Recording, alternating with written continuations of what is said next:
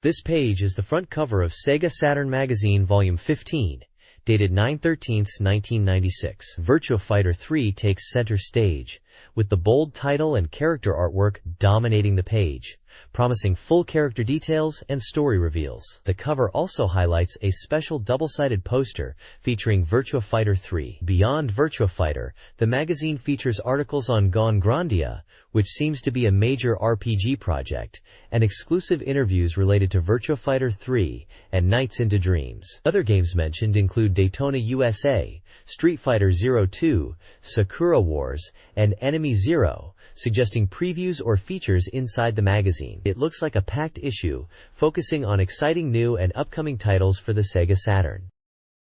This page is an advertisement for what seems to be a Sega puzzle game, most likely from the Column series. The advert uses eye-catching imagery of colorful orbs that are instantly recognizable as classic puzzle gameplay. The tagline emphasizes the addictive nature of the game, stating that while it's not something you can eat, once you experience it, you'll be hooked. We can see screenshots displaying the gameplay in action, along with character portraits and a mode select screen, hinting at different ways to enjoy this engaging puzzle experience. The ad really tries to sell the addictive and fun nature of the game.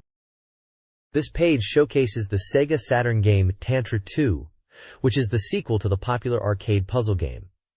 It boasts to be the definitive version fully ported to the Saturn. The advert highlights the addictive gameplay, similar to what we saw on the previous page's puzzle game ad.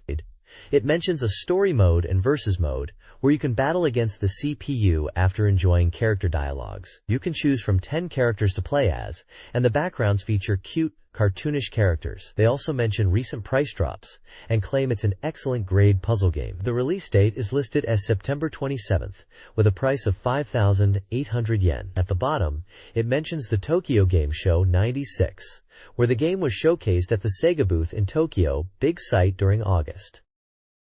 This page is all about Sega Saturn online gaming.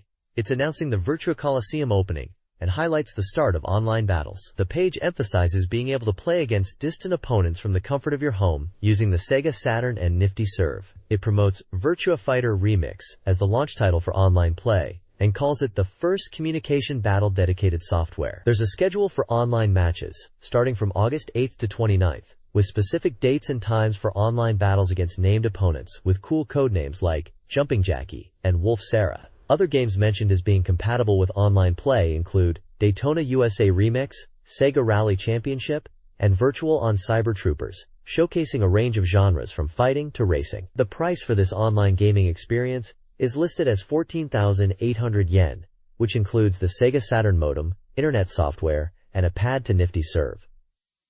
It also mentions separate costs for floppy disk and high-ROM versions of the Sega Saturn browser, and a Sega Saturn media card. The page gives instructions on how to access the online services, and highlights important notes about communication fees and using analog telephone lines. Overall, it's an exciting announcement for Saturn owners in Japan, promising a new era of online multiplayer gaming. This page is a special feature introducing a brand new game for the Sega Saturn called Pup Breeder. Developed by Saymate, it's pitched as a new species lifeform game and an instructional breeding interactive simulation game. The core idea is that you, as the goddess player, are guiding these adorable animal angel creatures called pups through stages. Apparently, even though they are cute and follow your instructions, they can also be quite stubborn and do their own thing. It's presented as a fresh and unique type of simulation experience coming to the Sega Saturn. The page also includes company information for Saymate, the game's developer. This page is all about the upcoming Sega Saturn RPG, Dark Savior. It's being hyped as a Super 3D RPG, and judging by the characters front and center, it looks like a pretty epic adventure is on the cards. You've got a burly swordsman and a fierce-looking woman with some kind of claw weapon, both ready for action. The tagline roughly translates to, "This adventure drama, you'll never be able to sleep through it just once." So it sounds like they are promising a deep and engaging experience that you'll want to play over and over again. It looks like a classic action RPG in the making for the Saturn. This page continues the hype for Dark Savior, calling it a Super 3D RPG and highlighting its key features. The main headline emphasizes that both the story and the stages are approached with 3D complexity. The text dives into the details, explaining how the full polygon maps and free viewpoint movement allow players to explore the world and uncover hidden secrets by changing perspectives. It talks about a parallel scenario system, suggesting that the story will branch and change based on player choices, encouraging multiple playthroughs to see everything. The text even draws comparisons to classic RPGs like Dragon Quest II I and IV, aiming for a similarly epic and engaging experience. It mentions that chief programmer Akira Naito spent 2 years working on the game, aiming for the ultimate 3D RPG. We get a glimpse of the game through 4 screenshots, showing off diverse environments like a dragon battle, a typical RPG combat scene, an interior setting, and an exterior castle area. The release date is confirmed as August 30th, 1996, priced at 5,800 yen. It's also mentioned that the game supports the SEGA multi-controller. Interestingly, there's a small advert promoting the Dark Savior theme song single, Koi wo Nemorasete, by Anne Lewis, which will be released on August 21st. Apparently, buying the single unlocks a secret within the game. Finally, at the bottom we see the Climax logo, confirming them as the developers of Dark Savior. This page is dedicated to hyping up Alien Trilogy for the SEGA Saturn. The bold text screams, "Alien Trilogy Saturn," and declares that the terror of space never ends. It's clearly positioning itself as an intense experience, with zones labeled Dead Zone, Red Zone, and Hell Zone, emphasizing reflex testing challenges, extreme fear, nightmares, and non-stop destruction. The advert confirms it's a compilation of all 3 Alien movies into one game. You can see screenshots showcasing classic Alien enemies and intense action gameplay. One text snippet mentions that as an Alien Marine, your objectives include clearing routes and dealing with containers. Another tip hints that you'll need strong weapons like shotguns to break through the durable drum containers you'll encounter. It's heavily advertised as being on sale from August 30th, priced at 5,800 yen. Acclaim Japan Limited is clearly the publisher for this Saturn release. This page is an advert for Striker 96 on the SEGA Saturn, boasting about the anguish of Atlanta being for this software. It's hyped as a super real soccer game where you can battle against 38 of the world's strongest teams, including the formidable Nigerian team. They're really pushing the realism and excitement leading up to the World Cup France. The advert highlights international match highlight scenes in full motion video and also mentions 7 types of camera views and instant replay features, emphasizing the thrilling and stylish gameplay with powerful shots. You can see screenshots showcasing different camera angles and in-game action. Striker 96 for the SEGA Saturn is priced at 5,800 yen and is scheduled for release on August 30th, which is boldly displayed on a soccer ball in the image. It's published by Acclaim Japan. This page showcases the legendary Ogre Battle, the March of the Black Queen, for the SEGA Saturn. It's a visually striking advert, dominated by artwork featuring a dragon, fairies, and various fantasy characters, all in that classic Ogre Battle style. The game's logo, Ogre Battle Episode 5, The March of the Black Queen, is prominently displayed, with the Japanese title, Densetsu no Ogre Battle, also visible. The advert clearly states a release date of September 20th, and a price of 5,800 yen. It also mentions a SEGA Saturn 11th month release, further pinpointing the time frame. There's a small section about the Tokyo Game Show 96, mentioning dates and location, and some text about an Ogre event taking place on September 20th and 21st. It looks like a promotional event to celebrate the game's launch around the release date. Overall, it's a vibrant and exciting advert, hyping up the arrival of this highly anticipated strategy RPG on the SEGA Saturn. This page continues the hype for Ogre Battle, the March of the Black Queen on SEGA Saturn, posing the question of whether it's a revival or an evolution. It highlights enhanced features for this SEGA Saturn release, boasting about upgraded background music, sound effects, and realistic narration, aiming for a more immersive and dramatic story. Gameplay improvements are also mentioned, with added save points and enhanced controls to create a more intuitive and comfortable gaming experience. The page includes screenshots showcasing the game in action, emphasizing the visual enhancements. There's also a mention of a special gift, a Super Revival Edition tarot card being presented to the first 10,000 purchasers, and details of a pre-order campaign running until September 19, 1996. Finally, it announces a double purchase campaign for the Ogre series, suggesting there might be another Ogre game-related promotion running at the same time. The bottom line is clear. Legendary Ogre Battle SEGA Saturn Edition is finally revived.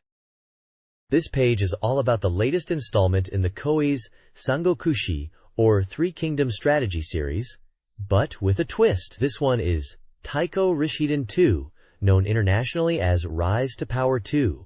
It's being hyped as a series breakthrough and is coming to multiple platforms first on Saturn. The tagline is, "Dream big, conquer the world," and it emphasizes the ambition to rise through the ranks in tumultuous times. The ad highlights that this new game shines a spotlight on the common people within the Three Kingdoms era, not just the famous warlords. It mentions new officers, enhanced systems, and beautiful graphics alongside powerful sound to bring the drama of the era to life on the Saturn. We can see screenshots showing gameplay, typical of Koei's strategy titles, with maps and menus. There's also a cute, cartoonish character in samurai garb, pointing confidently a recognizable figure from the Taiko Rishiden world. The game is slated for release on September 27th and priced at 9,800 yen. It's described as a grand success story, where you aim to achieve your ambitions. It also mentions a strategy guidebook being available for those wanting more in-depth information on military commander data, all battle maps, and more.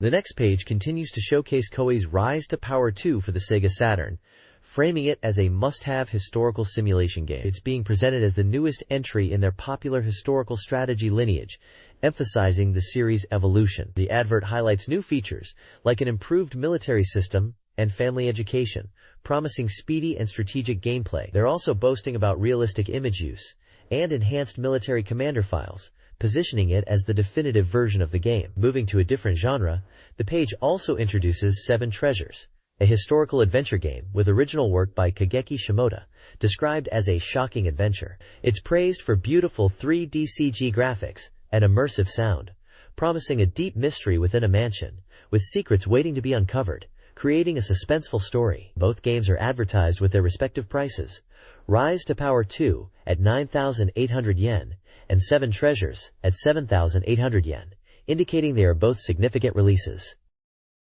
The next page promotes Winning Post 2 Program 96 for the Sega Saturn, announcing a Winning Cup competition. It's framed as a chance to use passwords to enter and race your best horses against rivals, with top prize winners getting cash and in-game titles. There are different race distances you can participate in: 1,600 meters, 2,400 meters, and 3,200 meters. Prizes include the legendary title and 100,000 yen for the top 3 winners, and smaller prizes for others. The competition period is from October 4th to November 15th. For more details and results, you're directed to the monthly magazine, Dagama.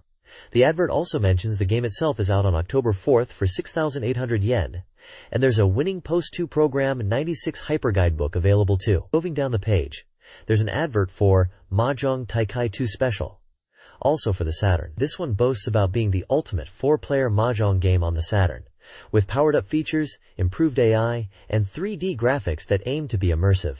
It's set for release on October 4th at 6,800 yen. The game seems to have a historical theme, mentioning famous figures like Napoleon and Cleopatra as potential opponents, and challenges you to aim for 1,000,000 gold. This page is an advert for Yoyogi Animation Academy, announcing new courses starting in April 1997. They're advertising for their creative school, highlighting a very impressive 98.62% achievement rate. The Academy is promoting courses in CG animation and game development, which are 2-year courses, plus a 1-year multimedia creator course. Specifically mentioned new courses are game character and moving designers, game designers, and game sound artists. The page emphasizes the creative freedom and boasts that students can naturally gain recognized qualifications. There's also contact information for inquiries about courses and school visits. The large image of lips with a cherry is likely just a visually striking part of the advertisement. This page is an advert for the Private Idol disc series on Sega Saturn. It's promoting digital photo collection discs featuring idols, something pretty new for the system at the time. They're advertising 3 volumes. Volume 2 features Uchiyama Miki and was released on August 30th. Volume 1 stars Kinoshita Yuko and is already available to buy. And Volume 3 with Oshima Ami is coming out on September 27th. Each idol has a little profile detailing their birthday and measurements. The advert emphasizes that these idols are exclusive to the Sega Saturn and can't be seen on TV, making it a unique offering for fans. Each disc is priced at 3,000 yen before tax. It seems like SATA Soft is the company behind these releases. This page showcases a few games. There are adverts for 2 different shogi games, Japanese chess, and an arcade puzzle game. The first shogi game featured is called Kyokugin Shogi 2, which seems to be emphasizing its powerful AI opponent, even calling it Father's strongest rival. It highlights its PC version popularity and improved features, boasting about its strong AI that can compete in computer shogi tournaments and adapt to different playstyles. Features mentioned include thinking time settings, board setups, and recording game records, appealing to serious shogi players. Then, there's an advert for Gal's Panic SS, a puzzle arcade game where you reveal images of girls by clearing sections of the screen. It mentions new gameplay modes and communication features for multiplayer. It's being released on September 27th and is priced at 6,300 yen. The ad emphasizes the communication aspect and attacking the heart and head of the player, hinting at a lighthearted and engaging experience. Lastly, on the bottom right, there's an advert for Mahjong Saitenrai. This one highlights its Saitenrai mode, which is described as having 5 modes of play, allowing for intense Mahjong matches. It's scheduled for release in November and priced at 5,800 yen. The advert mentions various game modes like Infrared Battle, Normal Mode, Tournament Mode, and Practice Mode, suggesting a comprehensive Mahjong experience. This page is dedicated to Street Fighter 02, known as Street Fighter Alpha 2 internationally. It's hailed as the origin point of new fighting games, and is advertised for PlayStation, SEGA Saturn, and Super Famicom. The page highlights the enhanced Super Combo system called Original Combo System, emphasizing the strategic depth it adds, allowing players to create their own fighting styles. It claims all kinds of fighting game players are gathering here, and boasts a roster of 18 playable characters for intense battles. The advert also uses phrases like, refined game system, and the origin of fighting games is here, to emphasize the game's quality and importance. The release information states, the PlayStation version is already out and well received, with a standard price of 5,800 yen. The SEGA Saturn version is scheduled for release on September 14, 1996, and the Super Famicom version is slated for release in late September 1996. Both also priced at 5,800 yen. There are screenshots showing in-game action with characters like Sakura, Ryu, Zangief, Nash, and Dhalsim. The bottom of the page shows a lineup of several characters from the game. Additionally, it promotes the Tokyo Game Show 96 in August, where Capcom will be exhibiting. This page features Sakura Kasugano from Street Fighter Alpha 2, looking wistful in what seems to be a school hallway. The Japanese text next to her translates to Ryu, I want to meet you again. This line is likely spoken by Sakura in the game, highlighting her motivation and connection to Ryu, a central character in the Street Fighter universe. It appears this page is continuing to promote Street Fighter Alpha 2 by focusing on character elements and story. This page is announcing the release of Tech Saturn Volume 1, a special Klydrom for SEGA Saturn owners, priced at 980 yen. The CD is packed with playable demos and preview content. You can see a cool-looking character lounging there, and the text says he worked as Policenauts, referencing the classic Konami adventure game Policenauts, which is included on the disc as a playable demo. The CD itself boasts demos for a solid lineup of games, including Policenauts, the sci-fi horror shooter Enemy Zero, the motorcycle combat racer Road Rash, the magical girl game, Mysterious Thief, Saint Tail, Mighty Hits, and Angel Paradise. Looking ahead to soon-to-release titles, the page highlights Sakura Wars, with its latest movie content, Street Fighter Alpha 2, which we saw on the previous page, Battle Arena to Shinden Yura, and Far East of Eden, The Apocalypse IV, along with other titles. There's also mention of original programs that are going strong, such as Polygon Club, with Yoshida Simon and the Genki Brothers, a special report from AM2 Research Institute, and updates on Fighting Vipers and Virtua Cop 2. They also mention some humorous content with Saruyama Hage no Suke Hour, which is Shiragari Kotobuki's comedy adventure game, and another funny adventure game called Itachi Gusa. Finally, it's all set for release on Saturday, September 7th. This page is an advert for MPEG Special Volume 2, a Quadrom entertainment magazine priced at 980 yen, slated for release on Monday, September 2nd. The tagline boasts, "Rare footage densely recorded," and highlights features on exported anime, calling it an overseas otaku festival, with a comic convention in Los Angeles report. It mentions Evangelion, and the final episode is, hinting at some kind of reveal or discussion about the ending of Neon Genesis Evangelion. There are interviews featured including Hideaki Anno, Mamoru Oshii, known for Ghost in the Shell English version, and Yoshiyuki Tomino, likely discussing the live-action Gundam, which apparently didn't materialize. There's also something about popular voice actresses, with interview footage of Miyuki Sanai, Yuko Miyamura, and Yuko Sasahara. The page also teases a Virtual Fighter 3 event and Nintendo 64, with latest footage of upcoming titles like Mario Kart 64 and Star Fox 64, among others. We can see a screenshot from Wave Race 64 at the top right of the page. The event details are listed as Infiltration and Secret Event, pitting Suzuki Yu against Shinjuku Jackie. This page is an advertisement for the SEGA Saturn game Destruction Derby. The Japanese text prominently features the characters Gekitotsu, which translates to collision or crash, emphasizing the game's destructive nature. It's promoting a crash race experience for the Saturn. The ad prominently displays the game's title, Destruction Derby, in a stylized metallic font. Below the title, it gives a release date of September 20th, 1996, and a price of 5,800 yen. The image itself shows crash test dummies inside a car, strapped in with seatbelts, suggesting the game's focus on car crashes. The logo of SoftBank and a multimedia label are also present at the bottom left corner, along with company contact details and copyright information. The tagline in Japanese says, "Next is Saturn Destruction." This page showcases 2 SEGA Saturn magazine books. The top section is dedicated to Tensei S, Perfect Guide, which seems to be a strategy guide for a game where you nurture idols. It mentions you become the manager of a 3-person idol group, aiming to win the Idol Newcomer Award over 2 years of scheduling. The guide appears to provide easy-to-understand explanations and abundant data. The bottom half of the page advertises Getsuka Reiju Satsujin Jiken Toriko Official Guide.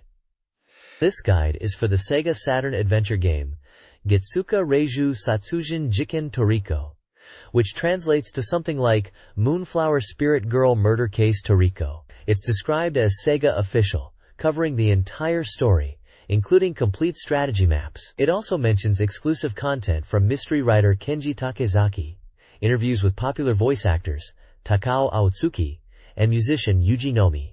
The guide includes a short story by Takezaki called Butterfly's Trap. The next page showcases the ASC2 Fighter Stick X02 for the SEGA Saturn. This is an arcade stick controller prominently displayed in the center of the page. Behind it are characters from Street Fighter Alpha 2, including Sakura, Zangief, Ryu, Ken, and Chun-Li, reinforcing the controller's suitability for fighting games. The text highlights a few key selling points of the Fighter Stick. It mentions Street Fighter 02 coloring, suggesting a color scheme inspired by the game. It also boasts microswitches in the stick for precise control and a generous 1.8 meters cable length.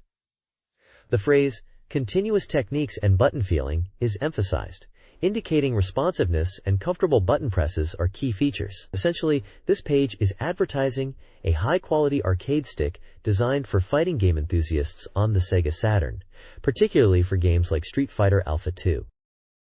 This page is an advertisement for the SEGA Saturn Fighter Stick X02 controller, perfect for fighting games, particularly Street Fighter Alpha 2, as illustrated with characters such as Ryu and Sakura. This fighter stick highlights precise microswitches and a generous cable length. There's a purchase campaign where 3,000 buyers can win a Street Fighter Alpha 2 character card set, featuring 18 cards of characters like Ryu, Ken, Sakura, and others. Along with a special sticker, one grand prize winner will receive Demon Fist clothing. The Fighter Stick X02 was released on August 9, 1996, priced at 3,900 yen. This page is the contents page for SEGA Saturn Magazine Volume 15, dated September 13, 1996. It highlights key articles within the magazine. The first major feature, P149, is about GD.net, focusing on the announcement of the original RPG Grandia, described as a major title, and hinting at the reveal of other RPGs.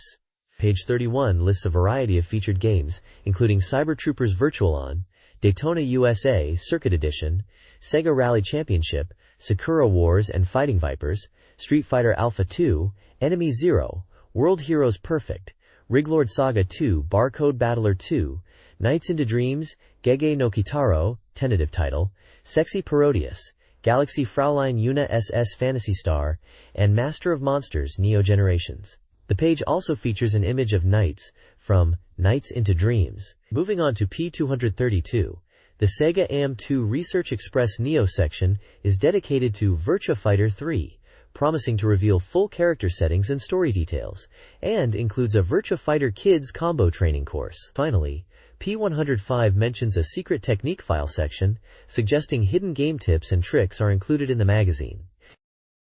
This SEGA Saturn magazine page showcases upcoming and featured games, articles, and guides. New release title previews include Olympic Soccer, Cube Battler, and Thunder Force Gold Pack 1, alongside several other titles.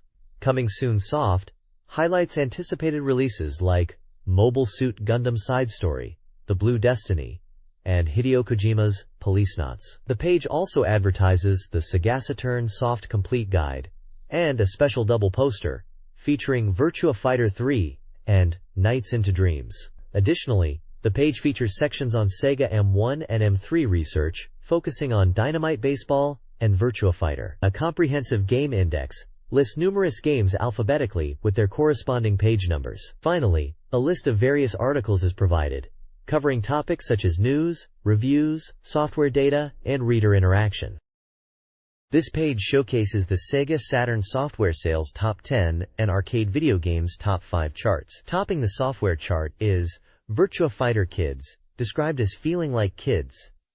Tokimeki Memorial, Forever With You, is in second place, praised for its depth. Decathlete is third, noted for its realism. Following up are Greatest 996 and Saturn Bomberman, rounding out the top 5.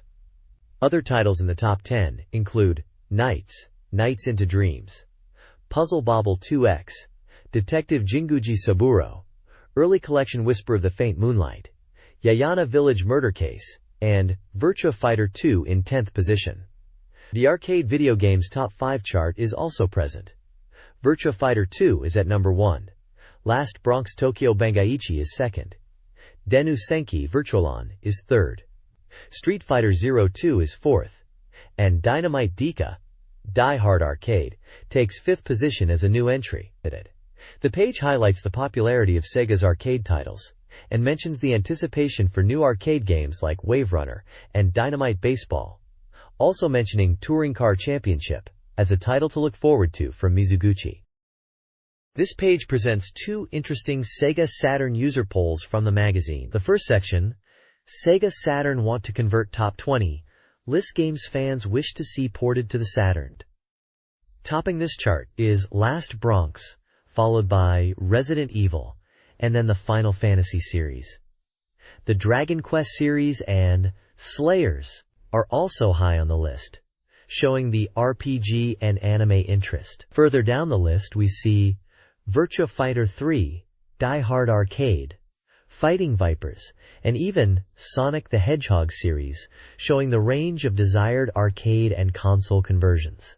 The second section, Sega Saturn Hopeful New Soft Top 15, reveals the most anticipated upcoming Sega Saturn titles, according to users. Virtual On leads the charge, with Sakura Wars and Fighting Vipers in the top 3, indicating excitement for both mech action and Sega's unique blend of strategy and dating sim. Enemy Zero, Street Fighter 02, and King of Fighters 96 are also highly ranked, reflecting anticipation for new entries in established franchises.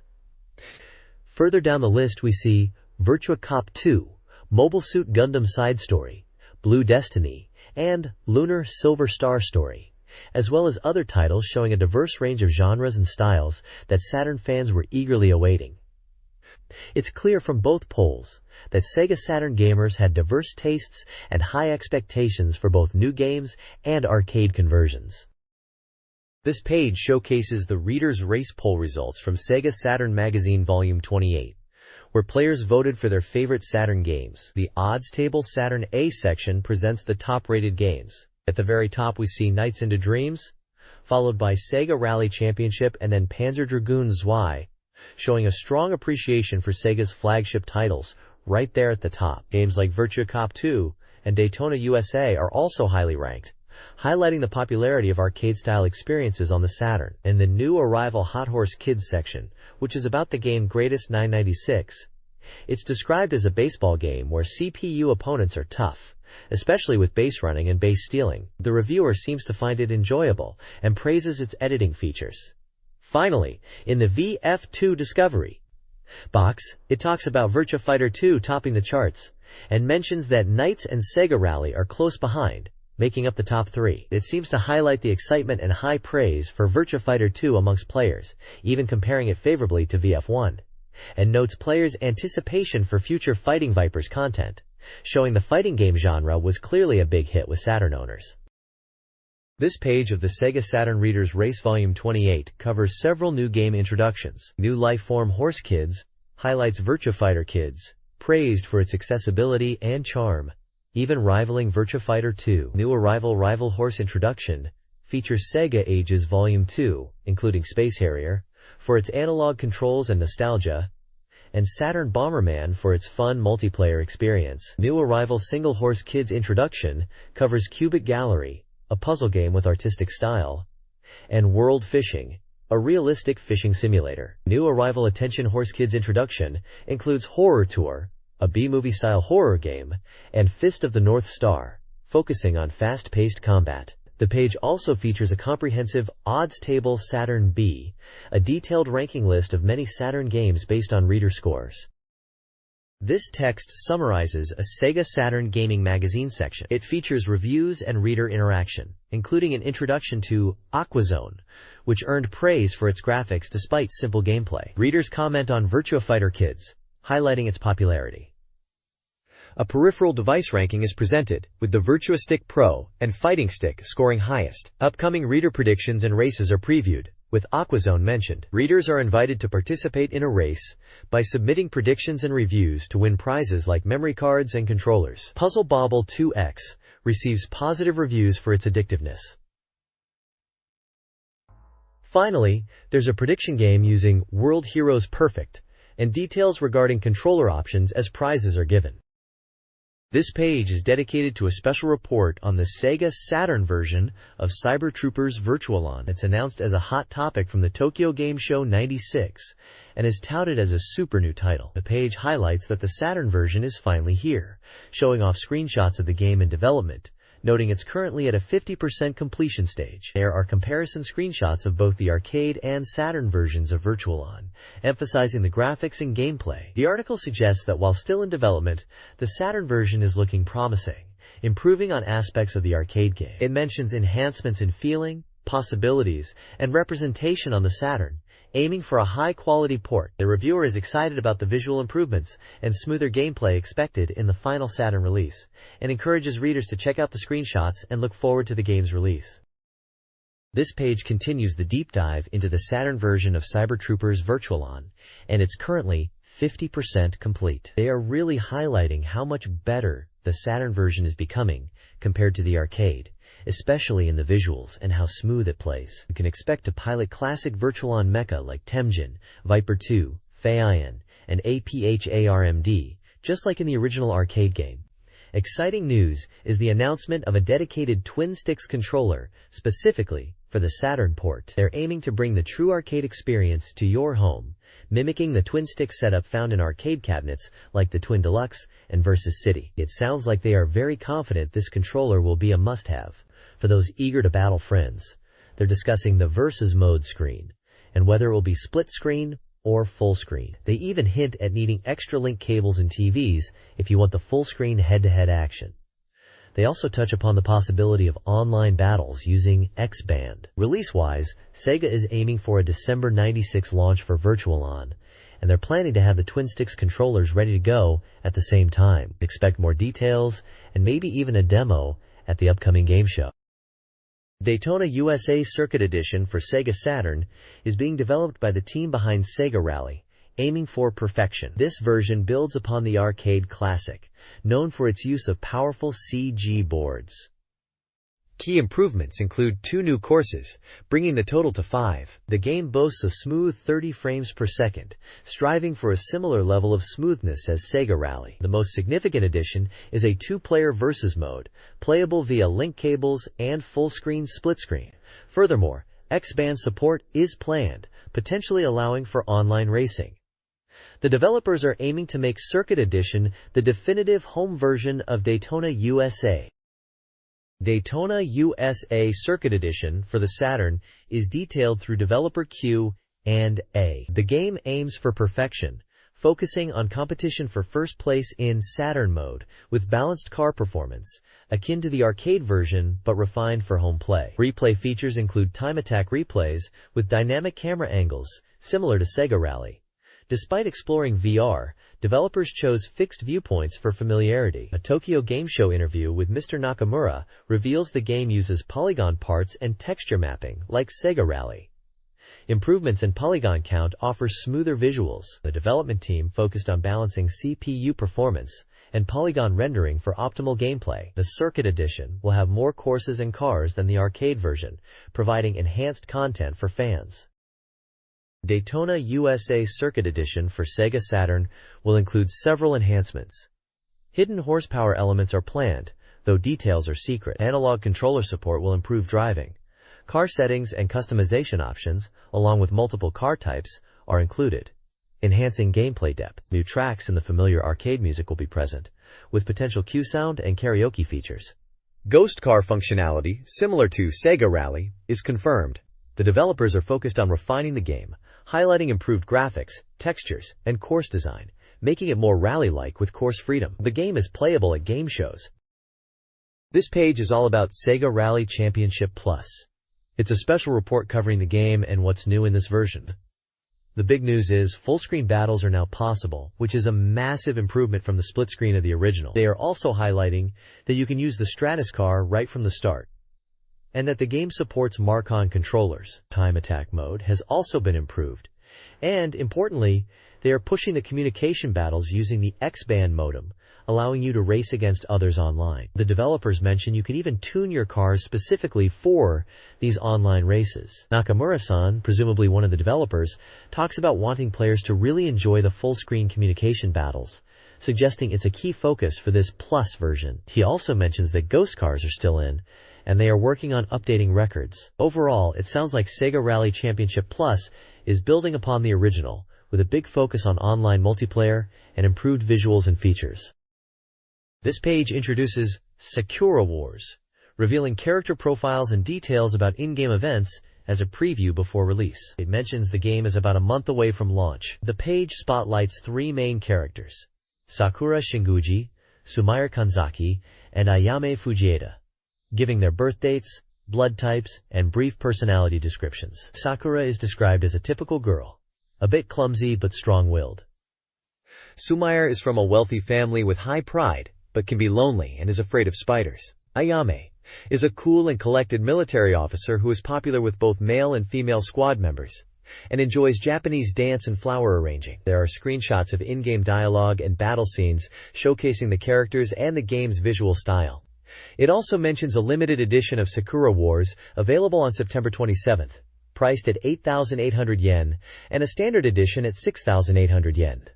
The limited edition includes special goods like a shuttle mouse, mousepad, and seal featuring illustrations by Kentaro Takekuma. The game is described as a dramatic adventure and supports shuttle mouse control. This page continues the character introductions for Sakura Wars. It spotlights Sumire Kanzaki, Iris, and Sakura Shinguji in more detail. For Sumire, it mentions she is proud and can be lonely, also afraid of spiders. We see screenshots depicting her elegant demeanor, her seeming annoyance at being called childish, and an event where she is frightened. Her unique Kubukai, the pink mecha, is also shown, highlighting its Cherry Blossom Storm special attack. Iris is presented as childlike and refers to the protagonist as older brother. The text suggests she might get lonely and be prone to crying. Screenshots include her with a teddy bear, expressing sadness, and a scene where she is being comforted and guided by the protagonist. Sakura is described as earnest and striving for peace, emphasizing her strong sense of justice. The page mentions she can get sulky when the protagonist seems to be in trouble. Screenshots show her serious side, her determination in battle, and a scene where she seems worried and questioning the protagonist's intentions. Her Kubukai is also featured, highlighting its breaking evil sword attack. Overall, the page dives deeper into the personalities and potential in-game events for these three main heroines, giving players a better sense of who they are and the types of interactions they might expect in Sakura Wars. This page continues the character introductions for Sakura Wars, revealing event visuals for Lee Koran, Maria Tachibana, and Kana Kirishima. For Lee Koran, we see her in a red dress, and the text hints at her being tired or sleepy, with other characters concerned about her. It mentions the setting as the Grand Imperial Theater, suggesting she might have overdone things. Maria Tachibana is shown in her serious attire, and the description talks about her dupe appearance, and a scene where she might have collapsed. It mentions her special move, Snigra Rachika, described as Russian snow maidens flying and defeating enemies. Kana Kirishima is presented as energetic and combat-ready. The page highlights her special move, 100 Lin Fists, Suber Lin Pai, showing a powerful attack. The text mentions her powerful aura and damage-dealing capabilities. There's also a scene where Kana is talking with other characters, and someone mentions her bad habit, suggesting a possible story element. Lastly, there's a mention of the captain of the Imperial Flower Division, who seems worried about Maria's well-being, and notes that Maria is usually someone who hides her feelings, making her concern more pronounced. This page is all about Fighting Vipers, finally released on August 30th.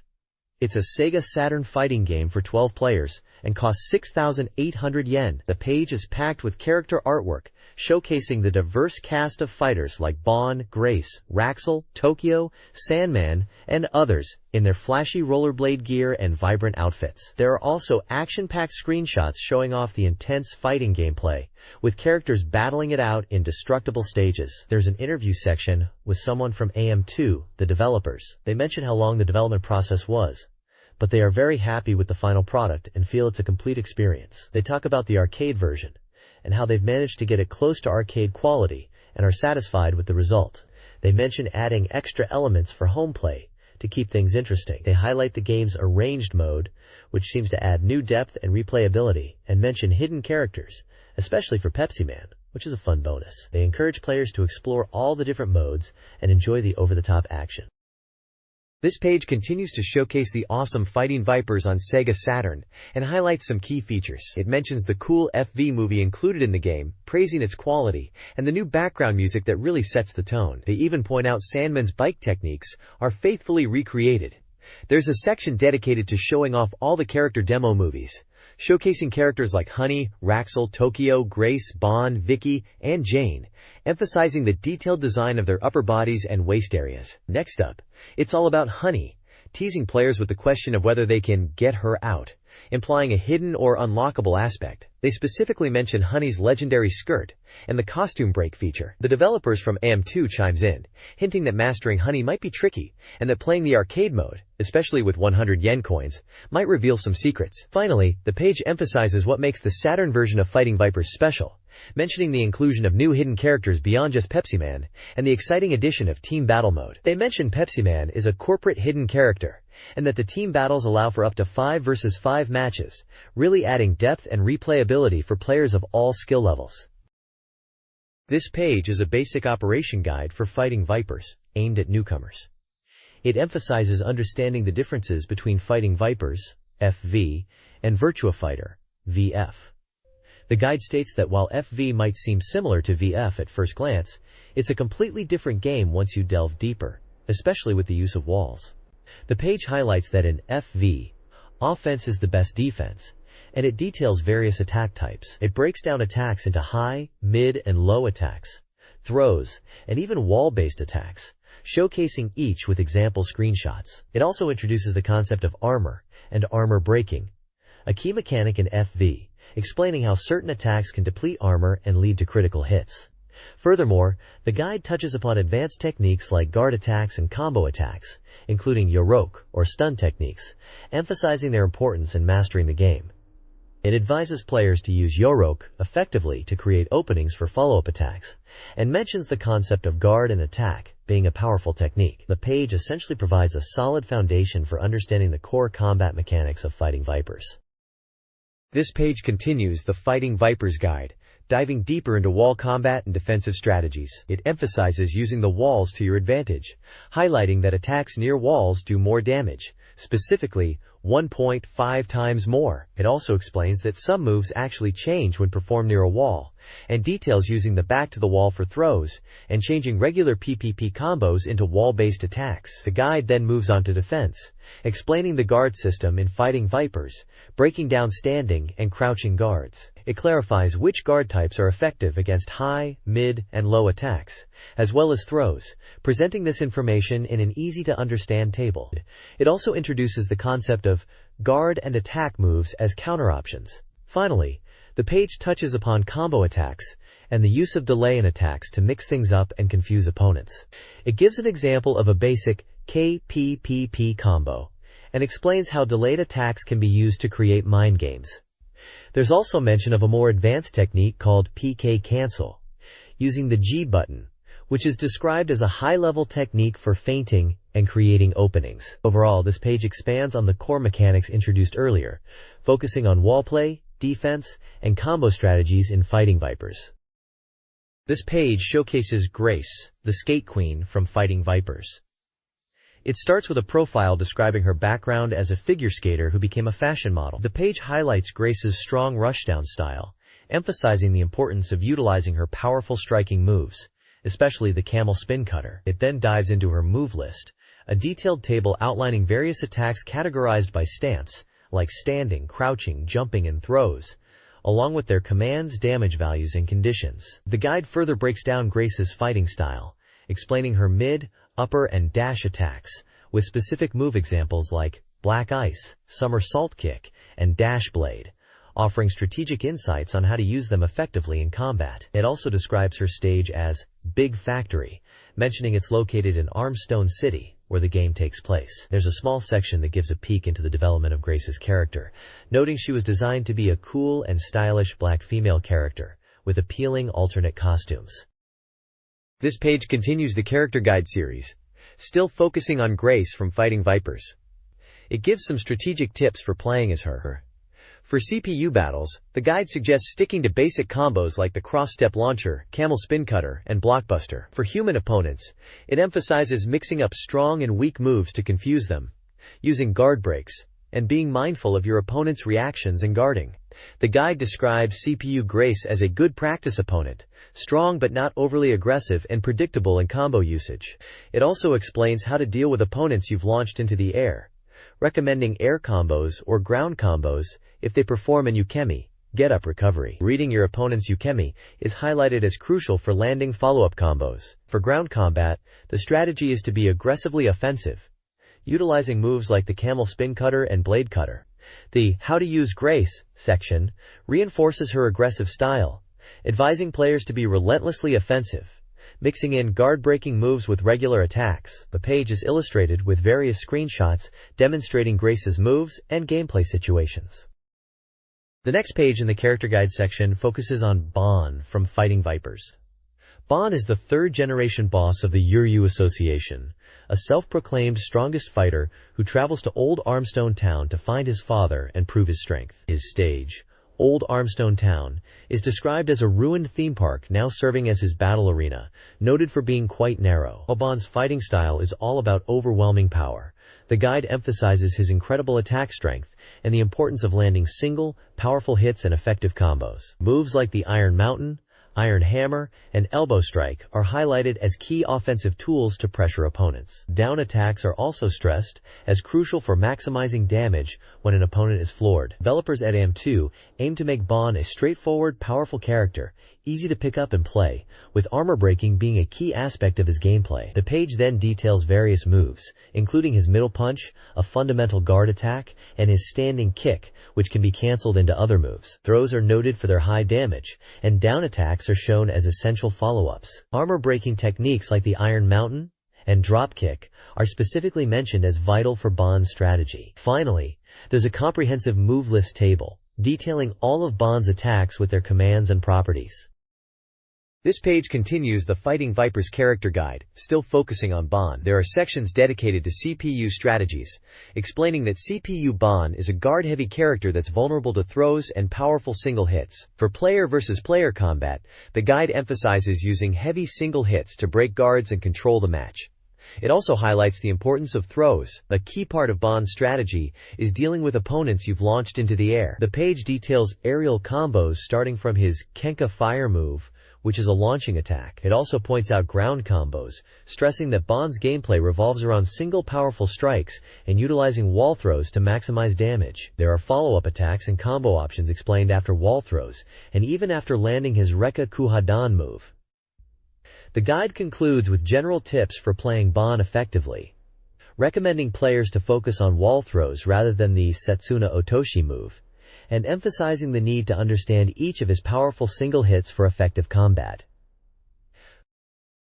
This page continues the character guide, now focusing on Raxel from Fighting Vipers. We get a profile for Raxel, describing him as a heavy metal guitarist and vocalist for the band Death Crunch, popular with female fans and known for rebellious songs. He's depicted as a high school dropout who now makes a living as a musician. Raxel's stage is the City Tower, described as being 300 meters tall, with a dangerous area at the top, suggesting ring-outs could be a factor.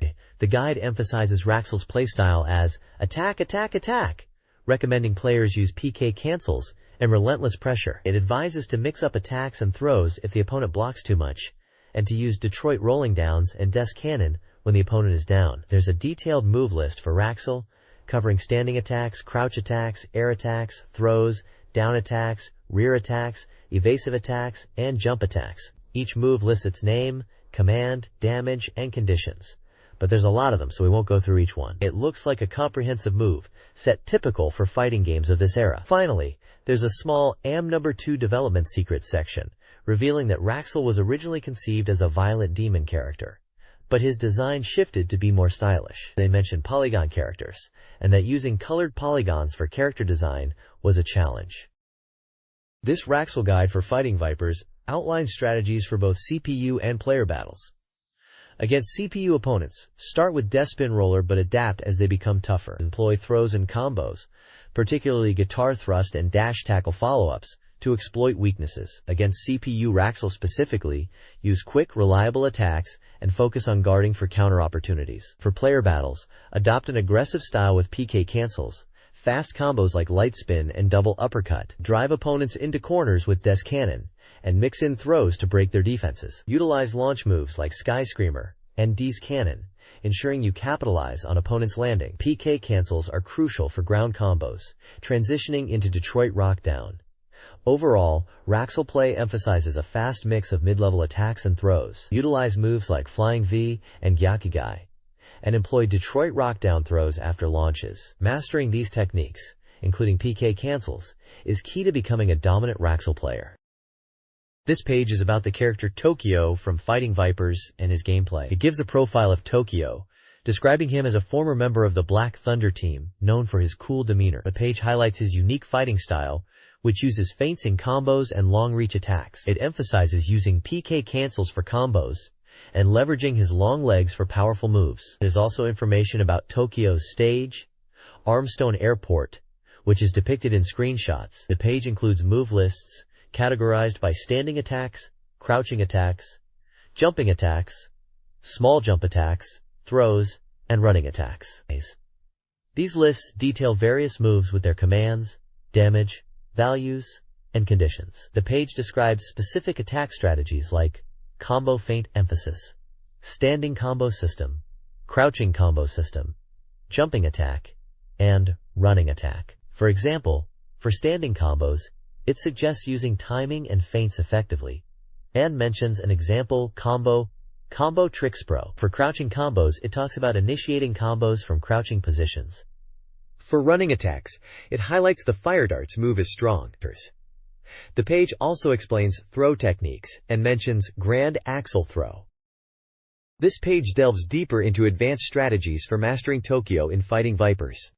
For tackling CPU opponents, the guide recommends sticking to low-risk, simple combos like the combo Trick Spro, and emphasizes using throws after guarding against the Creepyu's predictable tackles. It also notes that fighting against CPU Tokyo can be tricky, as he also uses combos and throws effectively, suggesting the use of open rolls to counter him. Moving on to offensive tactics, the page highlights floating techniques as crucial for Tokyo. It specifically points out the belly flap kick and open upper as key moves to launch opponents into the air, detailing their properties and usage. For ground combat, it emphasizes combo cancels and grappling. It explains how Tokyo excels at ground combos, utilizing cancels and delays, showcasing moves like fake open chest and justice jab. A specific technique mentioned is canceling a combo with guard to then transition into the open elbow. The combo reactor trap and starlight dancer combo into a throw are also featured as effective ways to control the fight. Finally, the page offers general advice for playing Tokyo, advising players to maintain a slight distance and utilize feints, delays, and cancels to maximize his potential. It positions Tokyo as a strong character in the right hands and alludes to the skillful playstyles of top Tokyo players who master these advanced techniques. This page introduces Sandman from Fighting Vipers, detailing his profile, fighting style, and moves. Sandman is described as having a straightforward personality and a powerful physique. His stage is Old Armstone Town. The page highlights Sandman's diverse throwing techniques, emphasizing the importance of understanding the opponent's state to maximize throws. It mentions that Sandman has numerous throws, especially effective when the opponent is in a down state. He can perform throws in quick succession by inputting commands at the right moment. The page then breaks down Sandman's moves into categories with accompanying screenshots, such as standing punch, standing kick, middle kick, small jump kick, jump punch, throwing techniques, and down attacks. Each category has a brief description of its characteristics and usage. For example, it mentions standing punch is good for basic combat, armor break techniques are useful for breaking guards, and throwing techniques are Sandman's specialty. The bottom section of the page presents a detailed move list for Sandman in table format, listing various moves with their command inputs, damage values, and conditions. It covers a wide range of attacks, from basic punches and kicks to more advanced throws and aerial moves. There are many moves listed, such as Sandman Punch, Boost Kick, Jackknife Throw, Pile Driver, and many more with their specific commands and damage values. The page concludes by noting Sandman's throwing power and strong aerial combos, advising players to utilize these strengths in fights, especially in walled stage areas where aerial combos can be particularly effective. This guide details playing as Sandman in Fighting Vipers. Against the CPU, players should primarily guard, then pressure with Sandman Punch Upper Boost Kick, capitalizing on jump attack vulnerabilities. Final Overdrive is crucial against human opponents. Guard and throw, especially after knocking them down. Sandman's throws are key. Follow-up attacks for launched opponents include Jackknife Throw or Round Trip Hammer Throw. Ground combos involve throws, starting with Sandman Punch Upper Boost Kick into a throw, enhanced by Guard Cancel and Boost Kick Cancel. Pressure and cornering are key tactics, maximizing Sandman's throw effectiveness.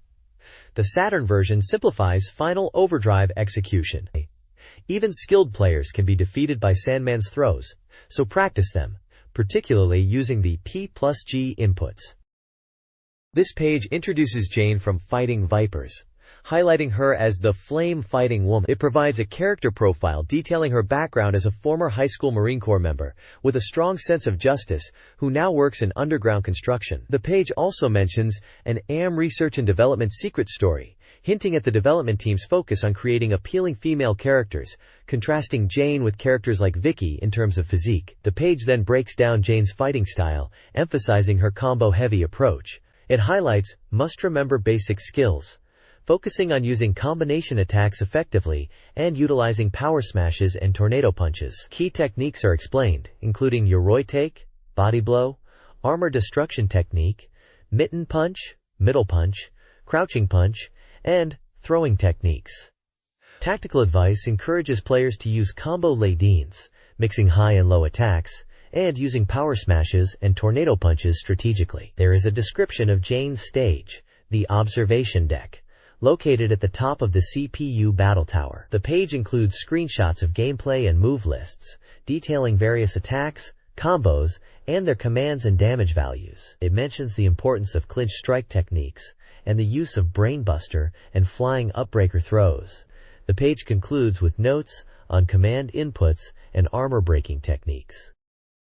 This guide focuses on mastering Jane in Fighting Vipers.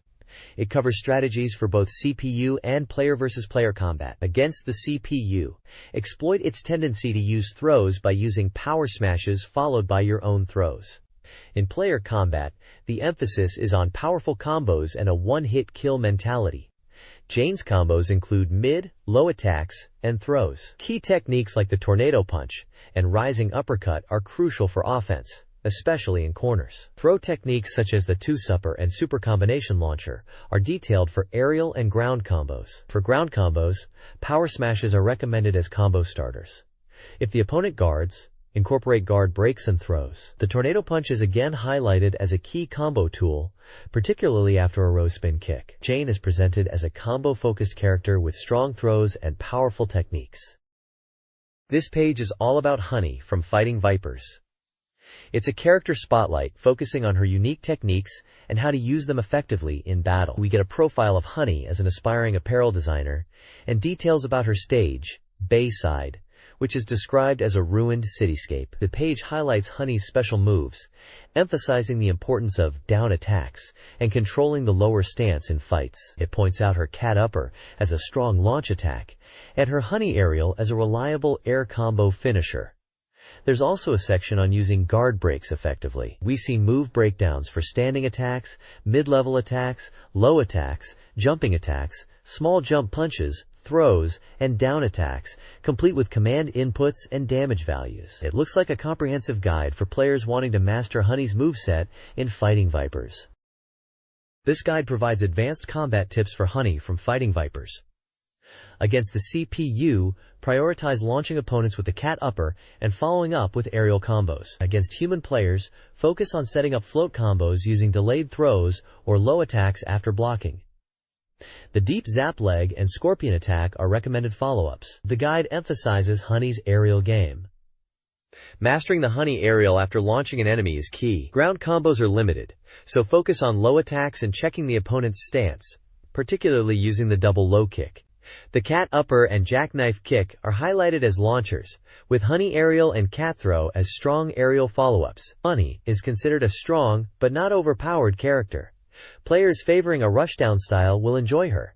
Prioritize down attacks and delaying techniques. The Kneeband Bomb MK2 is a reliable aerial combo. Ultimately, mastering her aerial game is crucial for success.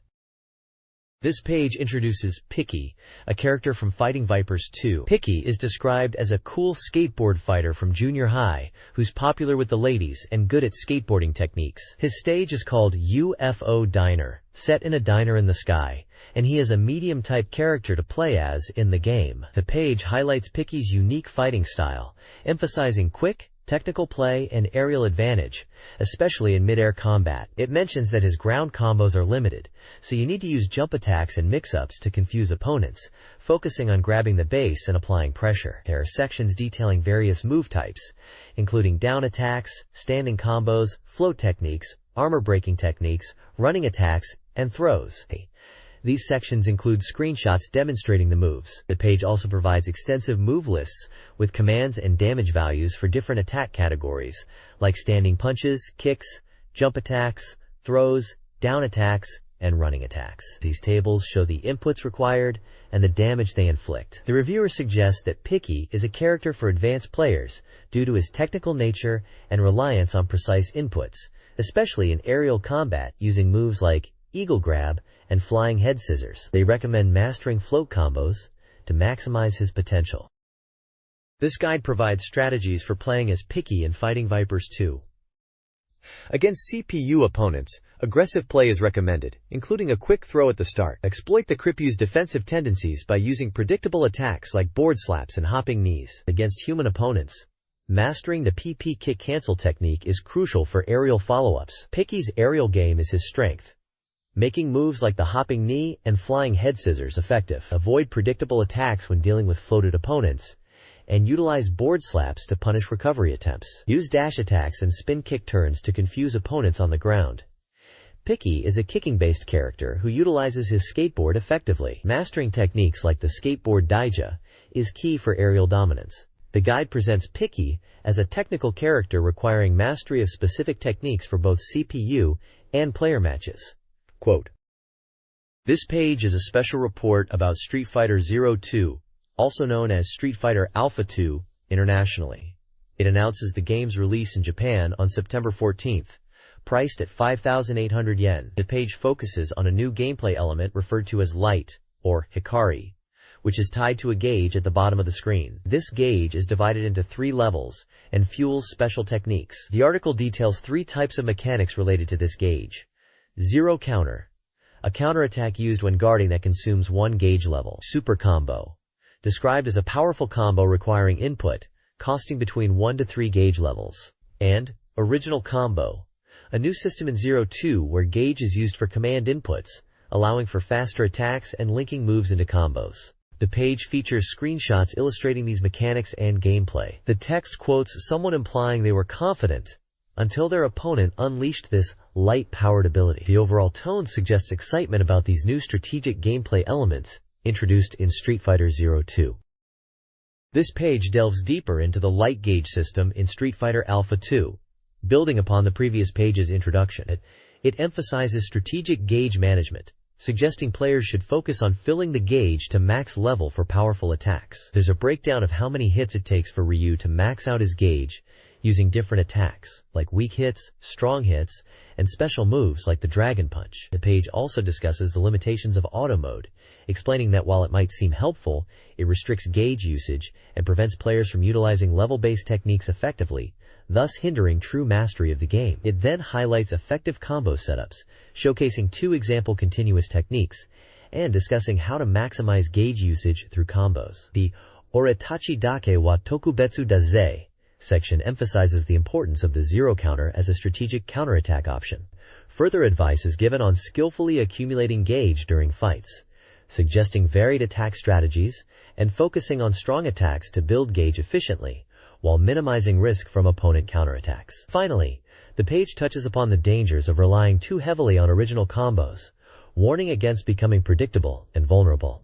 The overall tone encourages players to master the gauge system for a deeper and more strategic Street Fighter Alpha 2 experience. The zero counter in Street Fighter Alpha 2 is a defensive maneuver allowing a quick transition to offense while guarding an opponent's attack. Input during the opponent's attack animation triggers the counter, useful against fast or jumping attacks. Certain characters like Rose, Vega, and Rolento have unique zero counters. Rose's grabs the opponent, Vega's rolls behind, and Rolento's rolls behind to counter. There's also a zero counter, anti-air, and zero counter, ground-based. The guide suggests using zero counters after using a super combo or original combo. Performing zero counters on low attacks can be tricky. In high-level play, characters like Vega and Abaddon have feared zero counters, making attack timing crucial. Understanding and using zero counters effectively is vital to avoid being punished in matches. This page analyzes super combos in a Street Fighter Alpha game, comparing them to the Zero series. Super combos are powerful, gauge-consuming attacks that involve a character glow and screen flash. While they can hit airborne opponents, they can be guarded, leaving the user vulnerable. A key change is that super combos seem less invincible than in Zero, susceptible to interruption by projectiles. The strength of super combos increases with level. The page provides tactical advice on usage, suggesting combos after attacks and using them as counters.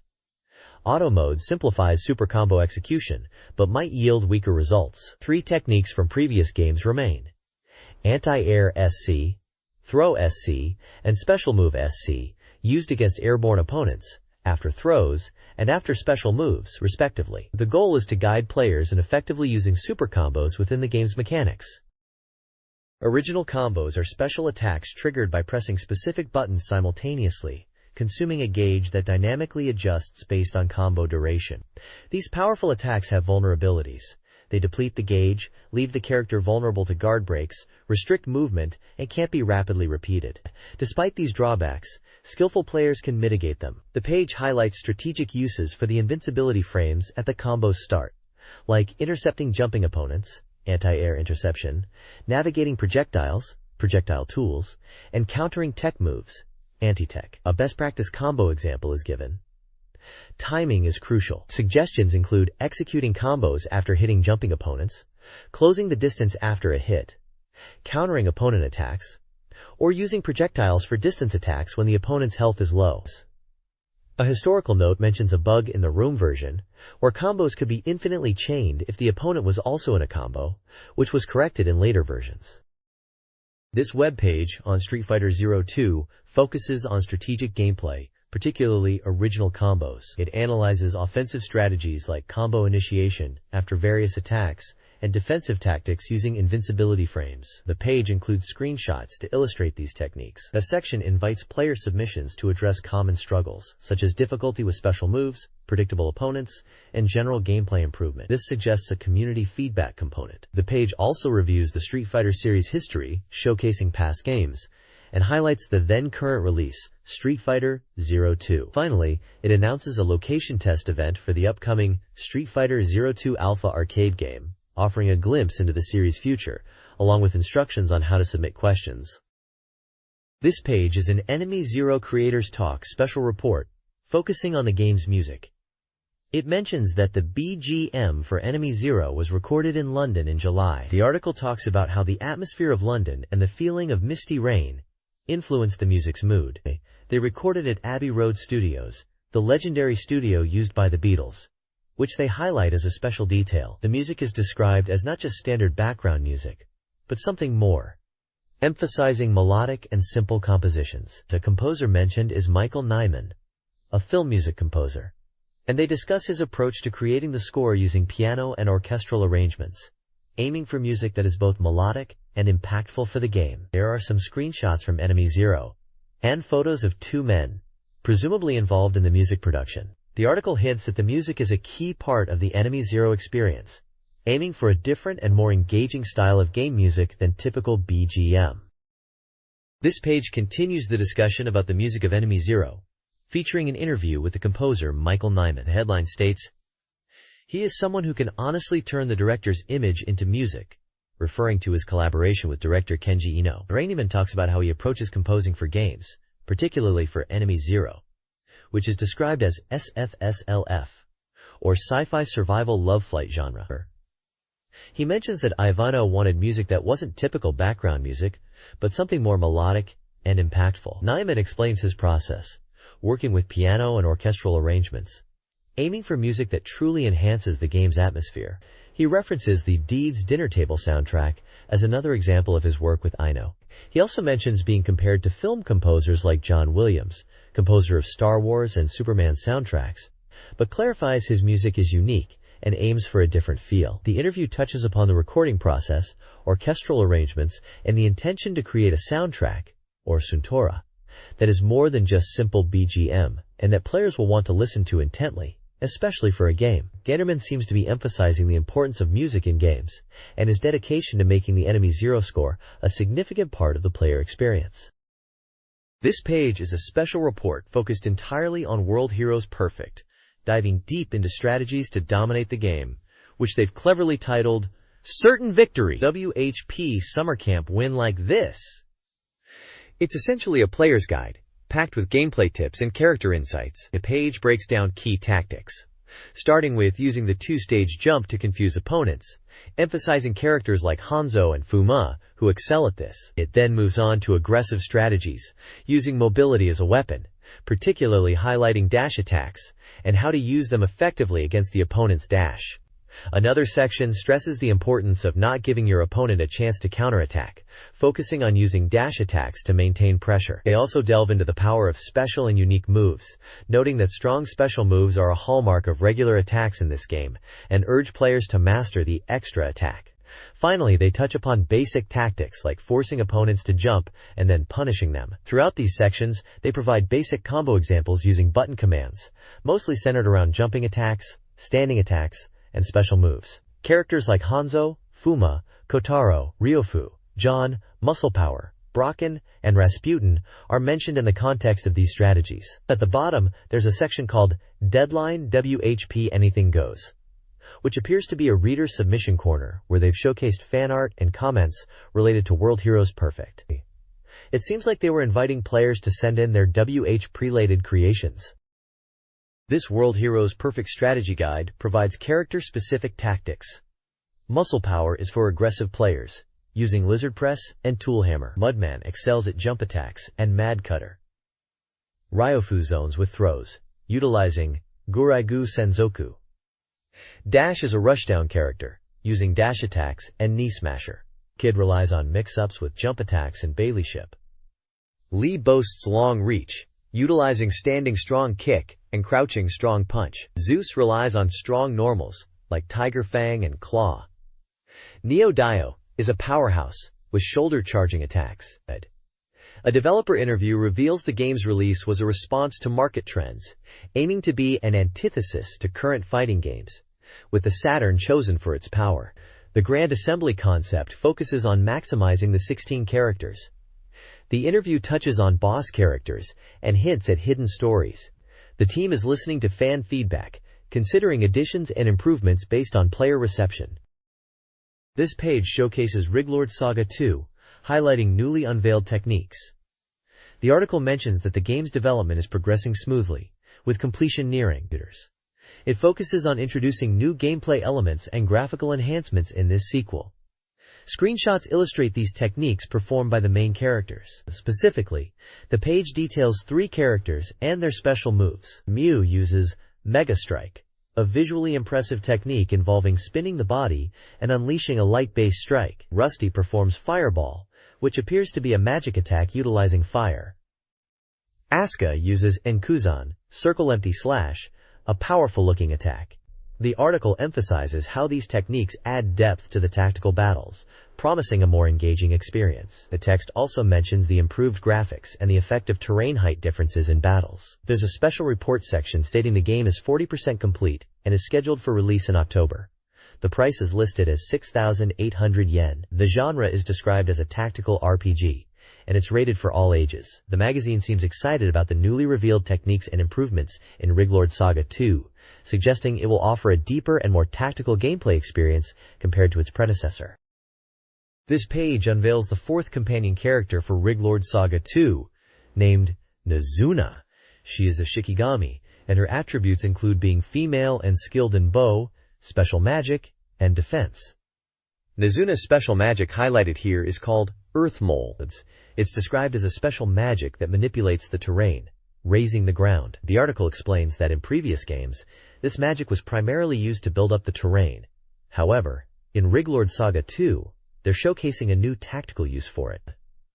The screenshots demonstrate how Nazuna casts Earth Mole, causing the ground to rise up. Then, enemies who were positioned on that ground get elevated and subsequently fall, taking damage from the height difference. The page emphasizes how important height differences are in Riglord Saga 2's battles.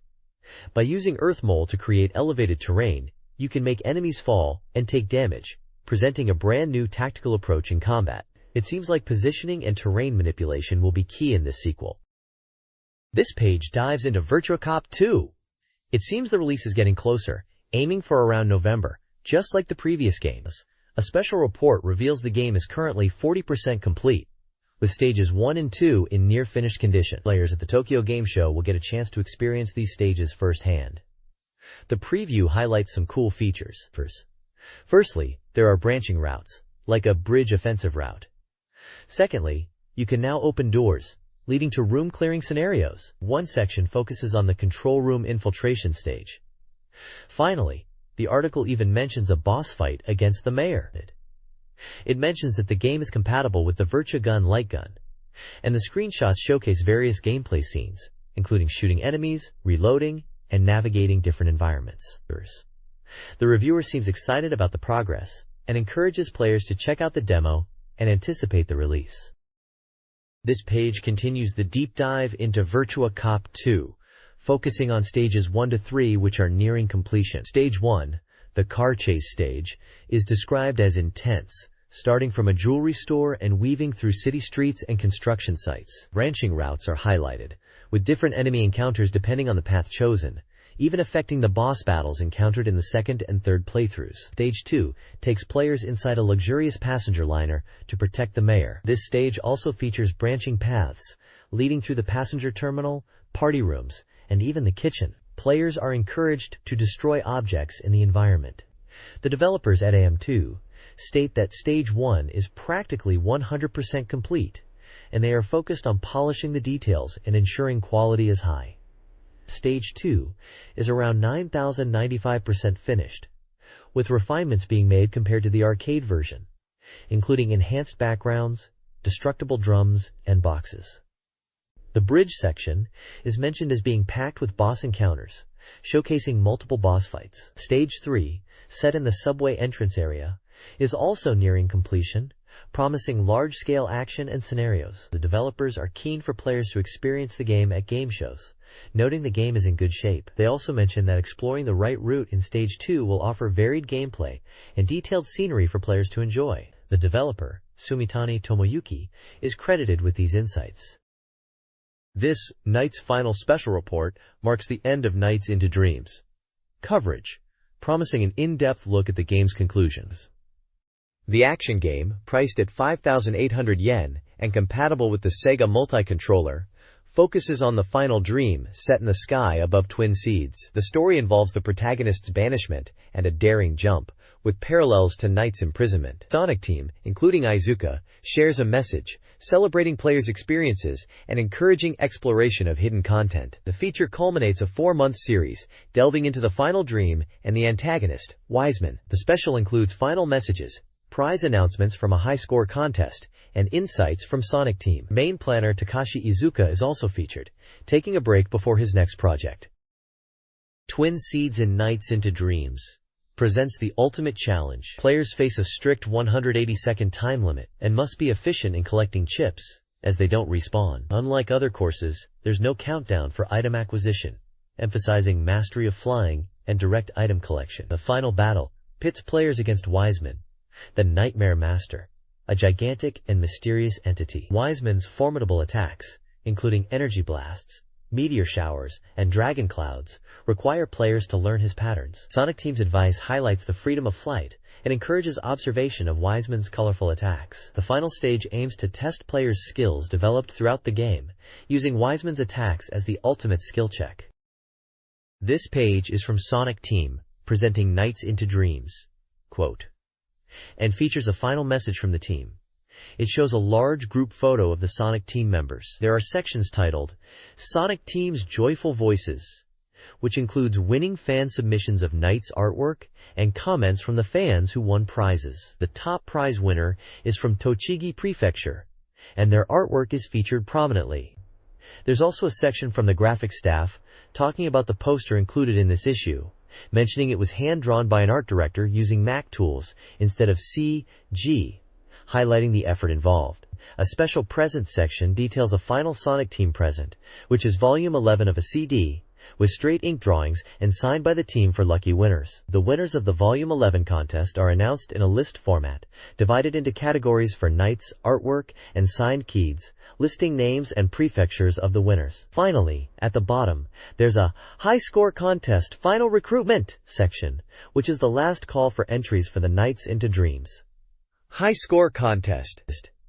It mentions that there's only a week left for the summer contest, and highlights the prizes for top scorers in different categories, including soft museum prizes and boss trial prizes. The deadline for entries is August 31st, and it emphasizes that entries must be video recordings clearly showing the score.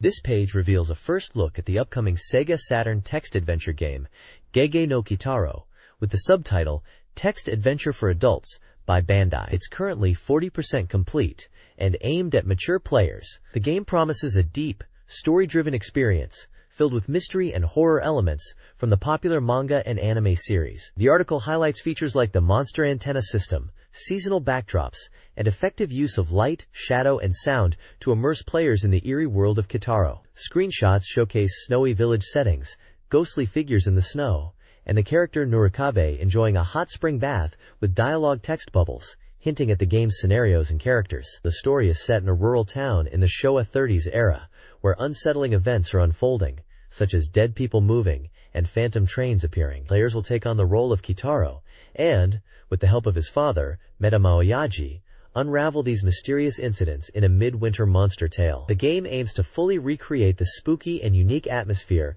of the Gears Kitaro universe. The next page dives into the world of Sexy Parodius, the latest quirky shooter from Konami. It's being called Screaming, Defying Parodius Ballad, and it's clearly aiming to push the boundaries of parody even further. This article seems to be a special report highlighting the game, showing off its vibrant and chaotic style. We can see screenshots featuring classic Parodius enemies, and characters like penguins and pig enemies, all with that signature, over-the-top, comical look. The text mentions that it's the third installment in the Parodius series, taking the sexy theme to the forefront in its graphics and gameplay, promising a new era for shooting games. The article hints at crazy scenarios and a sense of high-spirited madness, implying players can expect the usual Parodius craziness but amplified. It also notes the release date as November 1st, priced at 4,800 yen, and supports 2-player simultaneous play. It's being touted as a complete package for shooter fans, beyond just Parodius diehards. This page continues to showcase Konami's Sexy Parodius, which they're playfully calling Screaming, Defying Parodius Ballad. The tagline, "Lust will save the universe," or will it, really sets the tone for the game's over-the-top and suggestive humor. The article highlights that while it sticks to the series' roots, it also cranks up the sexy aspect in its graphics and gameplay, aiming for a new kind of shooting experience. We get a glimpse of the game's option mode, letting players tweak things like roulette bonuses, power-ups, rapid fire, and even screen and music modes. Then we dive into screenshots of various stages, each with a wacky theme. Northern Ranch, Bathhouse featuring a penguin taking a soak, Dragon Palace, and Mansion. These stages look as chaotic and visually busy as you'd expect from Parodius. The article also touches upon new gameplay elements, mentioning helper characters and an HP level-up system for the player, referred to as Alex. It details the normal system, which are stage-specific objectives that need to be met. Apparently, how well you do with these norma in earlier stages impacts the progression and content of later stages like stages 3 and 4, offering some replay value and varied experiences depending on your performance. Overall, it emphasizes the game's humorous and unique take on the shooting genre. Langrisser 2. Angrisser. Scenarios 6 and 7 are previewed. Scenario 6, Double Enemy, pits Daihardo against both the Empire and Beryl Kingdom. The objective is to eliminate all enemy forces, with the hero's death resulting in defeat. The strategy involves prioritizing weaker units to gain experience and strategically positioning to defeat stronger enemies. Scenario 7, Battle of Reunion, focuses on a walled city defense. Daihardo must break through Frail's forces to win, the North Gate being breached or the hero's death spells defeat. The stage features archer defenses. The suggested approach is to weaken enemy forces before confronting Frail, using melee units to counter the archers by luring them into close-range combat. Both scenarios are illustrated with screenshots providing visual context. Scenarios 8, 9, and 10 of Langrissers 2 are previewed. In Scenario 8, Relis Gate Southgate, the player defends the gate from demons, aiming to reach Sophia while facing Ducarni's forces. Strategy involves leveling weaker units first and positioning strong units at the front. Scenario 9, Shaman Attack, tasks the player with rescuing Sophia from the Sheikah tribe's sacred ground. Magic is unusable when attacking the tribe. The player should defeat the tribe before the main force, including Sind and Emmering. Scenario 10, Scorching Ritual, at the sacred ground, features commanders Raymond and Guy L. The strategy involves quickly advancing mobile units. Defeating Kitsukairo opens a gate. The player must defeat Kitsukairo within 20 turns, or either Ragu or Sind for victory. Langrisser 2 previews scenarios 11, 12, and 13. Scenario 11, Fierce Battle, involves rescuing an NPC by opening the East Gate and fighting monsters. Players must avoid unnecessary actions, anticipate reinforcements, and defeat failure. Monsters provide good experience. Scenario 12, Wise Man Fable, requires rescuing Fable within 14 turns before he dies. The scenario is a defensive battle in a narrow village. Players should utilize units with marks and focus on later enemies like Imirlink. Scenario 13, Holy Beast, sees the party rescuing Juggler within a temple after adding Fable. Juggler becomes an ally upon rescue. Players must move swiftly, hide marked units, and prioritize rescuing Juggler to avoid his capture by the Barrel Army. This page is all about Passion Langrisser, and specifically Langrisser 2i, diving into the Maiden Biographies Volume 6. It seems like this is a fan interaction section, with corners like Masayan Off Rico Corner and GirlCon and BoyCon that are probably showcasing fan feedback and maybe some character polls. There's also an Omakase illustration corner showing off fan art submitted by players, with one section even titled, "This time everyone's illustrations will be loaded, Bashibashitsu." The page includes a dialogue section, which sounds like reviewers or characters chatting about Langrisser 2i. They mention things like this being the first time many players will encounter this series, and joking about the female character's skin and aging. They talk about using magic and the difficulty, with one reviewer saying they thought the game would be easier. There's a BoyCon section with comments from readers, talking about characters like Daiharuto and the opening animation. One person mentions wanting to see more anime and manga-style illustrations. The page also mentions that this magazine issue is being released around the Tokyo Game Show, giving a bit of a time context. Overall, it feels like a page dedicated to community engagement and hype around Langrisser 2i, featuring fan art, player opinions, and some lighthearted commentary from the magazine. This page is all about Galaxy Fraulein Yuna on the SEGA Saturn. It's a special report announcing the first public release of screenshots from the Saturn version. They are really hyping up how much better the graphics are compared to the PC Engine version, saying it's more beautiful and vibrant. Apparently the visuals are now full screen on Saturn, unlike the PC Engine version, which was windowed. They've also added new illustrations and made the screen layout more dynamic, with character portraits in the bottom left. There's a section announcing a separate software called Yuna Photo Gallery. Tentative title. This seems to be a collection of Yuna illustrations, including new ones and some that have been touched up. They're planning for about 100 illustrations in total, and it looks like it's a navigable gallery with back and next buttons. The controls for the photo gallery use the L and R buttons for easy navigation to view all the Yuna artwork. It's described as the best ever in the series. They haven't decided on a release date or price yet though. This page continues the deep dive into Galaxy Fraulein Yuna on the SEGA Saturn, with a special interview featuring the voice actresses behind the main characters. We get to hear from Tomosa Yokoyama, who voices Yuna, Mariko Kuda as Sayaka, Yumi Toma, who is Rhea, and Miki Takahashi as Yuri. Tomosa Yokoyama mentions that the Saturn version of Yuna is quite different from the PC Engine original, especially in terms of audio, and encourages fans to try both versions. Mariko Kuda talks about the contrasting personalities of Sayaka and Shiori, and her hopes for more adventures for them. Yumi Toma praises the improved visuals on the Saturn and hints at secret extras in this new version, which will enhance the Saturn experience. Miki Takahashi expresses her enjoyment of voicing Yuri and her belief that Yuri's character can develop in many ways. There's also a report on Mika Akemiya Sensei's Yuna signing event for the 3D model book release, which was incredibly popular with long lines of fans. Finally, they are announcing a Galaxy Fraulein Yuna 10,000-person contact campaign, which seems to be a series of events where fans can meet the voice actresses in person at various locations and dates, mostly in October and November. It looks like a great opportunity for fans to get closer to the voices behind their favorite characters. This page presents a special report, marked at 40% completion, for a new SEGA Saturn adventure game called Phantasy Step, developed by Jaleco. This title promises a beautiful, fairy tale-like 3D world. It's described as an adventure where you journey through stunning 3D picture book worlds. The game boasts design supervision by Mako Kido and music by Yukihiro Takahashi, aiming for an immersive experience with analog pad support. The story revolves around solving problems within 8 different picture book worlds to help the inhabitants and find a way back to the real world. Gameplay is highlighted as user-friendly with a visual command system, using icons for actions like talking, using items, walking, looking, and listening. Screenshots reveal different gameplay aspects, such as conversations with characters, item hunts, and exploration. 2 of the featured picture book worlds are teased: a country of overgrown mysterious plants, and a festival country, suggesting diverse and imaginative environments.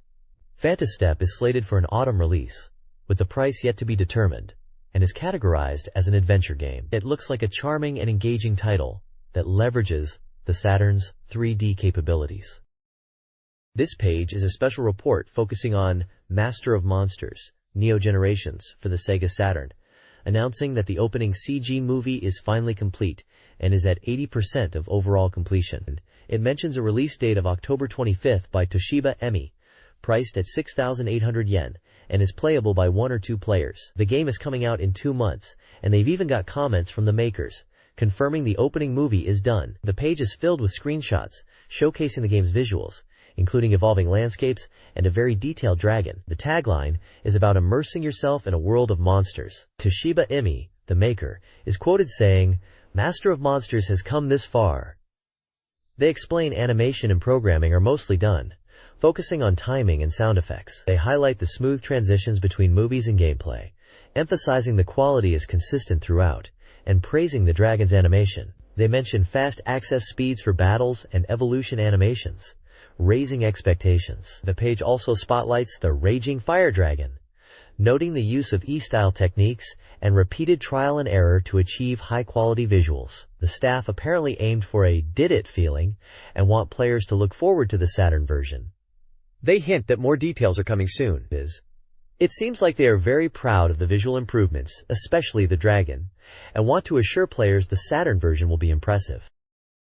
This page presents a striking visual, with 2 characters wielding handguns front and center. On the left, we see a cool and collected man with blue hair, a cigarette in his mouth, and a determined gaze. To the right, a more sinister-looking man with pink hair sports a sly grin. Both are aiming their weapons directly at the viewer. Behind them, a shadowy figure of a robot or mecha is outlined, suggesting a futuristic or action-packed setting. The overall impression is quite intense and action-oriented, typical of game promotional art from the era. It feels like a preview for a hard-boiled action game, maybe with a buddy cop dynamic, given the 2 contrasting characters and their weaponry. This page is showcasing the latest upcoming games for the Sega Saturn. It's split into 2 sections, highlighting new release titles and coming soon software. Under new release titles, it lists a bunch of games that were likely shown at the '96 Tokyo Game Show. There's a variety of genres mentioned, including a soccer game called Olympic Soccer, the shooter Wolfang, and what seem to be placeholder titles like Battle Bad and Cube Battler. Other titles include a pachinko game, Thunder Force Gold Pack 1, a game called Pharaoh's Resurrection, 1999 ad, and a Romance of the Three Kingdoms strategy game. Also listed are Taiku Rishiden 2, Taromaru the Spirit Slayer, a sports title Great Athletic Meet, Chaos Control Remix, the shooter Shien Ryu, Steeldom, and an RPG Yellow Brick Road. The Coming Soon software section details titles slated for release in the near future. This includes Mobile Suit Gundam Side Story, The Blue Destiny, Real Bout Fatal Fury, Winning Post 2 Program 96, and Hideo Kojima's adventure game Police Knots. Other listed games are Japan Super Base Classic 96, a mahjong game called Tetsuman Special, Arthur and Astalot's Demon Village, Special Mobile Unit Jco-Stat, Tetris Plus, Lucas's Great Adventure, and a visual novel Angel Paradise Volume 2 featuring Anna Yoshino. It's a packed page, promising a wide range of gaming experiences for Saturn owners. This page is all about the excitement of Olympic soccer for the Sega Saturn. It looks like this game is aiming to recreate the thrill of Olympic soccer right in your home. The page highlights 4 game modes to ramp up the fun: Arcade, Exhibition, Olympic, and League. Arcade mode is described as a tournament style, where you aim to win all 6 matches, with retries available if you lose, and supports 2-player co-op. Exhibition mode is for friendly matches between players or against the computer, allowing up to 2 players to compete. Olympic mode seems to follow the real Olympic format, with group stages and knockout tournaments. League mode lets you create a league of 3 to 16 teams and compete for the top spot. The page also talks about the game's extensive options, letting you customize match conditions, rules, replays, and more. You can tweak various settings to your liking. Finally, it shows off the 3 camera angles available in the game: vertical, horizontal, and slant. The vertical view is from behind the goal, offering a broad field perspective. The horizontal view runs along the sidelines, giving a sense of speed, and the slant view, from a 45-degree angle, is presented as effective for goal-mouth action. The reviewer seems impressed with these camera options and suggests they enhance the gameplay experience. The next page showcases 3 new game releases for the Sega Saturn. First up is Wolfang SS, an action shooting game where you customize your mech, known as an armor wolf, by combining different parts. Originally an arcade hit, this Saturn version boasts enhanced movies and an original game mode, which should excite fans. The reviewer seems to think this is a solid title, giving it a 60% score.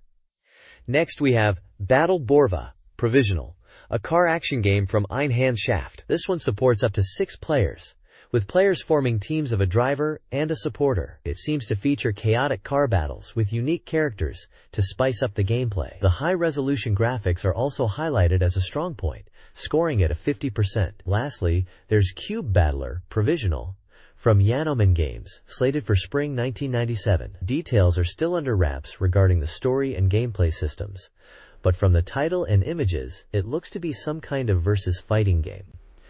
This preview focuses on introducing 2 characters, Debugger, a high school student from a large real estate company who's participating in a competition to rebuild his family business, and Anna Mirai, a 16-year-old girl being raised by her father and competing to win a boyfriend. We are promised more character introductions in future updates. 4 Sega Saturn games are highlighted. Heiwa Pachinko Saoshingeki is an 80% rated pachinko simulation with various modes.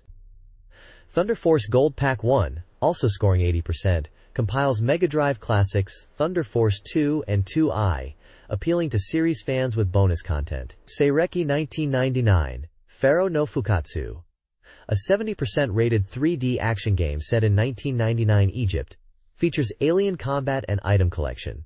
Finally, Kuryu Sangokushi Engi, Provisional, a 40% rated real-time historical simulation based on the Three Kingdoms era, focuses on city management, warfare, and diplomacy. This page showcases 3 new release title games for the Sega Saturn.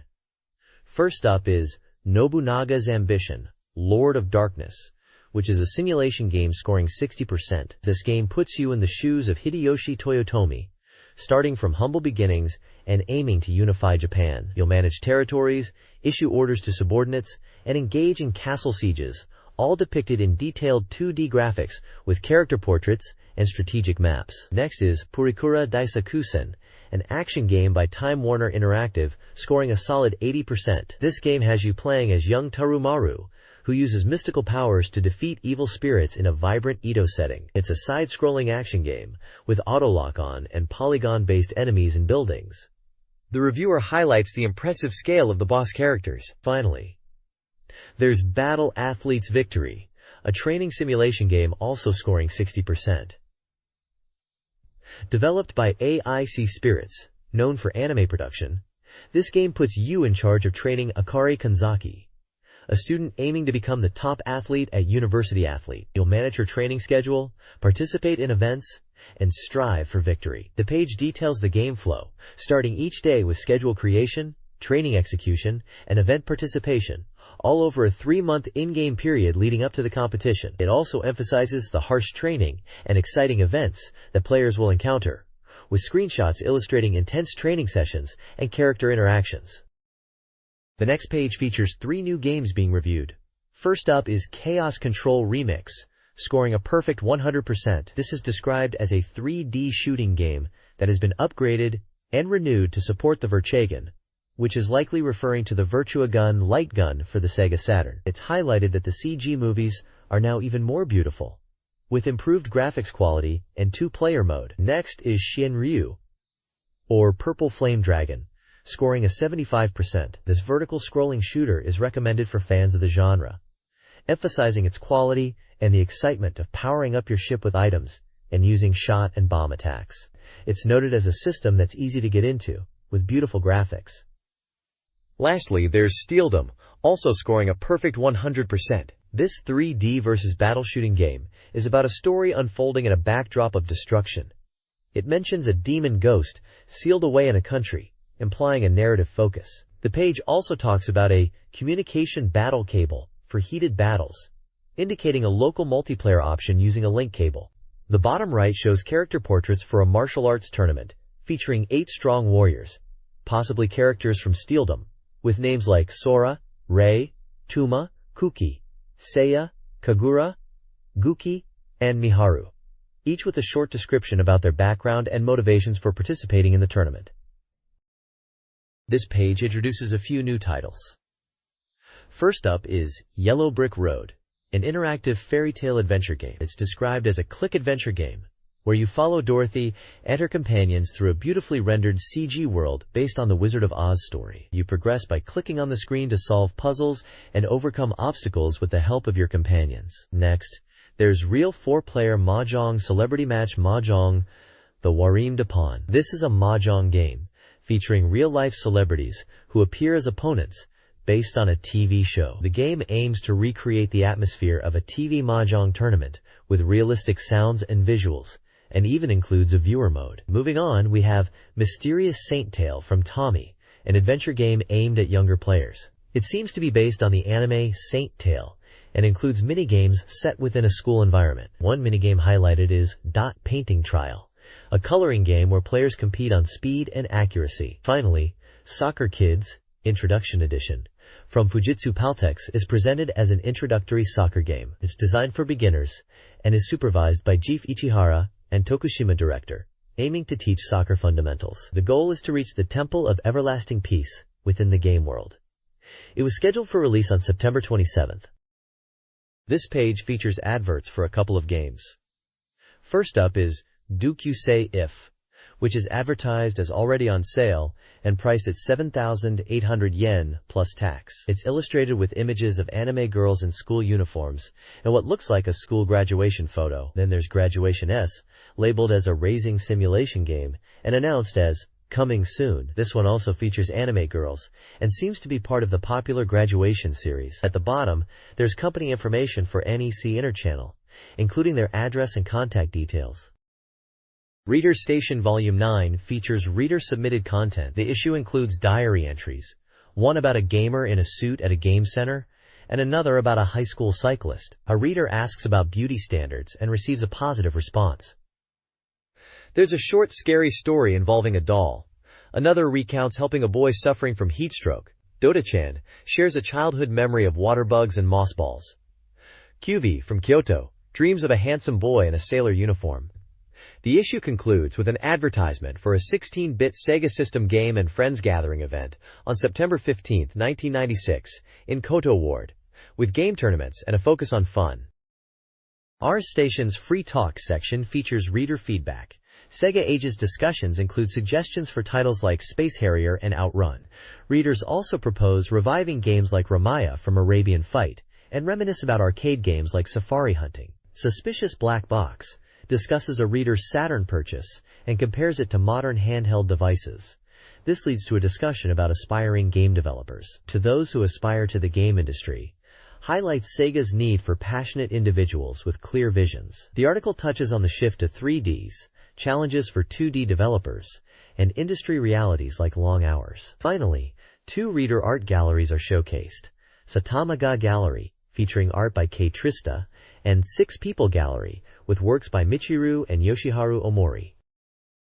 This page continues the Ars Station section, this time focusing on communications battles. There's a reader discussion about network play on the Saturn, specifically regarding playing RPGs online. One reader mentions a desire for simpler scenarios and the ability to become a wanted criminal in online RPGs. They are asking about the Ultima games. Another reader asks about cable-based battles and mentions that Saturns are often found in pairs in homes. They suggest that X-band compatibility for fighting games is desired, but that it's hard to find opponents for less popular titles, even for popular games. They bring up the point that Sega has been offering X-band support for Virtua Fighter 2 from the start of the service. Another section talks about game music and seeks opinions. It mentions the release of a game music single called Muscle Bat No. 1 by. The bottom section is titled Fighting Game Lover and features reader submissions with images and short captions related to fighting games and characters like Chun-Li and Sabretooth from X-Men. There's also a mention of a Virtua Fighter character. This section of the Ars Station features a variety of Sega Saturn game highlights. It showcases RPGs like Ogre Battle and Dragon Force. King's Ear discusses character appearances, mentioning potential comebacks in Virtua Fighter 4 and new, purchasable Saturn Bomberman characters. Barcha News covers game development tools, including Barcha SC3000, which allows basic programming, and mini-game modes like Barcha UFO Catcher. It also previews Polygon Bamboo Shoot Cars and Polygon Barcha and Polygon Grandma, likely a Polygon-based racing game. The section includes reader-submitted content, such as 4-panel comics, Waste Game Banzai, with negative game experiences like Safety Driving, with hyper-realistic crashes, and Earth Soul. Finally, Young Sprout Group's One Stroke Soul features humorous poems and phrases related to games. This Ars Station page features reader contributions. The SATURN MAGA Public Question Corner answers reader inquiries, accepting various submissions, and encouraging prize coupon inquiries. The 4-panel theater Part 2 showcases reader-submitted comics, including themes like sumo wrestling and modern gadgets. Information details submission guidelines for the Question Corner, including postcard submissions and a deadline of August 30th, as well as a call for game-related stories. Reader content also includes a request to connect with girls who enjoy puzzle games, and a nostalgic tale about a comedian lookalike. A winning story highlights a reader's enthusiastic SEGA Saturn experience, playing all day and night. Finally, reader art submissions are presented for the Puzzle Land and Magic Drop corners, showcasing game characters and comments. This page from SEGA Saturn Magazine, titled SEGA Press, dives into Sega's commercial message, or CM strategy, which is how they create adverts for their games. It features an interview with someone from Sega's promotion department who talks about the changing landscape of game advertising and their approach to it. They discuss how each game needs a unique CM to stand out, and how they aim to create impactful and memorable commercials. The article touches on the game Nights into Dreams, mentioning its teaser campaign and the aim to create a big buzz around it. There are also screenshots from Decathlete showing high scores, and Greatest 996, a baseball game.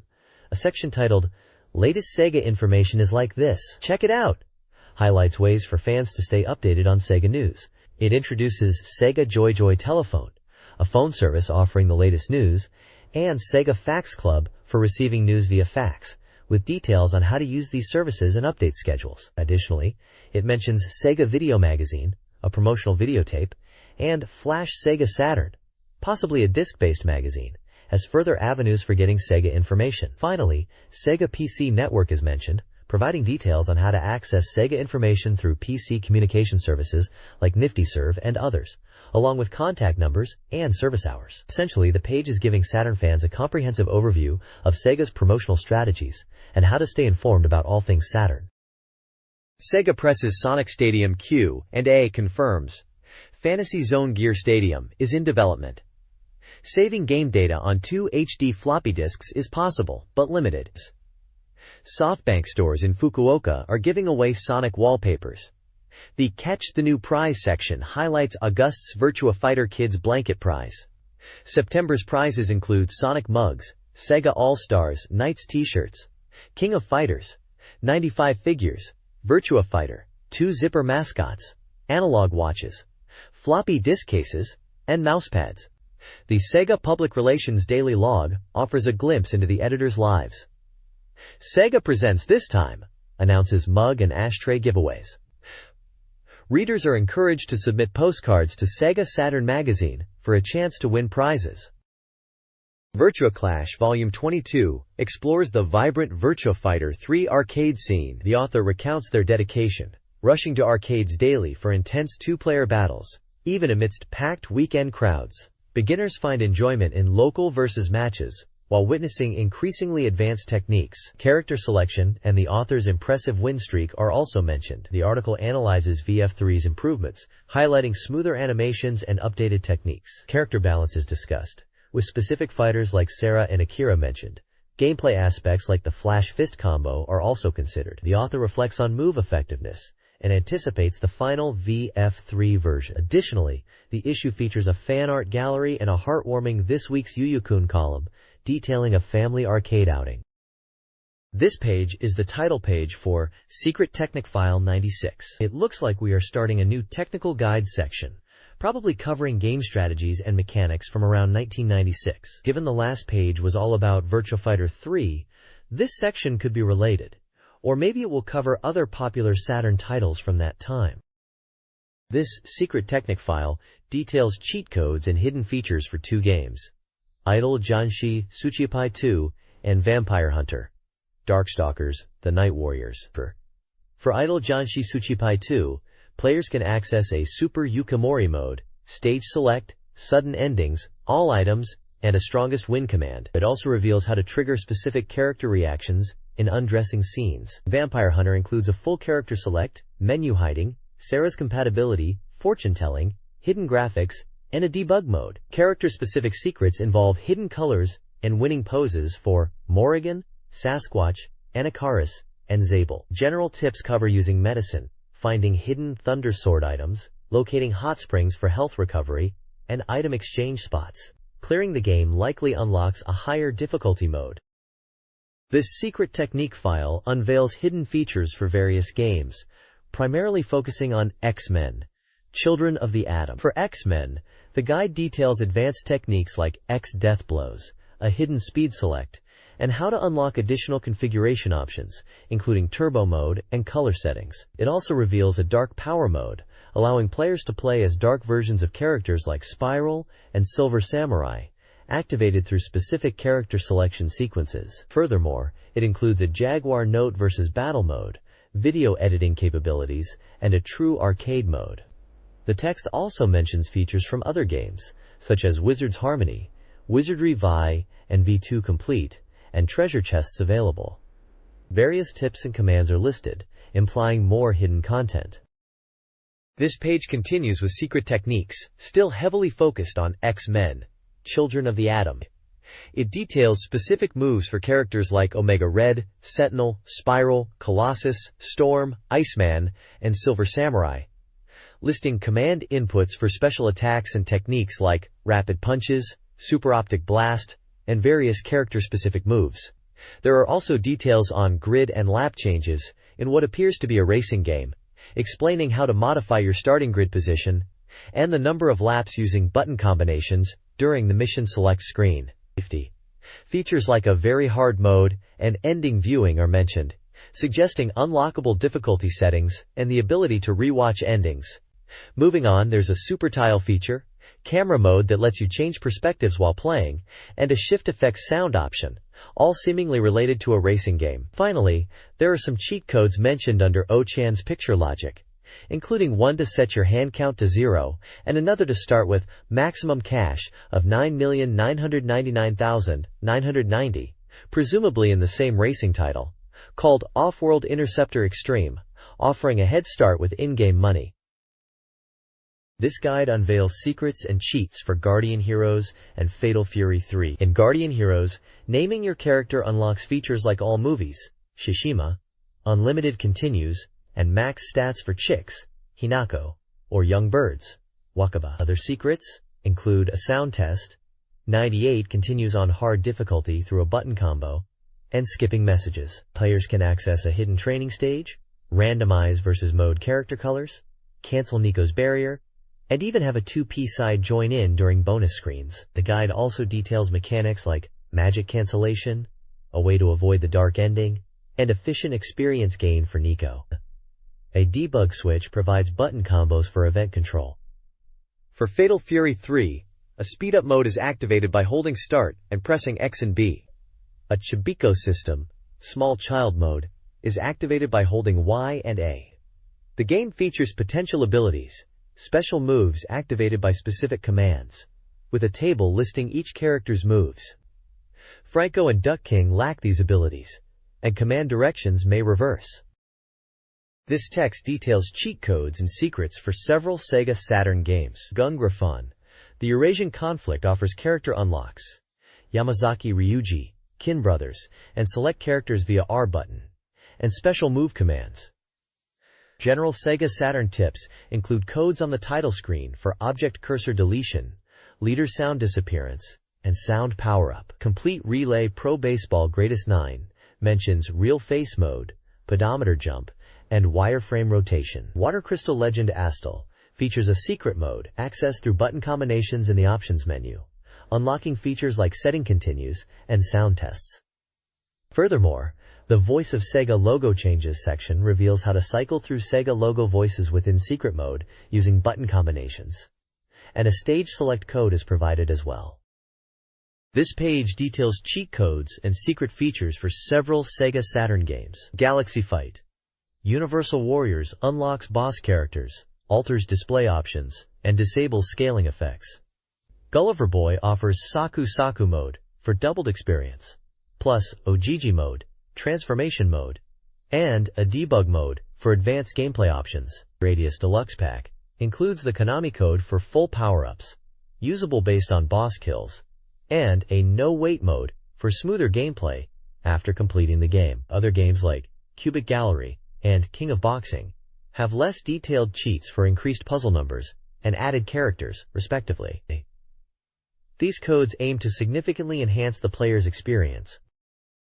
This page details cheat codes for various games. Grand Chaser unlocks an extra course in free run after story mode completion, transforms the character Michael, and provides access to an ending selection mode. A-Test 996 features Rain mode, a camera mode, team edit keyword cancellation, and ball control. Colorful All-Star allows for team member selection based on playstyle. Clockwork Knight is split into upper volume and lower volume, each with stage select, 999 player start codes, and secret bonuses. Lower volume also allows boss character control with a second controller. Both volumes share ending codes. Clearing specific Clockwork Knight modes unlocks extra movies. Additionally, clearing any of the Clockwork Knight modes, upper volume, lower volume, or boss on parade, adds characters to the title screen, starting with Ginger and progressing through Chelsea based on the number of clears. This page details cheat codes and hidden features for several games. Marriage has a vague daily salary feature. General War includes a stage select and staff role viewer. Guy Razor features mascot changes, a horn, password accessed expert mode with stage skips, and an unlockable Engi scene. Gotha Ismailia War Record offers a test mode after multiple endings, giving access to scenario, visual, and sound selections. Golden Axe, The Duel, adds dialogue scenes after completion, and a simple select mode. Gokuyu Parodius Deluxe Pack has power-up commands, option spread widening, and a second loop mode, plus special stage selection after beating the game. Finally, Godzilla Archipelago Shocks has a stage select code. This document details hidden features and cheat codes for several SEGA Saturn games. Godzilla Archipelago Shocks allows Godzilla to dance on the game over screen. Side Pocket 2 offers trick shot solutions. Unlimited continues via a jukebox code, and a challenge FATS mode after clearing tournament mode. Siberia lets players start on the final stage using a code. The King of Fighters 95 enables boss characters, remembers team edits, allows CPU team editing, and has a special move command changer. 3x3 Eyes Seima Kurin Den includes scenario select and music test modes. Saturn Bomberman features stage select, strongest power-up mode, and a 6-player mode. Hyper Golf Devil's Course has a visual mode.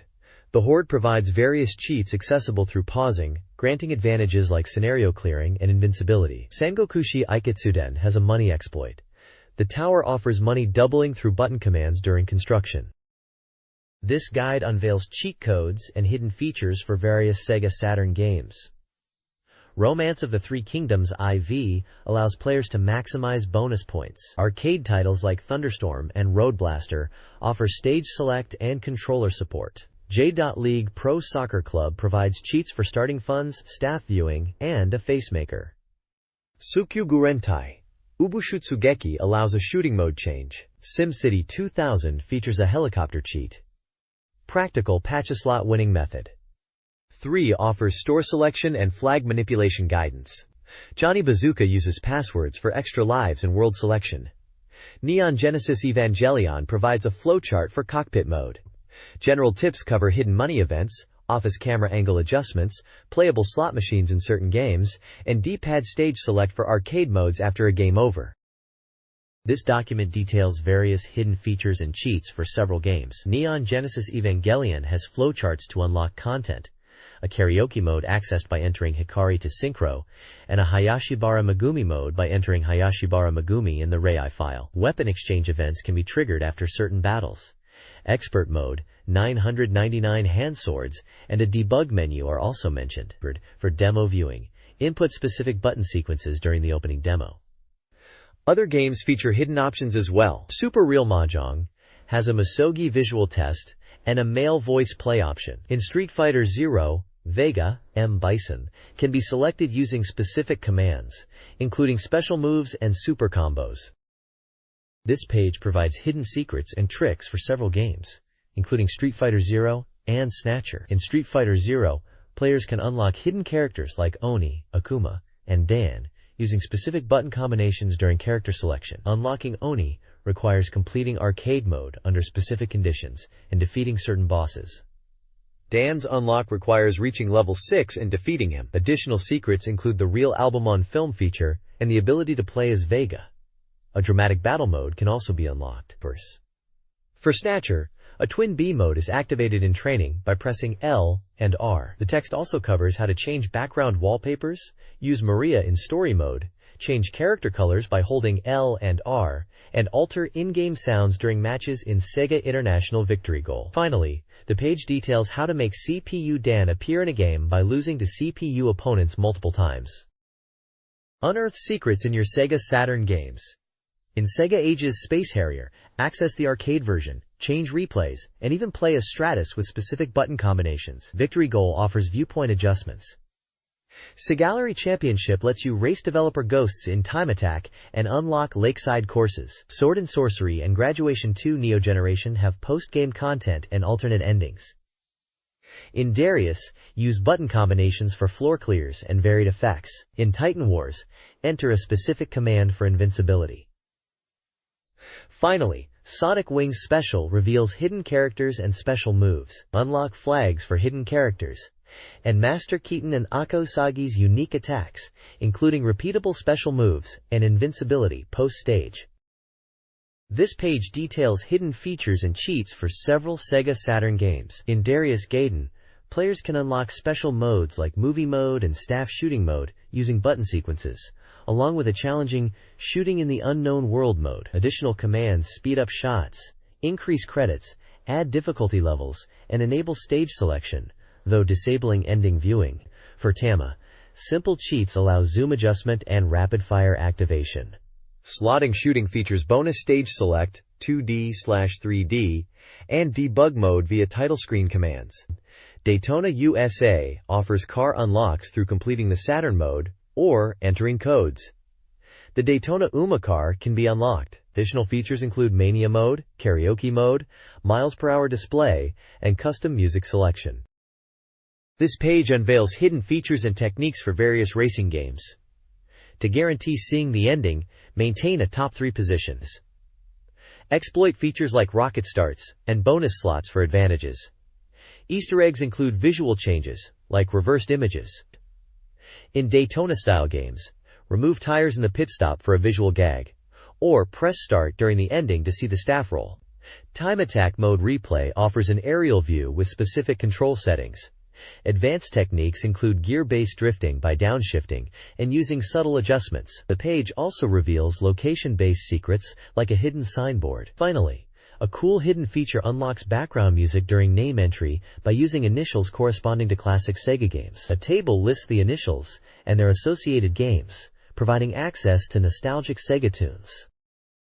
This page showcases the game Master of Monsters Neo Generations. It's subtitled Neo Generations under the main title Master of Monsters. The page proudly announces its appearance at the Tokyo Game Show 96 from August 22nd to 24th. The text emphasizes that this is the revival of SystemSoft's renowned simulation game, making its way to the SEGA Saturn. You can see the characters and artwork from the game itself prominently displayed. It also mentions the game is slated for release in October 1996, with a suggested price of 6,800 yen, excluding tax. The bottom details that this is a Toshiba EMI publication, specifically from their 3rd Sales Headquarters Room Group, along with their address and contact details. This page continues the feature on Master of Monsters Neo Generations, with a dramatic image of a mecha unit against a moonlit night sky, hinting at intense battles to come. The tagline translates to, "Vowing victory, knowing no fear, heading towards the runaway iron hammer," which sounds like it's setting the stage for the game's epic and challenging scenarios. You can clearly see the detailed mecha design and a massive cannon in the foreground, really emphasizing the scale of the action in this strategy RPG. It seems like they are really trying to hype up the game's atmosphere and visual style in the lead-up to its October release. This page is dedicated to the SEGA Saturn exclusive game, Mobile Suit Gundam Side Story 1, The Blue Destiny. It's advertised as a 3D action game with dramatic scenarios. The game is set to be released in September 1996, for 4,800 yen. The page highlights the game's original mecha designs by Kunio Okawara and scenario supervision by Sunrise. It mentions that Blue Destiny is the first volume, followed by Volume 2, He Who Inherits the Blue, and Volume 3, The Judged One, tentative title, suggesting a trilogy of games. There's also a special campaign for players who buy all 3 volumes, and a first-run bonus, which is a Federation Forces Heavy Equipment badge. The screenshots show in-game action with Gundam units in desert and city environments. The overall tone is enthusiastic, encouraging players to pre-order quickly. This page showcases strategy guides published by SoftBank Books, highlighting Cyber Troopers Virtualon as the main feature. The page advertises the Cyber Troopers Virtualon Operating Manual, priced at 1,500 yen, and marked as Definitive Edition. It also lists several other game guides currently on sale, including guides for Tetsuya 2 Perfect Guide, Gekka Ryoma Den Toriko Perfect Guide, Ascendant Official Perfect Guide, Fighter and Emblem Holy War Genealogy Super Guide, Super Mario 64 Help Guide, Birth's Debut Perfect Guide, Overblood Official Guide, Super Real Mahjong PV2 Original Picture and Setting Material Collection, and Advancing Decisive Battle Troops, Active and Sleeping Dragon Squad, Strategy and Setting Material Collection. The bottom of the page has standard publishing information and contact details for SoftBank Books. The page overall seems to be an advertisement for their range of game strategy guides, available for various popular games at the time. This page details cheats and hidden features for several SEGA Saturn games. Twinbee Yahoo! Deluxe Pack offers power-up commands, stage select, and a continue feature, along with a stage select unlock after beating the game under specific conditions. Decathlete includes numerous gameplay enhancements, such as modifying throws, controlling the power gauge, and altering player movement. Death Crimson has a cheat to skip to the next scene. Finally, television anime Slam Dunk, I Love Basketball, provides cheats allowing for same-team battles with duplicate characters, making a character the main character during gameplay, and adding new picture and phone features. This document reveals numerous secrets and cheats for Thor, King of the Spirits, and a racing game. For Thor, it details command inputs for various attacks: short, long range, bow, staff, cooperative 2-player mode, and elemental Gaia attacks like Crimson Fire. Unlockable content includes new costumes and hidden characters via specific button combinations. A route visualization mode and 2-head body mode are also mentioned. For the racing game, the document outlines unlocking hidden car types, Type G and H, gameplay tweaks such as fall speed down, maximizing Type G car performance, Type G's strongest tune-up, unlocking Gymkhana courses, replay camera controls, weather changes, sky changes, and detailed time trial records. Check your own time. Further secrets include continuous car model viewing, a free camera mode, and a simplified command system for special moves. This page delves into secrets for 2 games, Tokimeki Mahjong Paradise and Dragon Ball Z Shin Butoden, or Tokimeki Mahjong Paradise.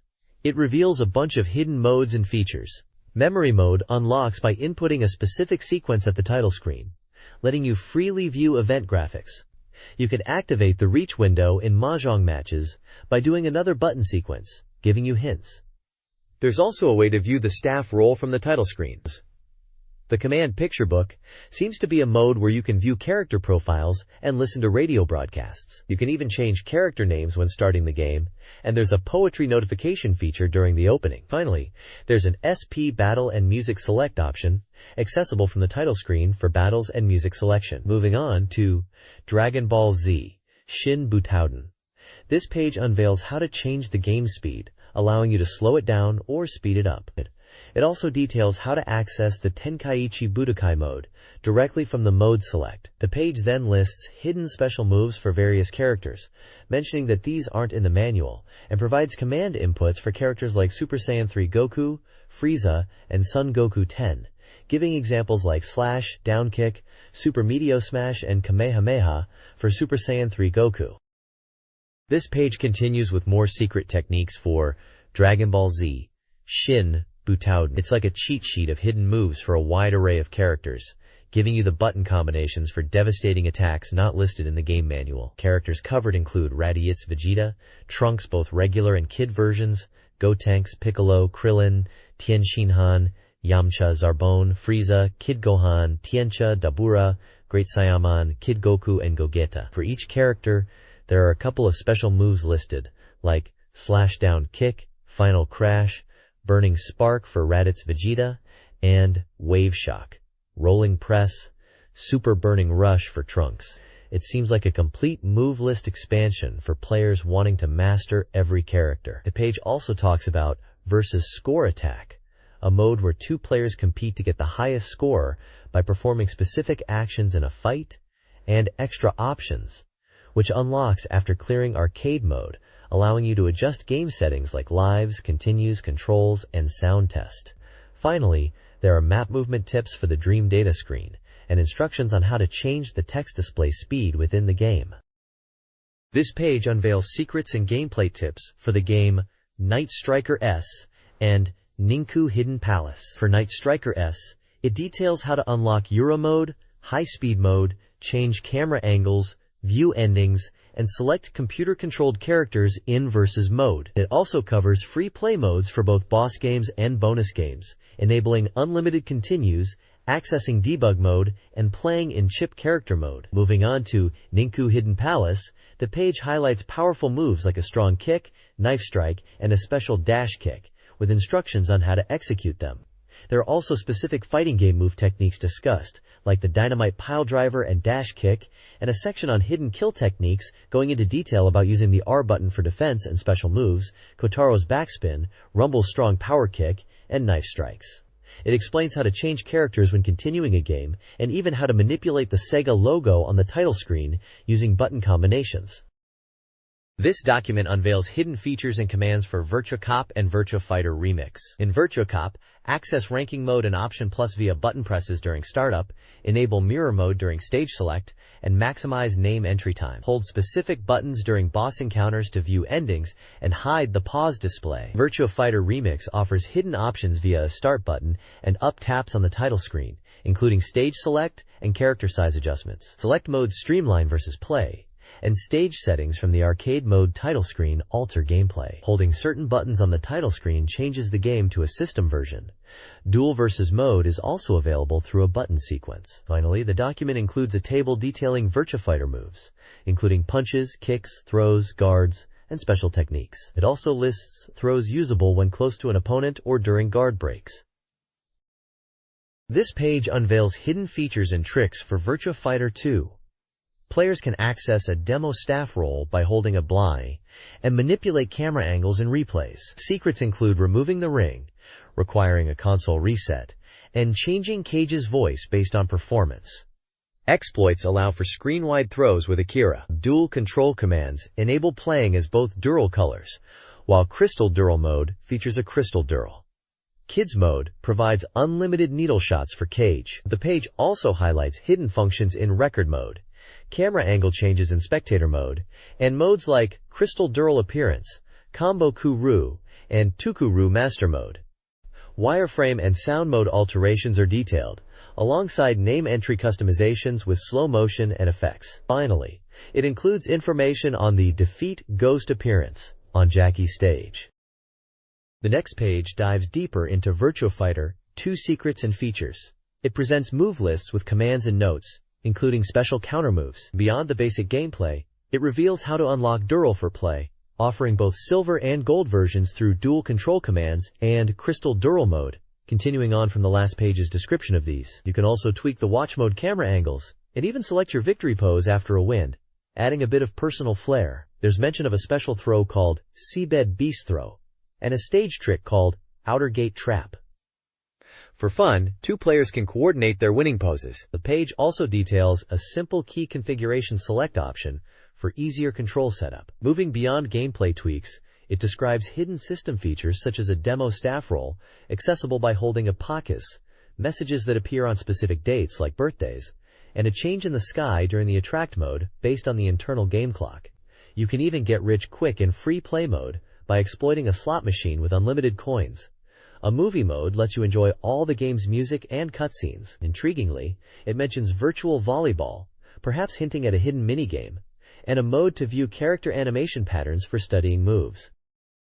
This page is a compilation of cheat codes and secrets for various SEGA Saturn games. Unspecified games offer codes to play as a female character, rotate elements, view character animations, and instantly end matches. Virtua Racing Saturn includes codes for a superfast F200 car, night racing, and accessing hidden tracks, along with a car model rotation trick. Hyper 3D Taisen Battle Gearboxers reveals Big Eye mode and command display cheats, along with hidden techniques for characters. A bug in an unspecified puzzle game involves jumping and stomping, with stage selection codes. Puzzle Bobble 2X features unlocks for special modes, character selection tricks, mirrored stages, and bubble explosion codes. Finally, Hat Trick Hero S provides a Kumagai team unlock and unit count maxing. Papa Poon allows scene skipping, and Battle Monsters lets players select different versus mode backgrounds. This page continues with more cheat codes and secrets for SEGA Saturn games, with a focus on Hang-On Jeep95. For Hang-On Jeep95, there are several sections detailed, including Time Limit Free Play, which removes time limits, 11 Special Machines, which unlocks 11 special bikes for record-breaking attempts, and Hidden Courses appear, which reveals courses 46 in Course Select by inputting specific button combinations. There's also a section on Endurance Mode appears. Albatross Lost chases you, which adds a challenging element to the Albatross Cliff Reef course by introducing a chase when you reach high speeds.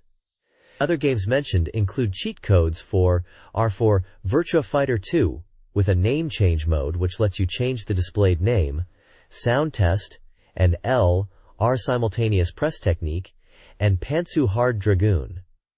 The page also details a lot of techniques and commands for various unspecified games, including R button technique, rolling technique, dragon only mode, Chiron only mode, wizard mode, rolling mode, invincible mode, self-destruct command, episode select, episode 0, Sega Logo Man animation, ending appreciation command, pose display erasure, ultimate command, mid-course death rate increase, ADEC value display, and XY radar. These seem to offer various in-game effects like unlocking characters, modes, showing hidden values, and altering gameplay mechanics using button combinations on the title screen or during gameplay. There's also mention of increasing the mid-course death rate and displaying the ADEC value, which might relate to game difficulty or performance metrics. This page unveils secrets and techniques for several games. In Panzer Dragoon SWI, unlock Pandora's box via specific playtime and achievement conditions, access a self-destruct command, and utilize various peripherals. It also includes a CG mode and a button sequence for the title screen. Victory Goal 96 features a stage select code, viewpoint adjustments in replay and demo modes, a dash move, uniform changes, and special dialogue triggers. It also lets you hear Light Yoshiki's voice and control the goalkeeper in penalty kicks. For Big Impact, Pachinko Craze Universal Museum. Uncover cranky condor techniques, including set hitting, hidden background music unlocks, a continue trick, and a method to start as a winner. Finally, Sunburnt Memories plus Haimakuri offers photo viewing via button combinations and day puzzle selection. In 1P vs Com 2 mode, adjust the Com opponent's level using specific button combinations.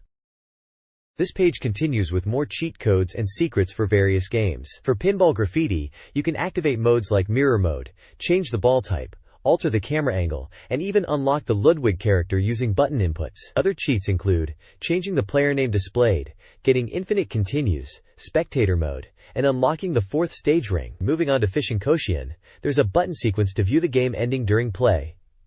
For Fido Remake, Emblem of Justice, You can acquire special items like the Calamity Edge in Area 7 and Blade Resist in Area 9 by performing specific actions in those areas. Blackfire features an invincible mode and a level select option, both accessible through button combinations during the start or option screen. Finally, Heisei Tensai Bakaban Susume Bakaban has secrets like making the Nora horse playable in Versus mode, enabling a 3 erasure mode, and even viewing an alternate opening sequence, all through button and directional pad inputs on the option screens. This page details cheat codes and hidden features for several SEGA Saturn games. Pebble Beach Golf Links has a demo menu and gallery mode, along with a mysterious, body special 264 cheat. Numerous Mahjong titles, including Mahjong Kaigen Monogatari, hidden characters, album, and BGM changes, Mahjong Kakume, Omake icons and cheats, and others, utilize button combinations to unlock content. Quiz 365 allows posing during questions, while the dating sim My Best Friends features hidden characters. Basketball fans can access a development team mode in Magic Johnson and Kareem Abdul-Jabbar one-on-one. Magic Knight Rayearth offers special modes, and Popoito Hebereke provides sound changes and random character selection through button presses. This page is packed with more cheat codes and hidden features for various SEGA Saturn games. Starting with Metal Fighter Miku, you can access a test mode from the option screen, easily win fights, increase your credits, and even increase the number of enemies in the bonus stages. Moving on to Masters Harukanaru Augusta 3, there's a demo menu, a continue option after game overs, a way to increase the number of opponents in free play, and even a feature to view making stuff footage. Myst also gets a mention regarding viewing making footage. For baseball fans playing Moiru Pro Yaku 95 doubleheader, you can play as the Dolphins team, use a tornado pitcher, and start games directly from the 9th inning. The page then dives into Mortal Kombat 2 Complete Edition and details a Switches mode. This mode offers a bunch of fun effects activated using button combinations during gameplay. These include classic Mortal Kombat phrases like Toasty, as well as effects like Constant Acid, Easy Smoke, Easy Jade, and modes like Noob and Hard Player. There's also a Soak Test mode. Finally, for Rayman, there's a simple cheat to increase Rayman's lives during gameplay by pausing and pressing up on the D-pad. This page details numerous cheat codes across various games. Layer section allows for unlimited bombs and max player count. Race driving gets you 8, continues via a title screen button combo, and offers a hidden options menu with replays and new cars. Logic Puzzle Rainbow Town provides passwords for instant solutions. Rockman X3, Mega Man X3, offers cheats for the Beam Saber and a Zero-related event. World Advanced Daisen Ryaku, likely Advanced World War, Senka no Kodu, has a plethora of cheats, all items, camera angle control, demo dinosaur control, and battle sequence manipulation. Wipeout unlocks Rapier and Firestar ships on the main menu. Wanchai Connection lets you select event files. Finally, Coastal Dead Heat unlocks the night course by winning scenario mode, and mirror courses after failing appeal races. This page is the front cover of a special appendix called Secret Technic File 96. The Japanese text at the top highlights that this is a class preservation edition and a strictly selected cheat technique appendix. The large character in the circle means back or reverse, suggesting this file is all about insider secrets and cheat techniques for games. It seems to be a dedicated section within the magazine focusing on game secrets and cheats from 1996. This page is an advertisement for Tokyo Game Designer Academy and Osaka Game Designer Academy, promoting their game creator training courses. It highlights various full-time courses for aspiring game designers, planners, scenario writers, artists, sound creators, multimedia creators, 3D motion capture artists, and game reviewers. For game designer training, they offer different year-long courses catering to varying skill levels, from beginners to advanced learners aiming to make console games. They also have communication courses focused on programming for beginners, basic language, and more advanced programming. The page includes testimonials from graduates who have found success in the game industry after completing the courses, one mentioning being employed by Konami. The testimonials emphasize the practical skills learned and the dedication required for game development. The ad also provides contact details for both the Tokyo and Osaka schools, including phone numbers and addresses.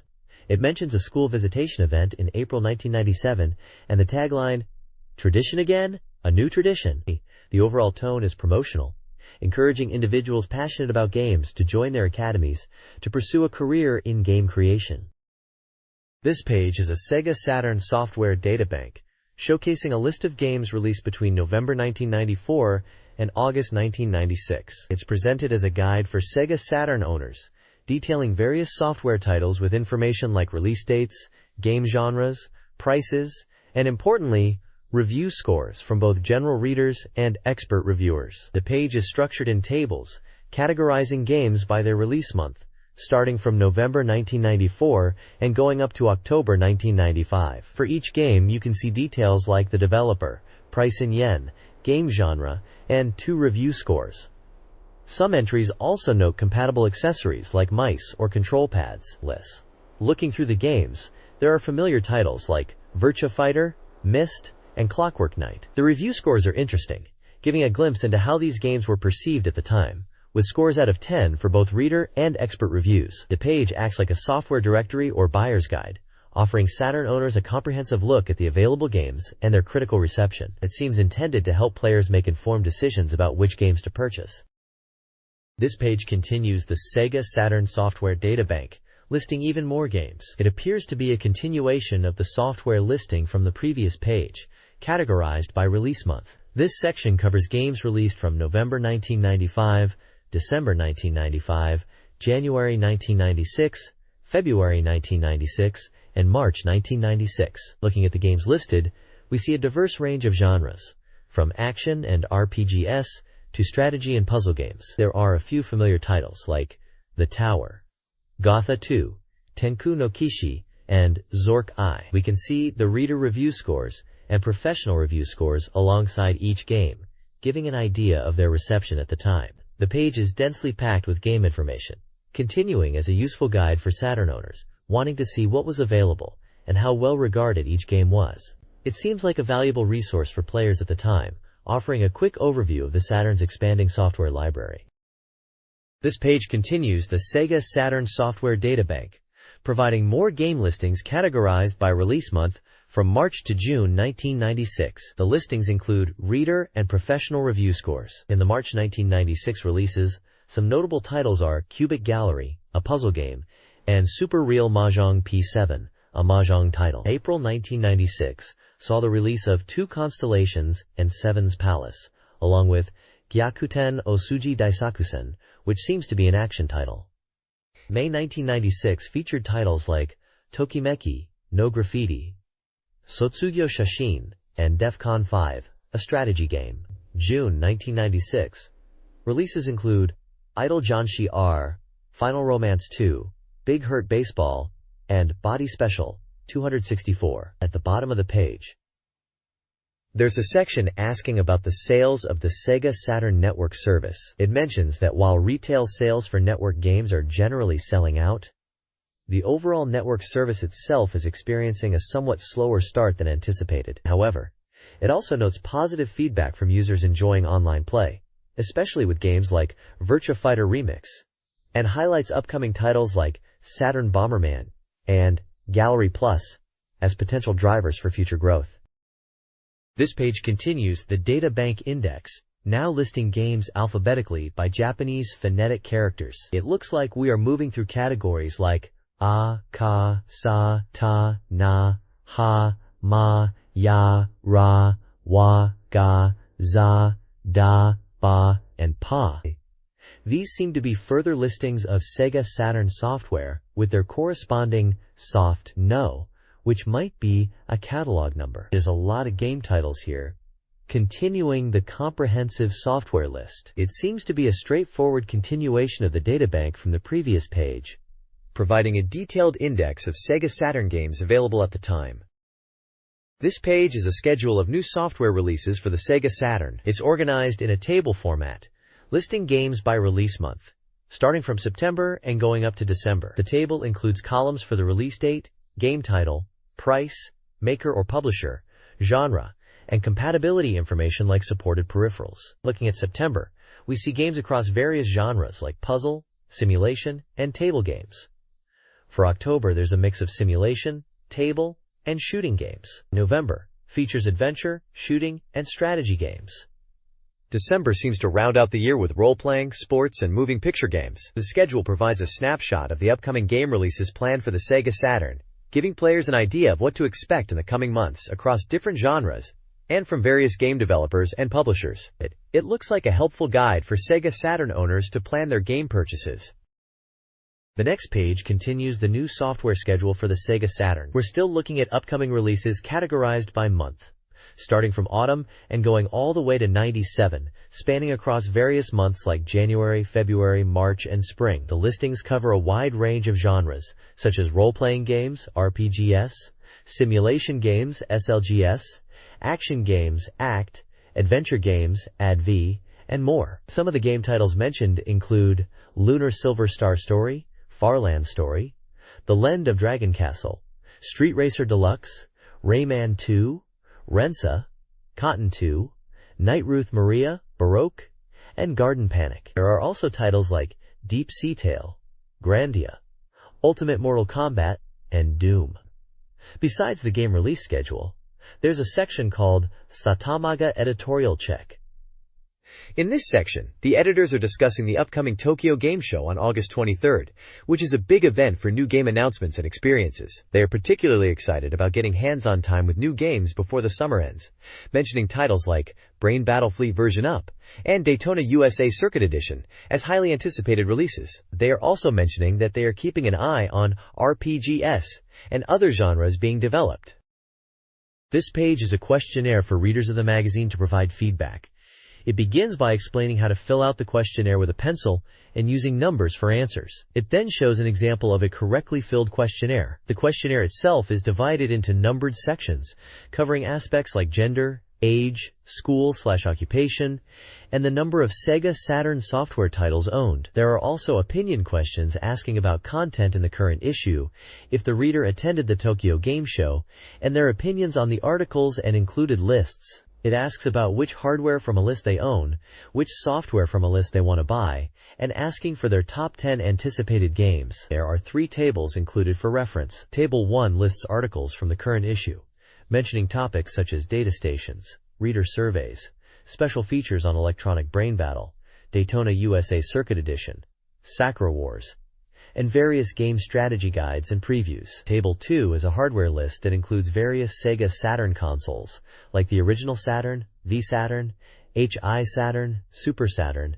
and also other consoles like Game Gear, Nintendo 64, PC Engine, and even obscure hardware, like the Sega Multi-Controller and Virtua Gun. Table 3 is a software list, a long list of games across various genres, including titles like Actua Soccer, Ultimate Mortal Kombat, Doom, Night Ruth Maria, Batsugun, and many others, designed to help readers answer the software questions in the questionnaire. The Game Designers Network, GDNet, announced its formation at the 1996 Tokyo Game Show, aiming to revitalize the Sega Saturn's RPG library. The network, comprised of 9 development companies including Game Arts, Treasure, and Quintet, planned to showcase original RPGs and address user dissatisfaction with the Saturn's focus on arcade ports. Their flagship title was the classic RPG Grandia, developed by Game Arts. GDNet's mission involved collaboration on technology, talent, and marketing to strengthen the RPG genre on the Saturn, promising a wave of new titles from its member companies to reinvigorate the platform's RPG scene. Part 1 of the report, Establishment Members Reveal the Reasons for Birth, introduces the Game Designers Network, GDNet, a collaboration of 9 game companies, including Game Arts and Treasure, focused on providing quality software for the Sega Saturn. Formed due to the rising costs and complexity of game development, GDNet aims to connect smaller developers with funding sources and foster creative freedom. GDNet seeks to empower creators by allowing them to retain ownership and control over their work, moving away from traditional commission models. The network is supported by Entertainment Software Publishing, especially a CSK venture capital-backed company, especially intends to assist Japanese game studios in achieving global success by offering financial and production support. They plan to produce a significant number of titles in the first year with a substantial investment, suggesting especially is the driving force behind GDNet's ambitious goals for the Saturn. This page introduces key members of the Game Designers Network, GDNet. The page features interviews with 3 key figures: Yoichi Miyagi from Especially and Game Arts, Masato Maegawa from Treasure, and Naoto Hashimoto from Quintet. Miyagi discusses GDNet as a platform for game creators to maintain their identity and create quality games, emphasizing it's not just about money, but about shared goals and creative freedom. He mentions wanting to create games that truly resonate with players. Maegawa talks about Treasure's involvement, highlighting the importance of human connections within GDNet and the network's aim to improve the quality of games. He mentions the global reach of GDNet, extending beyond Japan to America and Europe. Hashimoto's emphasizes the collaborative spirit of GDNet, seeing it as a way for creators to share knowledge and improve game quality together. He stresses the importance of communication and information exchange within the network to enhance the quality of software. Below the interviews, a diagram explains the GDNet business model. It shows especially providing funding and brand power for software companies. These companies then create games that are distributed to the market through distributors and retailers. The diagram highlights ESEP's role in financing and supporting software development, while the software companies focus on creation and sales under their own brands. It also indicates that Especially handles exclusive sales rights and provides support in planning and technology. This page continues the special report from GDNet and announces the upcoming release of Grandia, a major new 3D RPG from Game Arts. The page is filled with excitement, describing Grandia as a revolutionary title, pushing the boundaries of 3D RPGs with its advanced real-time polygon graphics. The reviewer emphasizes the game's stunning visuals, calling them unbelievably beautiful and almost visionary, and highlights the reactive characters and vast, quickly loading 3D maps. Grandia is praised for going beyond simply using polygons, showcasing a dedication to innovation and technology. While being an orthodox command-based RPG, it's designed to fully utilize the freedom offered by polygon graphics for a unique gameplay experience. The page stresses Game Art's high technical skills and commitment to quality craftsmanship. The game is set for release in spring 1997 and will be on 2 Quadroms. It's positioned as a title that redefines what can be expected from next-generation games. This page focuses on the development team behind Grandia, highlighting 3 key individuals: Takeshi Miyagi from Game Arts, Takashi Kimura from Lynx, and Tom Myers from Skywalker Sound. Takeshi Miyagi is introduced as the game designer and programmer, leading the Grandia project. His skills were proven in games like Gun Griffon, and he's described as having the technical ability to create high-quality games that exceed expectations. He also handled the CG movies for Grandia, collaborating with Takashi Kimura, a top CG artist in Japan, known for his work on CMS and video productions. Tom Myers is highlighted as the sound and C director from Skywalker Sound, a world-class sound production group. He's praised for his top-level sound creation skills, having worked on numerous Hollywood films like Mission Impossible and Terminator 2. The page also includes a section explaining that Development Department 1 at Game Arts is responsible for titles that strongly push graphical boundaries. They are credited with Gun Griffon and Sylphia for SEGA Saturn as examples of their polygon technology expertise, predating even the polygon technology surpassing machine power mentioned earlier. The article emphasizes that these 3 individuals are key to Grandia's development, bringing together game design, visual artistry, and world-class sound to create what is anticipated to be an exceptional RPG. This page introduces the main characters of what seems to be the RPG Grandia. We have Justin, a spirited 14-year-old boy, described as energetic and adventurous, living in the town of Parm with his mother who runs a restaurant. He's obsessed with ancient Angle civilization and treasures, and apparently a bit reckless, which worries those around him. Next up is Sue, an 8-year-old girl, also living in Parm. She's described as Justin's childhood friend, and she's being raised by her aunt and uncle after tragically losing her parents. She has a cute, mysterious pet named Bowie that she carries on her head and speaks in baby talk. Lastly, we meet Mullen, a 23-year-old soldier from the Pearl Army who is the son of General Baal. He is handsome and skilled, but seems conflicted about his father's actions. He's introduced as Justin's rival, whom he encounters in the salt ruins. Each character section also shows different expression patterns, or mood portraits, giving a glimpse into their personalities with short descriptions of their feelings and typical reactions. For example, Justin's expressions range from energetic and cheerful to frustrated and determined. Sue's show her big eyes and innocence, and Mullen's expressions convey a cool and composed demeanor. This excerpt from a GD Game Arts staff interview provides insight into the character design and development of Grandia. It introduces Fina, a respected 15-year-old military leader, and highlights the importance of detailed townsperson designs to create a believable world. The interview features Takeshi Miyagi, scenario planner, and Hidenobu Takahashi, art director, who discuss their philosophy. The team aimed to create characters with unique personalities, motivations beyond combat, and who would develop meaningful relationships. They prioritized empathy and relatable motivations for the protagonist, to avoid the detachment they felt in previous RPGs, striving to create a compelling and engaging narrative. Quote, "This page, titled Character Patterns, delves into the detailed animation and movement of a character, likely in the game Grandia given the context of the previous page about its development. It showcases a variety of actions the character can perform, including climbing, running, slashing with a sword, striking a victory pose, expressing surprise, crouching, and falling." The text explains that the character's behavior patterns are extensive, going beyond simple actions like running and jumping to include things like sitting, eating items, and even reacting realistically to being splashed with water, like shaking off droplets. The developers emphasized creating a sense of touch and realistic reactions in the character's movements. The text further mentions the aim was to create a game world that felt real through these detailed character animations and reactions. It also highlights the use of 3D real-time polygons for backgrounds and the ability to freely rotate the camera, contributing to the immersive feeling of the game. In essence, this page emphasizes the detailed character animation and responsiveness that the developers aimed for to create a more engaging and believable game world.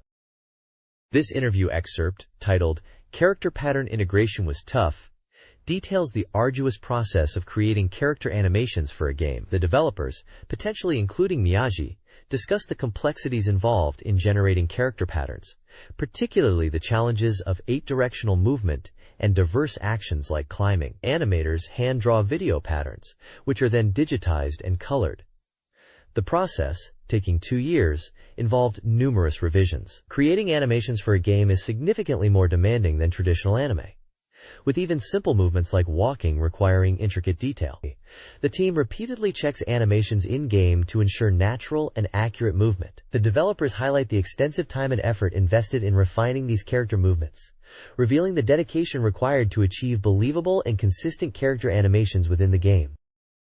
This page is all about the impressive 3D polygon backgrounds in games, showcasing how real-time 3D CG allows for a full 360-degree view, a real step up in gaming visuals. The article highlights that these backgrounds are entirely rendered with real-time polygons, giving players the freedom to rotate the camera and explore the game world from any angle they want. It points out that in typical 2D RPGs, backgrounds were static, single images, but now with polygons, objects have depth and feel like they exist in a 3D space.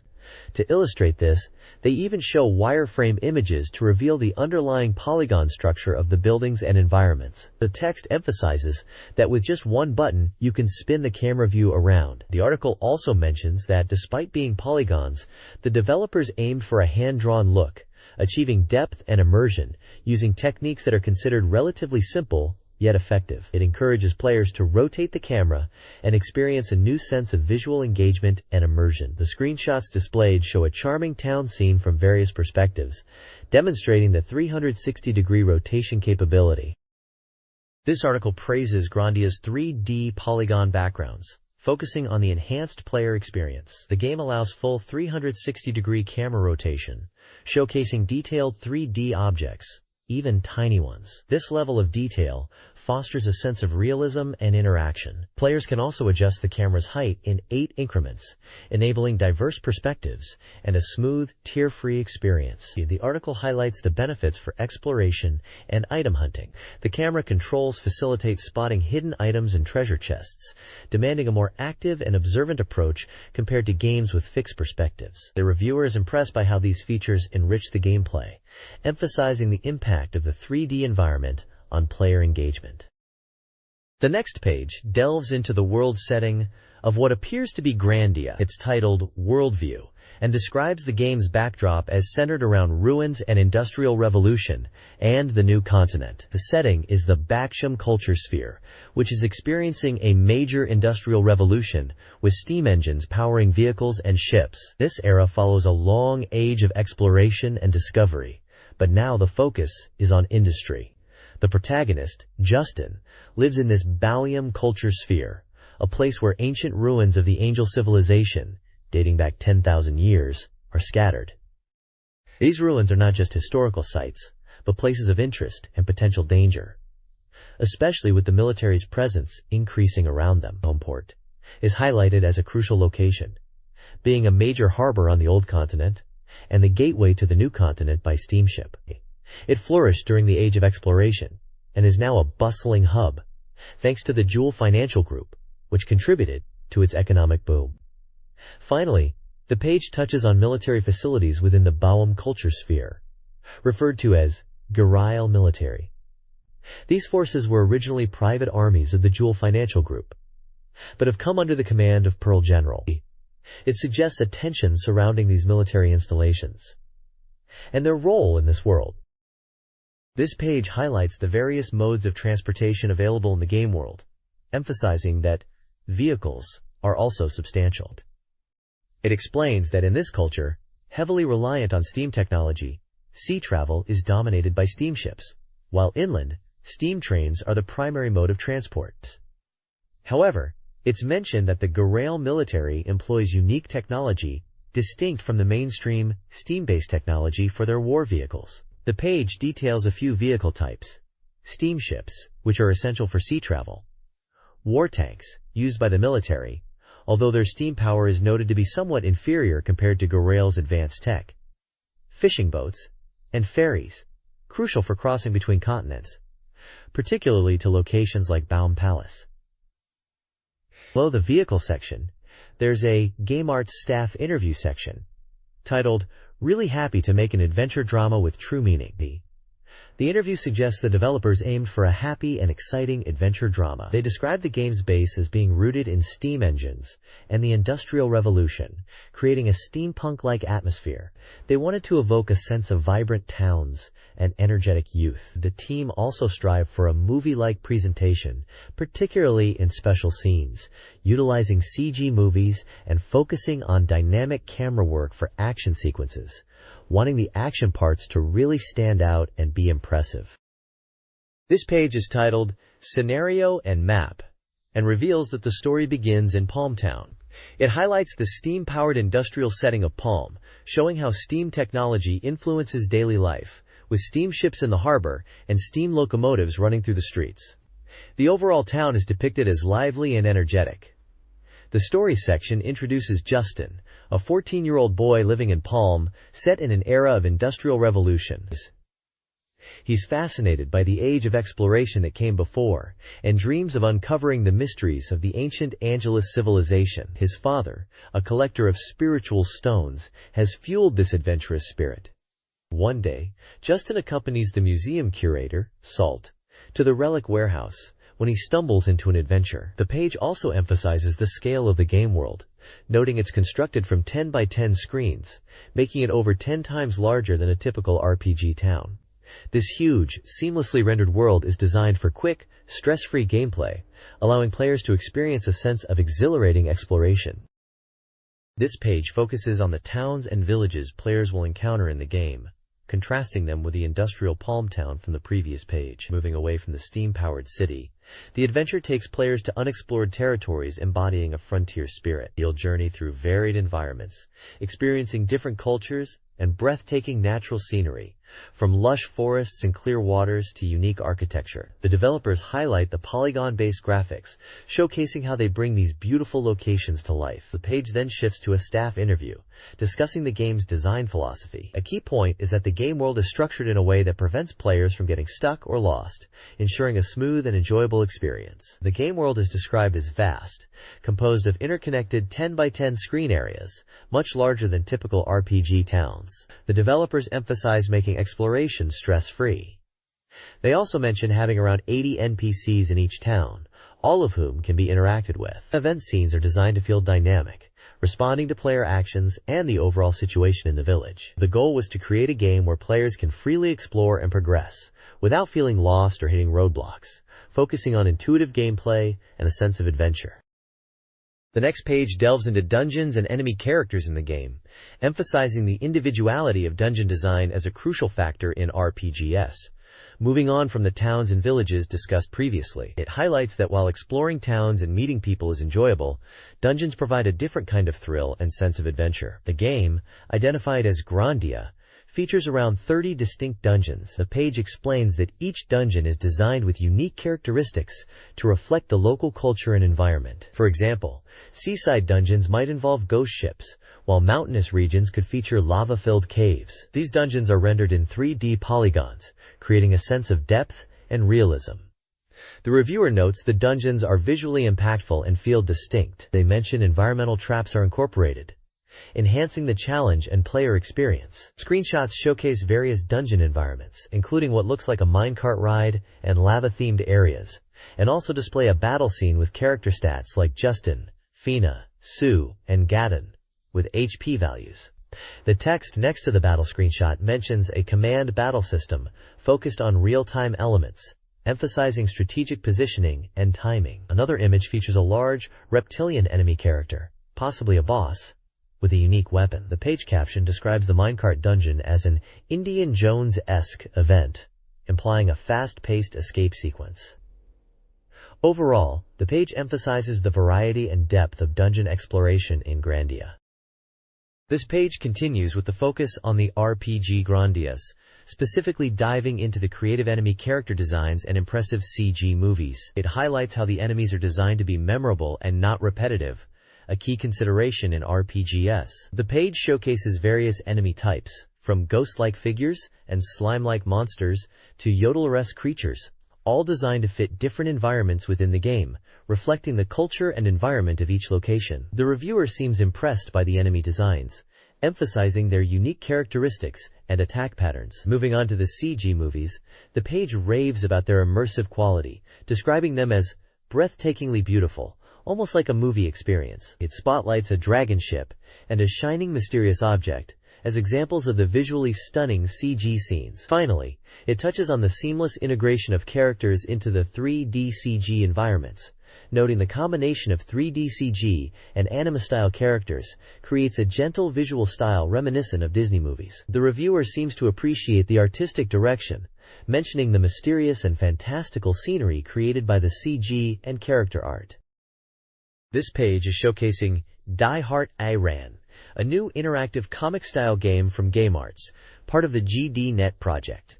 It's being hyped for its movie anime-like graphics and a huge amount of animation, over 18,000 frames. The article emphasizes the cinematic feel and the smooth, natural movements of the characters, suggesting it's aiming for a very high level of visual presentation, almost like a theatrical anime movie. The game's theme seems to revolve around dinosaurs and music, quite a unique combination.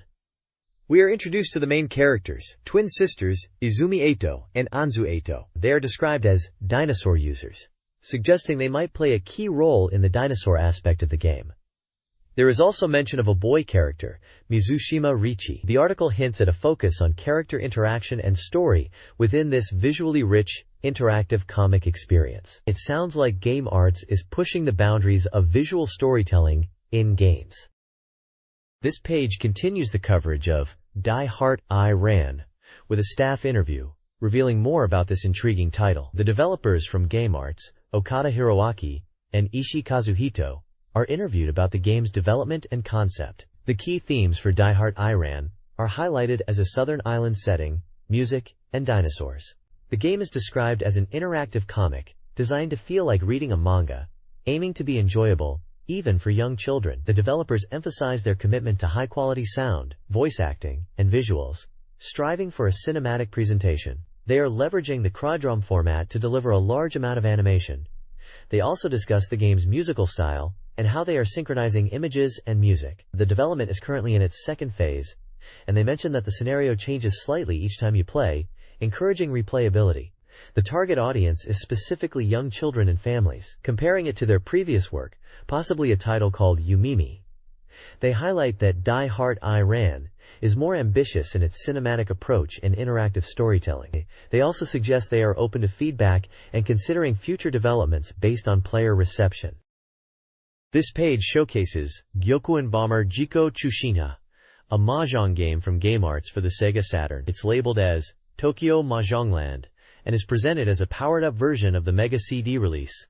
The Saturn version boasts improved graphics and more content. The article highlights different game modes like Free Match, Story Match, and Date Mahjong Anniversary, offering a variety of ways to play. The Saturn upgrade really focuses on enhanced animation and a richer character roster. They mention smoother animations, more expressive character movements, and a wider range of personalities. In fact, they boast 56 unique characters and 500 AI patterns, making each opponent different. The game is also said to be full of humorous and parody elements, which adds to the fun. Screenshots demonstrate the gameplay and some of the colorful characters. The reviewer seems excited about the Saturn improvements, particularly the animation and character depth. Key selling points mentioned are the fluid animations, funny voice acting, and overall parodic style. It's definitely positioned as a definitive version for mahjong fans looking for a fun and character-filled experience. GameArts interview discusses their Sega Saturn mahjong title, Gyokuen Bomber Jiko Tsushima, a significant upgrade from previous games. Katsunori Saito, a seasoned mahjong developer with pro-level skills, highlights the enhancements. The Saturn version boasts vastly improved animation quality, utilizing 3 times the animation frames. It features 56 characters, each with unique AI patterns, creating varied and challenging opponents. The game incorporates humorous and parody elements, with modes like Story Mode, 16 attractions, and Action Mode, 18 attractions, including 4 new ones. The developers express excitement about leveraging the Saturn's capabilities for deeper animation and character depth. Saito playfully encourages players to experience the game's humor and dangerous naming firsthand, promising a greatly improved and engaging mahjong experience compared to earlier titles, building on the popularity of Tokyo Mahjongland. This page is all about the upcoming Sega Saturn release of Lunar Eternal Blue. It highlights that this popular Mega CD RPG is being ported to the Saturn, promising to be even better than the already highly acclaimed original. The developers, GameArts, boast that the strongest staff are working on it to create an RPG that Saturn owners will love. The article emphasizes the improved visuals and new episodes being added for the Saturn version. It points out the beautiful visual scenes, especially focusing on the heroine Lucia and her emotional depth. The game is praised for its detailed character portrayals and individual storylines, setting it apart from other RPGs. Screenshots showcase the pursuit battle scenes, which are described as realistic, with detailed backgrounds showing houses and buildings. Another screenshot mentions the beautiful CG rendering and impressive depth of field, highlighting the enhanced graphics. Finally, there's a section comparing the Saturn version to the Mega CD version Lunar 2, which is likely just referring to the original Mega CD release of Eternal Blue. It notes that while the Mega CD version's graphics were decent for its time, the Saturn version is aiming for a significant upgrade. The article sounds very enthusiastic about the Saturn release and the improvements being made. Lunar Eternal Blue for Sega Saturn features Hyro, a curious explorer, and Lucia, a mysterious girl from a blue star, as the main protagonists. They are joined by Ruby, a talking cat and Hyro's companion, Ronfa, a former soldier, Jean, a dancer, and Lemina, a magician. An interview with Mr. Miyagi of GameArts highlights their dedication to the Saturn version. They're aiming for a minor change version, with improved graphics, anime sequences, and scenarios, not just a direct port. Content was selectively cut to enhance other areas, including dungeons. The development team focused on overall quality, sound, and music improvements. They are in the final testing phase, striving for a polished, high-quality game experience. This page announces Magic Academy Lunar, a brand new entry in the Lunar series coming to Sega Saturns. It's described as not just a port of the Game Gear title Lunar Walking Academy, but a complete reimagining with a fresh scenario developed for the Saturn. The game is set in a magic academy on a floating island where young witches are honing their skills. The article highlights that this title is a renewal of the Gear game, suggesting significant enhancements for the Saturn release. It features character introductions for Ellie, Lena, Sanina, Win, and Blade, giving brief details about each of them. The screenshots show in-game scenes, hinting at the gameplay style. It emphasizes that Magic Academy Lunar is another title that expands the lunar world on the Sega Saturn, building on the popularity of the series mentioned on the previous page with Lunar Eternal Blue. The article concludes that lunar fans shouldn't miss this new adventure.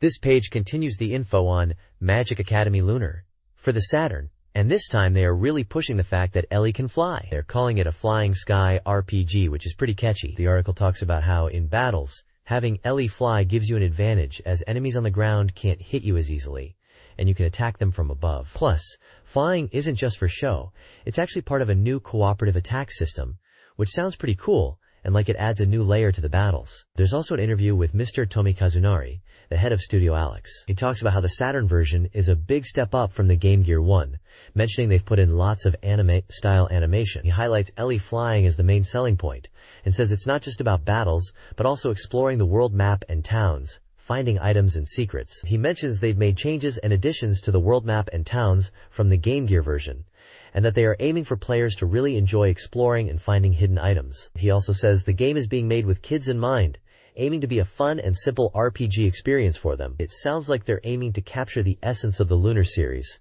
while making it fresh and exciting on the Saturn. This page is all about the upcoming Saturn game, Slayers Royal 2. It's a simulation RPG, and the article highlights that it's a completely original story for the Saturn, and not just a port. The main characters are of course Lena Inverse and Naga the Serpent, and it seems like the gameplay will be in the simulation RPG style. The article mentions that the story is supervised by the original creator, Mr. Kanzaka Hajime, so it should feel authentic to the Slayers universe. It also talks about battles being in an RPG style, and that your level can go from 40 to 50 during gameplay. They also mention impressive magic effects, and the story is set to be quite substantial, potentially even feeling like a visual anime of around 30 minutes in length. It sounds like there will be guest characters appearing in the game too. The page also includes a character profile for Lena Inverse, giving a brief description of her as the dragon-slaying sorceress, and mentioning her signature spell, Dragon Slave. It notes she is motivated by money and treasures, but can sometimes be a bit clumsy.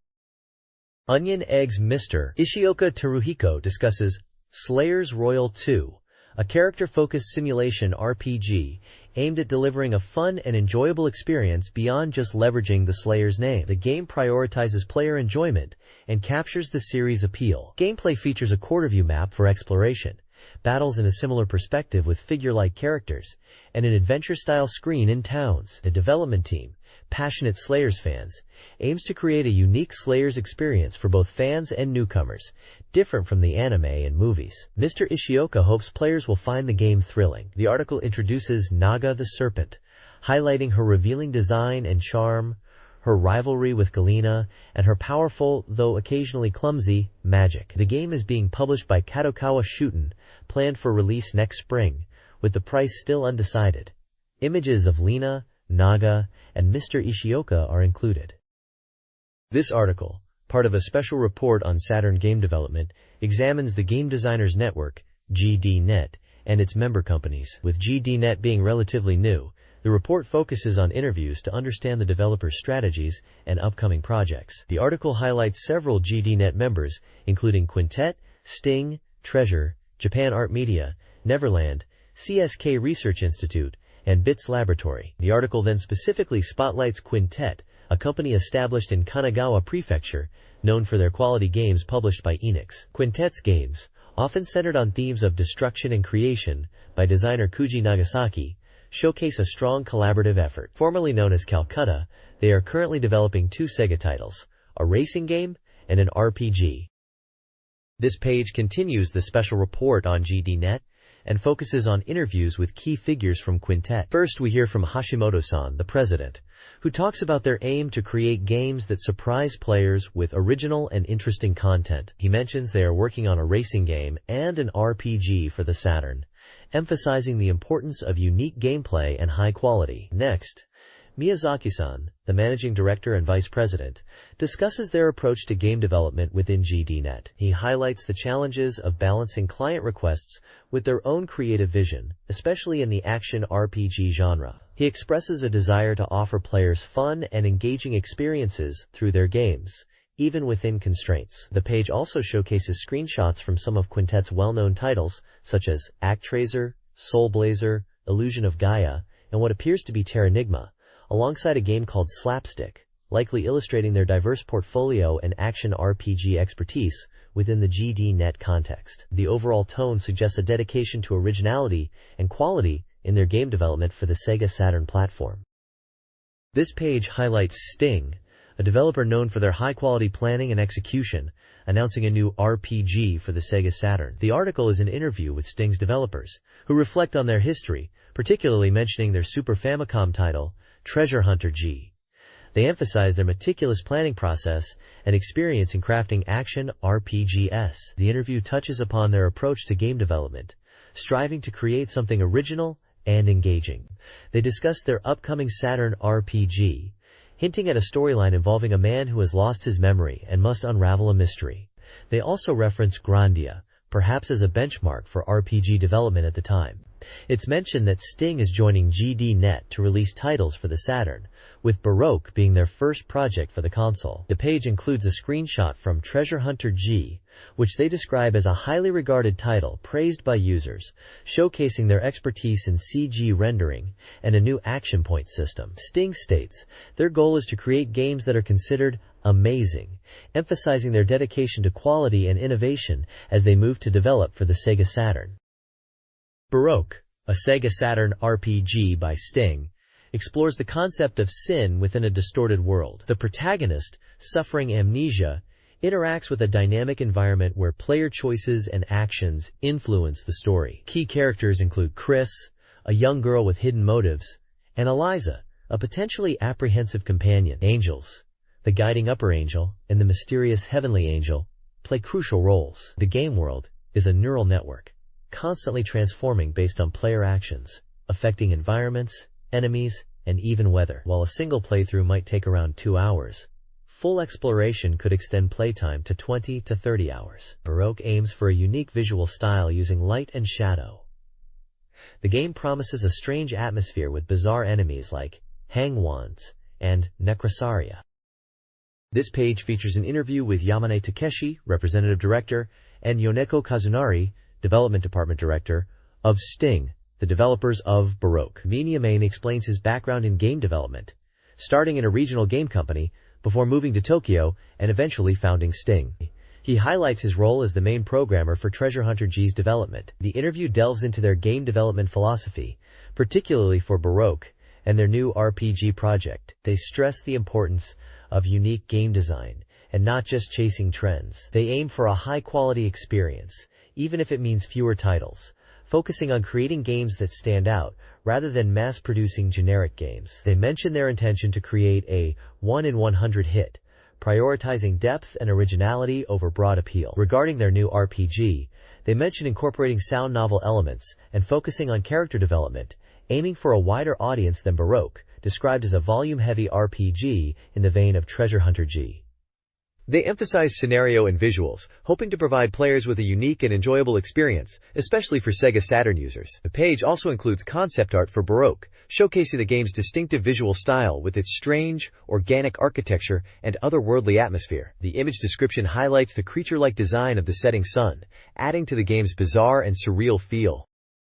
This page is about Treasure, the renowned game developer, and their upcoming title, Silhouette Mirage. The article highlights that this is Treasure's first game developed under the Treasure brand for GDNet, a game designers network, and it's described as a property-focused shooting action game. The article mentions that Treasure, known for titles that excite Sega Saturn users, is participating in GDNet for their second Saturn project. The interviewer speaks with Mayakawa, the representative director of Treasure, and Kimura, likely a development team member, about this new venture. Kimura mentions that while the Saturn is known for 2D games, they are moving from Mega Drive and aiming for a can-do attitude with the Saturn's hardware. He emphasizes that the game is truly hard. The article describes Silhouette Mirage as Treasure's commemorative work for GDNet and notes it is a 2D action game. The bottom section of the page gives a brief story synopsis for Silhouette Mirage, describing a world split by different days, resulting in two types of beings, Mirage and Silhouette, each possessing distinct attributes, separating them into two warring factions. The heroine, named Shina Narashina, is on a mission to restore the world, seeking a great legacy left in the destroyed world. The next page continues the interview with Kimura from Treasure, focusing on the development of their new game, Silhouette Mirage. Kimura explains that they are aiming to make a unique attribute-based game, drawing from elements of weirdness and chaos, and incorporating both comical and serious tones in the visuals. He describes the gameplay mechanics, mentioning that it involves strategic elements, where players need to consider enemy attributes and utilize counterattacks effectively. Power-ups are designed to be integrated into the character's abilities, rather than just generic power-ups. Kimura also touches upon the game's presentation, highlighting the camera work and aiming for a visually appealing 2D style. He emphasizes the importance of making the game fun and engaging for players, wanting them to be absorbed in the gameplay. The bottom section of the page provides background information on Treasure, stating that it was founded 4 years prior by former employees of a major game company, centered around Maekawa. It mentions their history of action games, including Gunstar Heroes and Guardian Heroes, and positions Silhouette Mirage as a unique title that embodies Treasure's action-oriented approach. Screenshots from Guardian Heroes, showing 6-player battles, and Silhouette Mirage, demonstrating its shooter-like action and scenario, are included to illustrate their game styles. The page concludes by mentioning that development is about 2% complete and requests player patience for further updates. This page dives deeper into Treasure's new game, Silhouette Mirage. Continuing from the previous page's interview with Kimura, it highlights the game's unique, attribute-based mechanics and blend of humor and seriousness, showing character art and emphasizing the strategic elements of using enemy attributes against them. The page mentions the focus on visually appealing 2D graphics and engaging gameplay. There's also a comic strip that humorously depicts the game development process, from initial ideas to debugging and the eventual release, touching upon the challenges and iterative nature of creating games. The bottom half shifts to sound production, titled something like Gorgeous Staff Sound Production Progress. It talks about how sound development for their games, following Guardian Heroes and Gunstar Heroes, is being handled by Treasure's Nazo unit, including members like Mr. Nazo Satoshi and arranger/manipulator Mr. Matsuoka Hideki. They're aiming for varied and rich soundscapes. It mentions that earlier, these same 3 members were responsible for the music of Madara, recording at a studio in Tokyo around August, and describes the music style as rhythmic and driving. There's a photo of the sound production staff featuring 3 men and 1 woman with a piano and guitar, likely showcasing the team involved in creating the game's music. Japan Art Media, led by Mr. Takahashi Katsushi, aims to become a leading software maker, shifting from outsourcing to creating unique and technically impressive RPGs. They are focusing on the SEGA Saturn, drawing inspiration from their highly regarded Aretha series. They are currently developing a simulation RPG, targeting a release next year, and are simplifying aspects while prioritizing user experience. They are also working on the Saturn version of Lunar Silver Star Story, and exploring bringing the Aretha series to the platform. They aim for early releases and prioritize teamwork and user satisfaction. Japan Art Media seeks to redefine its image, moving beyond colorful games to deliver engaging and unique Saturn RPGs. GDNet presents a report on Neverland, a new game developer founded by veterans from a previous software company. Their debut title is Kaiku Kaisen, a Super Famicom game translating to Steamship Pirates. Inspired by a childlike wonder, Neverland aims to create engaging games. Kaiku Kaisen is a strategic game set in a steam engine-era world, featuring naval battles. The gameplay emphasizes strategic positioning, ship customization, and varied attacks, moving away from traditional command-based RPG battles. The developers aim for a fast-paced experience, incorporating around 100 RPG elements playable in 30-minute sessions, designed to appeal to core RPG fans. The report includes screenshots and introduces the development team, including producer Takashi, scenario writer Miyata Masae, designer Kashiwagi Junichi, and main programmer Ukita Naoyuki. This page focuses on the CSK Research Institute, specifically their application development department, with interviews featuring Nami River Makoto and Gunji Hideo.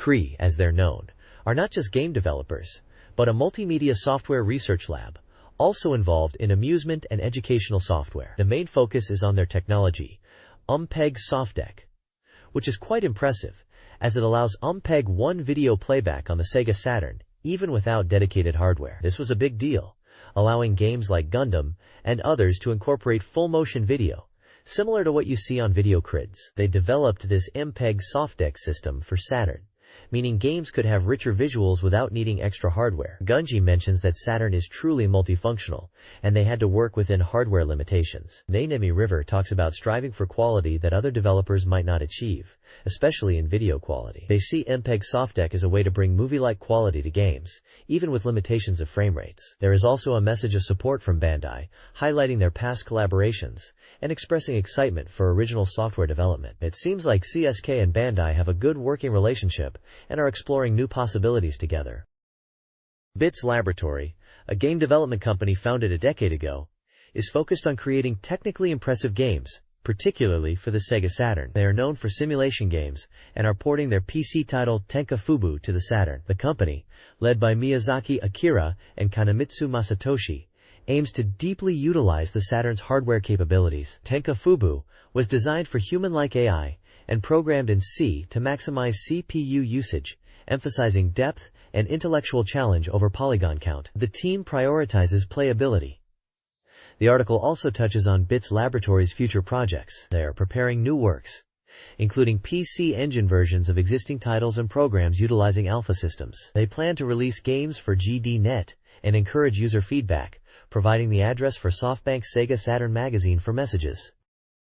This page highlights Mobile Suit Gundam Side Story 1, War for the Blue, a new Gundam game coming soon. It emphasizes the captivating story of the Gundam universe and focuses on two pilots whose destinies intertwine. The page introduces two main characters: Yu Kojima, a Federation pilot described as a taciturn but exceptionally skilled MIMS pilot, and Nimbus Stertzen, a Xeon Ace pilot deeply loyal to his nation and driven by strong emotions. He is mentioned to be investigating the secrets of the exam system, bringing him into conflict with Yu and others. The game aims to deeply explore the Gundam world, focusing on character development through communication and dialogue, even for characters not graphically depicted. It mentions the game is a dramatic shooting game, scheduled for release in September by Bandai, priced at 4,800 yen for one player and suitable for all ages. It also states the game is 100% complete. A small section mentions feedback from players who tested the game and enjoyed its deep gameplay.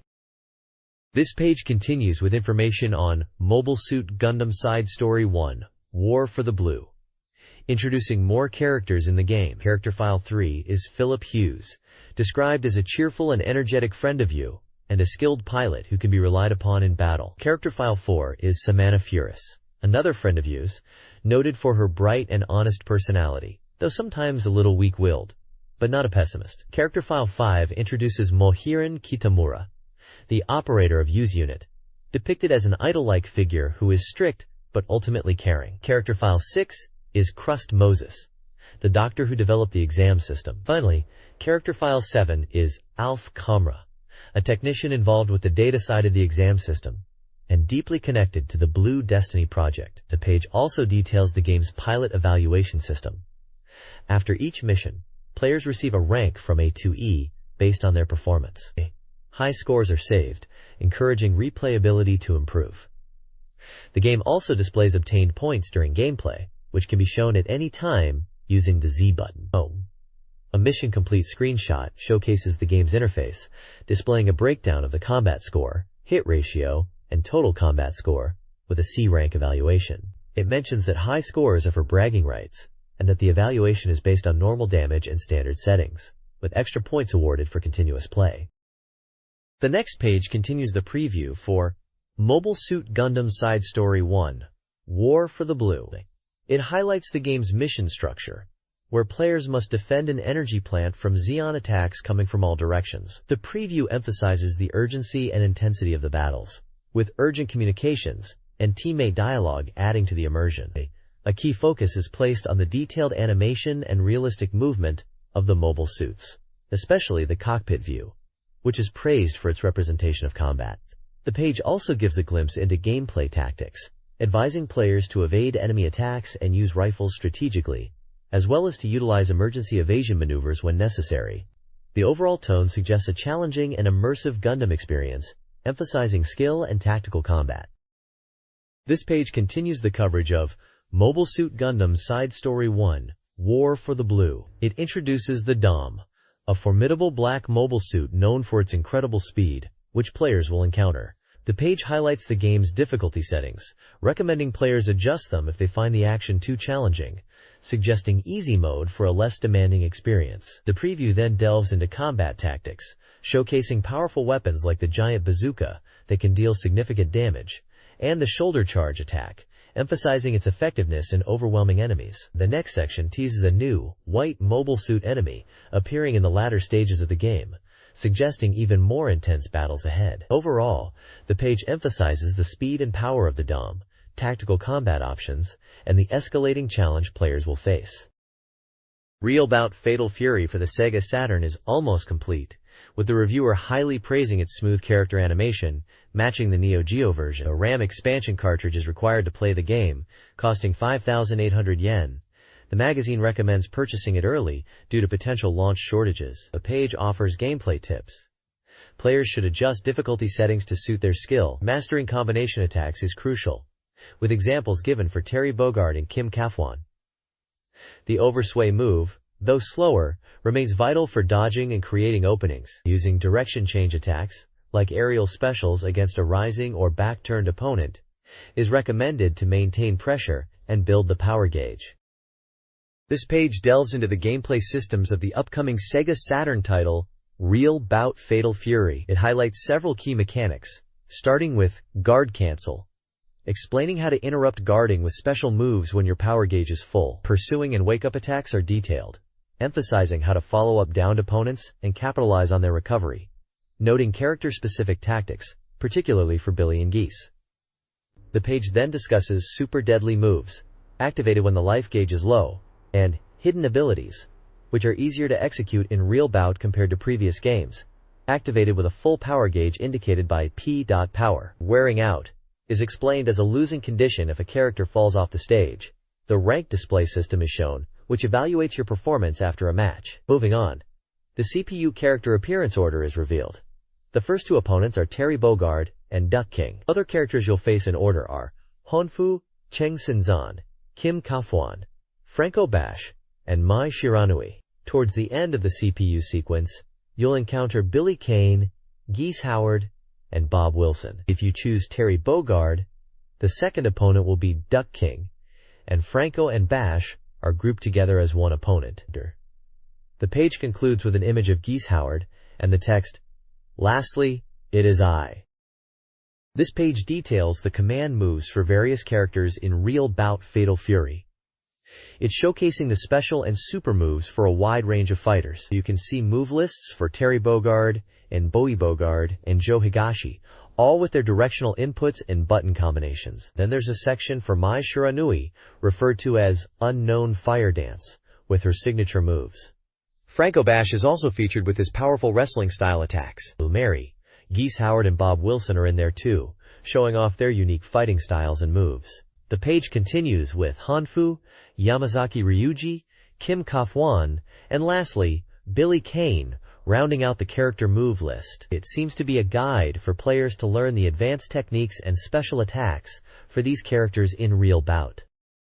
This page is all about a reader participation contest for Real Bout Fatal Fury. It's called the Real Bout Wolf Legend War, a battle between SNK staff and writers, and they're inviting readers to predict the outcome. Sponk's Tokyo branch confidently declares, "I'll definitely win."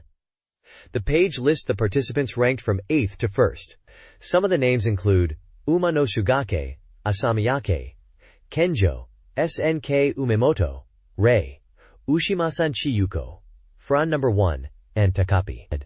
Under each name you can see the characters they're using, mostly from the Fatal Fury series like Duck King, Bob Wilson, Joe Higashi, Blue Mary, Billy Kane, Terry Bogard, and Beatty Bogard, and Kim Kafwan. The contest rules explain that readers need to predict who will win between the SNK team and the writer team. If you guess correctly, You could win prizes from SNK, such as room cartridges and posters, and SoftBank goods.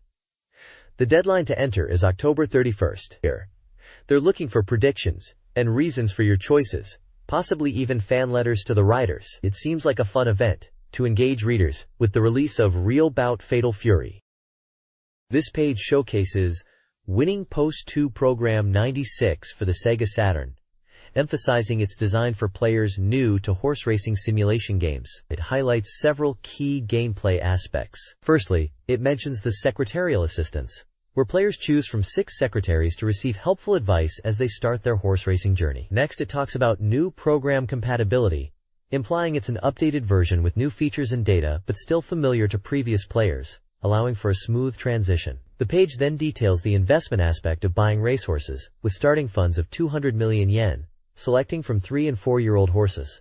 It also introduces a paper owner game mode, letting up to 4 players compete by drafting horses and earning prize money, aiming to test their breeding and horse selection skills. Further sections touch on the player's progression, from initially entrusting tasks to the secretary, to eventually participating in horse races and managing a farm. It also points out the importance of relationships with horse owners and farm managers, and the need to manage monthly finances in the game. Finally, it mentions an in-game glossary to help players understand horse racing terminology.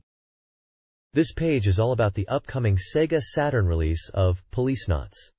It's being touted as the ultimate package, and the culmination of 2 years since the PC version. The reviewer seems really excited, calling it the final form, and emphasizing how much effort has gone into it, even comparing it to past special edition releases, saying this one is on another level. For those who get the first pressing, there's a bunch of extras, including a power memory label seal, a barcode gun decal, and 3 photo cards. The page also highlights gameplay, showing off shooting scenes, emphasizing you can really take your time and enjoy them. Plus, it mentions a cool bonus after you finish the game. There's extra video content to check out in the menu. It sounds like Konami is really going all out for this Saturn version, aiming for a premium experience with lots of extras.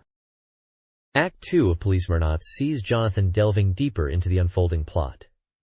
He visits Ed's family, but a phone call injects suspense. The Astronauts Memorial Museum, AMM, a key location showcasing space exploration history, is central to the Policenauts case, even displaying related artifacts. Jonathan and Ed investigate the AMM, anticipating a meeting, but encounter a mysterious spaceman. The narrative introduces intrigue surrounding a hidden credrum, a secret related to the North Kenzu family, and information from 9-Star Stess, whose reliability is questioned. Ed investigates Kenzu Kitakyushu.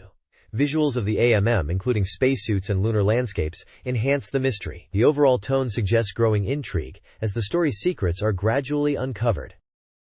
This page is all about the unfolding drama in Policenauts Act 2. Picking up from where we left off, the mystery deepens with a cladrome discovered to contain secrets related to Tokugawa Pharmaceuticals. It seems this cladrome can only be accessed on specific terminals, adding to the intrigue. We see Jonathan going to Beyond Coast Central Hospital, remembering a terminal might be there from a previous visit. The game features a check clearing element where you have to bypass iPod checks, showing a screen with the Tokugawa Corporation logo and a code input. This apparently leads to uncovering the full scope of the narc drug trafficking, revealing Tokugawa Pharmaceuticals' deep involvement in illegal activities, going beyond just one company's wrongdoing. The plot thickens with the Lorraine murder case. It seems Jonathan is investigating the narc drug trade, and a capsule is involved. Things escalate quickly, and Jonathan finds himself chasing a suspect in a dangerous car chase on a motorbike. We see action-packed screenshots of this chase, with Jonathan pursuing the suspect in a car. The chase culminates in a final bomb disposal scene, where Jonathan has to defuse a bomb set by the culprit in a building. The text mentions that time is running out, and Jonathan has to personally defuse the bomb. It all looks very tense and action-packed. This interview focuses on the Sega Saturn version of Policenauts, subtitled, "Saturn version becomes even cuter." Hideo Kojima discusses the game's core themes: isolation, human relationships, and the concept of space colonies as dreams. He highlights the game's cinematic approach, inspired by his desire to create adventure games with movie-like presentations. The Saturn version is described as the definitive edition, boasting full voice acting, enhanced movie scenes, running at a superior 24 frames per second compared to the PlayStation's 15. The interview emphasizes the team's effort to push the Saturn's technical boundaries, particularly with semi-transparent processing, showcasing the passion of Saturn users and the game's improved visual experience. Kojima considers the Saturn version, with its visual and audio improvements, the best representation of his vision. This page is dedicated to Hideo Kojima, the director and game designer of Policenauts. The page highlights him and the Saturn version of Policenauts, continuing from the previous page's discussion. Kojima is introduced as being born in 1963 and working at Konami Computer Entertainment Japan, where he's known for titles like Metal Gear and Snatcher, in addition to Policenauts. The text mentions that Policenauts took 10 years to create, and that even now people still ask him about it. Kojima expresses his happiness about this continued interest. He reiterates that the Saturn version of Policenauts is considered the definitive edition. The page includes 2 photos of Kojima, one larger portrait, and a smaller picture in the bottom left corner. To the right of the smaller photo is the Japanese box art for the SEGA Saturn version of Snatcher, another game Kojima worked on. The box art prominently features the SEGA Saturn and Konami logos. The next page showcases Japan's Super Bass Classic 96 for the SEGA Saturn, emphasizing its authentic and realistic approach to bass fishing. It's highlighted as a proper bass fishing game, supervised by famous bass professionals, promising a real fishing experience, down to the feel and graphics, and even featuring real-world fishing tackle. The page details the tournament mode, described as the core fun of the game, where players aim to become top-ranked bass pros. It breaks down gameplay into 3 key points. Firstly, participating in tournaments held in famous fishing spots across Japan like river mouths and lakes. Secondly, emphasizing strategic positioning as crucial for success. And thirdly, aiming for big catches by using lure fishing and changing tackle according to the conditions. A quote from the developer, Nagzot, mentions the game is 100% complete and shares enthusiasm for fishing, inviting players to participate in a Nagzot-sponsored NBC Shore tournament on September 1st at the Hikawa River mouth. With signups open from 7 a.m., the game was released on August 23rd, priced at 6,800 yen. Screenshots throughout the page show in-game menus for tournaments, tackle selection, gameplay views of fishing locations, and the excitement of catching a bass. This page is all about Honkaku Pro Mahjong, Manpuku Special, for the SEGA Saturn, promising an authentic professional mahjong experience. It's endorsed by the Japanese Professional Mahjong League, so you know it's the real deal for mahjong fans. The game boasts 15 famous pro mahjong players that you can actually play against, which is a big draw. There are a few game modes highlighted, including a free match where you can play against 3 opponents, a title match mode where you can see your win/loss record against other players, and a performance mode to track your stats and skills. There's also a title domination mode where you can compete in tournaments and climb the ranks, aiming for the ultimate Asada Tetsuya Cup. Screenshots show in-game action, with clear views of the mahjong tiles and interface, along with player stats and scores. Below, you see headshots of the 15 featured professional mahjong players, with their names and ranks listed. The game was released on August 23rd and cost 5,800 yen. It's developed by Naxat Soft and published under the SEGA Saturn Press banner. It really looks like the definitive mahjong game for the SEGA Saturn if you are into the intricate world of professional Japanese mahjong. Puzzle and Action Demon Crusade is an exciting SEGA Saturn puzzle game, a fun and cute experience with a focus on strategic item usage. Players guide Arthur through stages by placing items to create paths, unlike traditional puzzle games. Set in the Ghosts and Goblins universe, each stage begins with a goal and a hint, followed by the player setting up the environment. Successfully completing a stage results in a clear message showcasing Arthur's actions. The game features familiar characters from the series, including Arthur, Astaroth, now a good guy, Retta Reamer, Beelzebub, Cockatrice, Shielder, and Lucifer, adding to the game's appeal. This page is all about the upcoming SEGA Saturn game, J-SWAT, or Japanese Special Weapon and Tactics Team. It's an action shooting game, and the page is focusing on the strategic elements of gameplay. The article emphasizes careful planning before jumping into action. First up is understanding the situation and placing your team effectively. You'll need to look at the map layout and decide where to deploy units like forward, sniper, and backup. The game suggests snipers are best placed away from the action, and your forward unit is controlled by the player. Next, the page talks about choosing your equipment wisely. It stresses that unnecessary gear is prohibited, and you should select weapons according to the number of enemies. The Mad Eagle handgun and Red Eye machine gun are recommended as a good balance, especially for early stages. Specifically for Stage 1, it suggests a Mad Eagle with 1 magazine and a Red Eye with 3 magazines as a good starting loadout. The article also highlights the importance of precise execution in missions like criminal apprehension and hostage rescue, showcasing gameplay screenshots of these scenarios. Finally, it introduces a 6-rank evaluation system, from A to F. Your rank is determined by factors such as unit deployment, equipment choices, and mission performance like apprehending criminals and rescuing hostages. The goal, naturally, is to achieve the top rank of a buy. The reviewer seems to be encouraging players to really think strategically to get the best score in J-SWAT. Tetris Plus for the Sega Saturn is a coming-soon soft release, featuring a puzzle mode with 100 stages and a competitive multiplayer mode. The game builds on classic Tetris gameplay, offering a face-clear type puzzle game with refined graphics and an edit mode. Normal mode is described as simple, addictive fun, perfect for 2 players. The Versus mode is a 2-player battle based on puzzle mode rules, where clearing lines sends blocks to your opponent. The aim is to fill their screen first in exciting best-of-3 matches. Finally, the Treasure Hunt puzzle mode offers a story-driven experience where players explore ruins and solve puzzles, guided by a professor. An edit mode allows players to create and save up to 10 custom puzzle stages.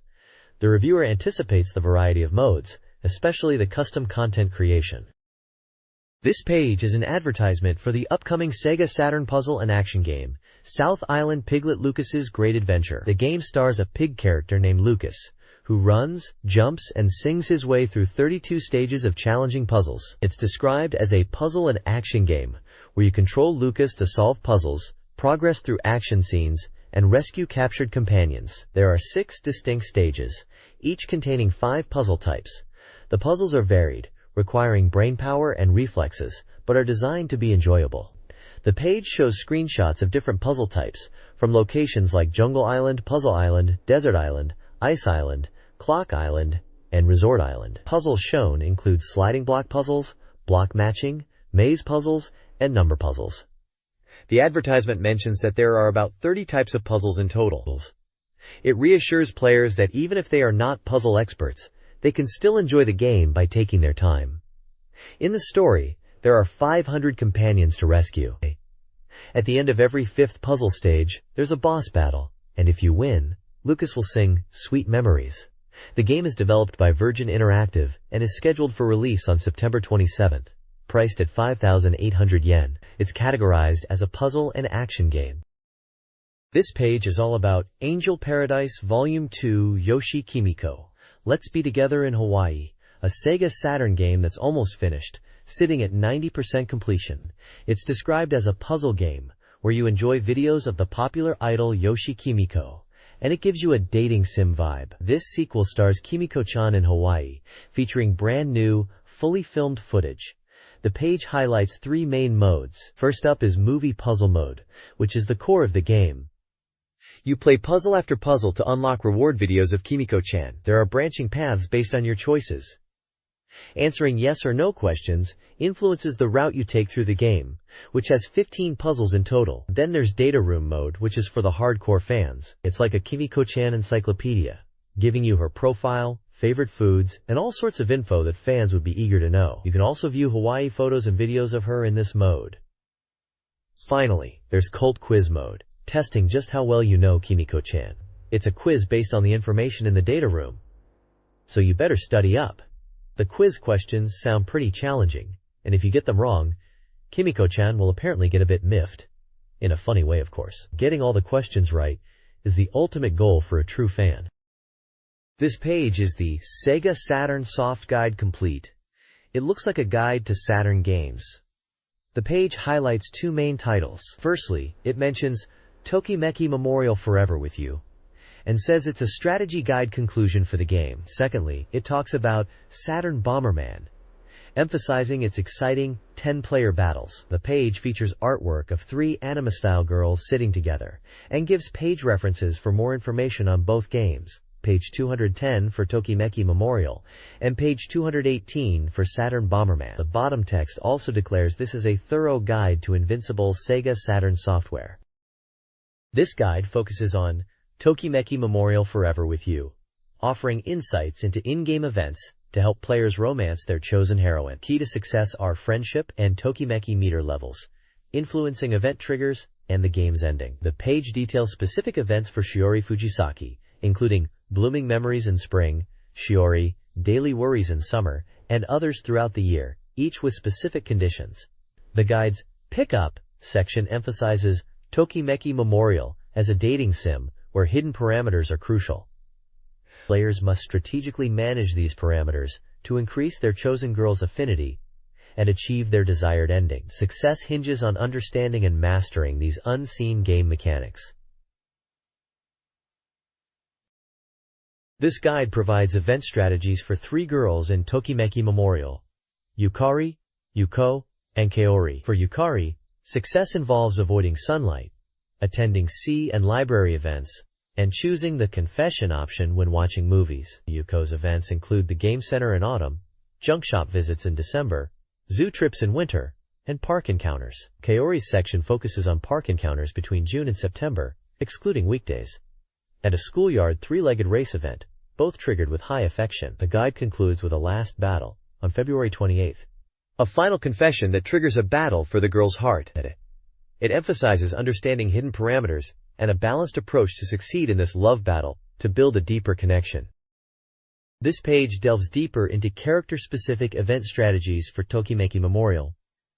We start with Katagiri Ayako, for whom you need high art and artistic parameters above 50. To win her over, aim to visit art museums in the fall, specifically during the Gauguin exhibit in September and November. Another key is to take naps and admire her sleeping face, which apparently endears you to her. Next up is Nijino Saki. Her conditions are slightly different, needing charm and beauty parameters above 36, and you need to be popular enough that more than 2 girls are interested in you. Her events include school events and park dates. For park dates, aim for weekends in spring at Central Park, bringing a packed lunch. She also appreciates shopping street visits during winter for small item purchases to help with her errands. There are pick-up sections highlighting key points. For Ayako, they mention she's an individualistic gal who likes grotesque things too, suggesting her tastes are unique.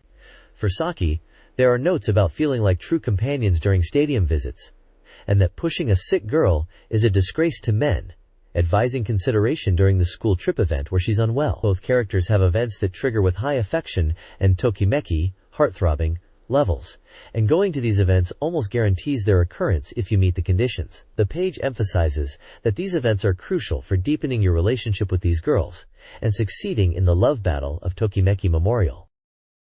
This guide details character events for Yukari Koshiki and Nozomi Kiyokawa in Tokimeki Memorial. To trigger Yukari's events, you need high exercise, art, and artistic stats, above 50 or 84 if popular.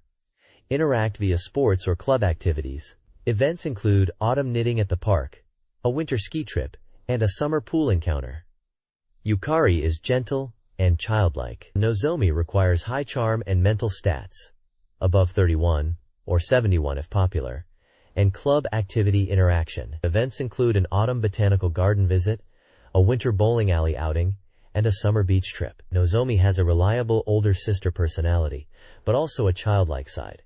A special sports day event reveals a hidden side, triggered by high tokimeki. This page dives deeper into event scenes for Tokimeki Memorial, now focusing on 2 more of the lovely ladies, Mira Kagami and Yuko Asahina. First up is Mira Kagami. To trigger her events, you'll need high stats in charm and appearance, especially if she's popular. She's described as having glass pride, meaning she might seem aloof but is easily flustered. Her events are triggered when your friendship level and tokimeki level are high. To invite her to places like amusement parks in autumn, shop for fashion together in spring, go to the beach in summer when she's feeling neglected, and even a winter ski trip. There's also a Christmas party event and even a phone call scenario.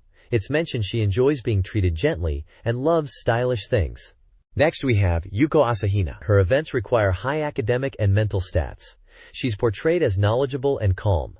To see her events, you need to have a good friendship level and high tokimeki. Expect to hang out at the game center in spring, go to concerts in autumn, especially Seiken 9, likely a band name or event. There's a library date right before exams, and a skating rink outing in winter. It seems Yuganko enjoys intellectual pursuits and calm environments, and you'll be exploring these interests in your dates with her. It also mentions a special pickup scene where you can witness her enjoying the company of children at the kindergarten she volunteers at, showcasing her kindness. This page continues showcasing event scenes for Tokimeki Memorial, introducing two more potential girlfriends, Ryuko Shina and Yumi Asou. Ryuko Shina is described as an athletic and energetic girl. To trigger her events, you'll need high sports stats, spirit, and guts.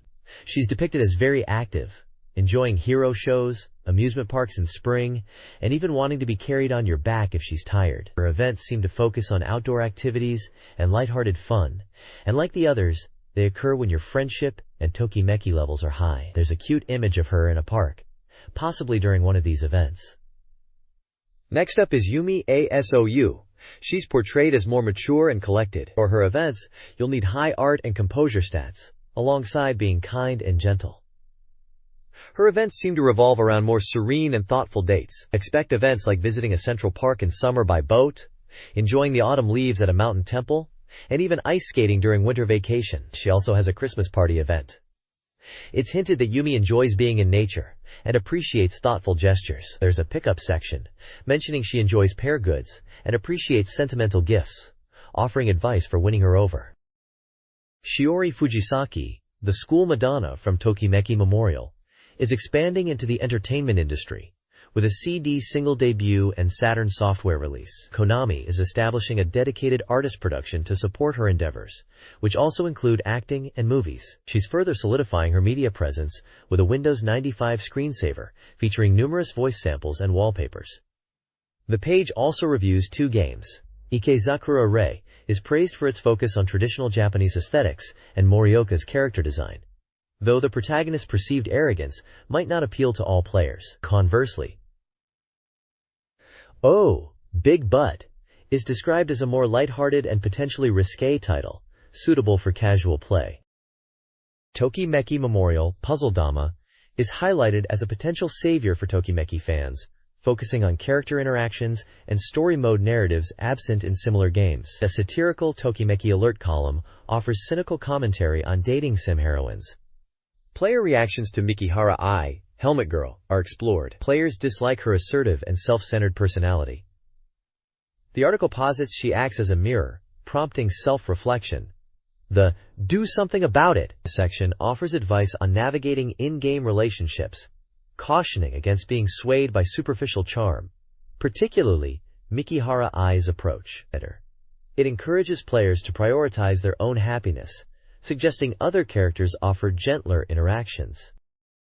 This page dives into a chaotic 10-player battle royal in Saturn Bomberman amongst the magazine's editorial staff to determine who is the strongest player. They are using unorthodox controllers like racing wheels and analog sticks for added challenge. The page introduces the 10 brave Bomberman combatants with humorous descriptions and photos. We have Gasuketsu, who loudly strategizes, Natsumaru from the amusement book section relying on virtual on techniques, Isagoman, who always wears a mask even at work, and Ueda, a veteran editor. There's also Aoyama Yuko, a beauty editor who is surprisingly strong, Masa, a cap wearer who loves strategy games, and Sugebu, a small build editor who often visits restaurants in the front of the station. Shinpun, an assistant editor who is always busy, Chibachin, who is a heavy drinker and stalker user, and finally, Black Eye, who wears an eye mask for better visibility on screen. The page shows screenshots illustrating the chaotic 10-player Bomberman action. It also highlights a Saturn Bomberman Cup prize contest for readers. You can win Saturn Bomberman merchandise like cooler bags, lunchboxes, t-shirts, and clear cases by sending in a VHS tape recording of your Master Mode gameplay. They want your name, address, age, occupation, phone number, rank, reach stage, score, technique points, and a memo. This page focuses on the GW Della Gameware section, highlighting new digital media and games. It's announcing the revival of the Edison feature, which was popular in GW Issue 1. Apparently, Edison's detective agency from GW Issue 1 received great user support and is making a comeback. This feature seems to be about finding hidden text within game screens. and is described as simple yet insightful. They are also talking about player characters like Maruchi-chan and Tomonakun, and encouraging reader submissions for game ideas. Moving on, there's a section about the Pipit Boy puzzle game, described as a 2D puzzle. It mentions that it's evolved from a previous game featured in GW. This new version has significantly changed the game system to a falling puzzle game, where you use items to interfere with your opponent and combine panels to reach the goal. Finally, they're spotlighting a new digital novel comic adventure game called Onasen, or Older Brother. This game is highlighted for its human drama themes and unique CG graphics. They mention the story is about life's sorrows and inanimate objects with souls, written by Mr. Uraki Yoshimasa, the original creator of Pipit Boy. It seems to be a digital comic adventure with a slightly absurd and heartwarming story.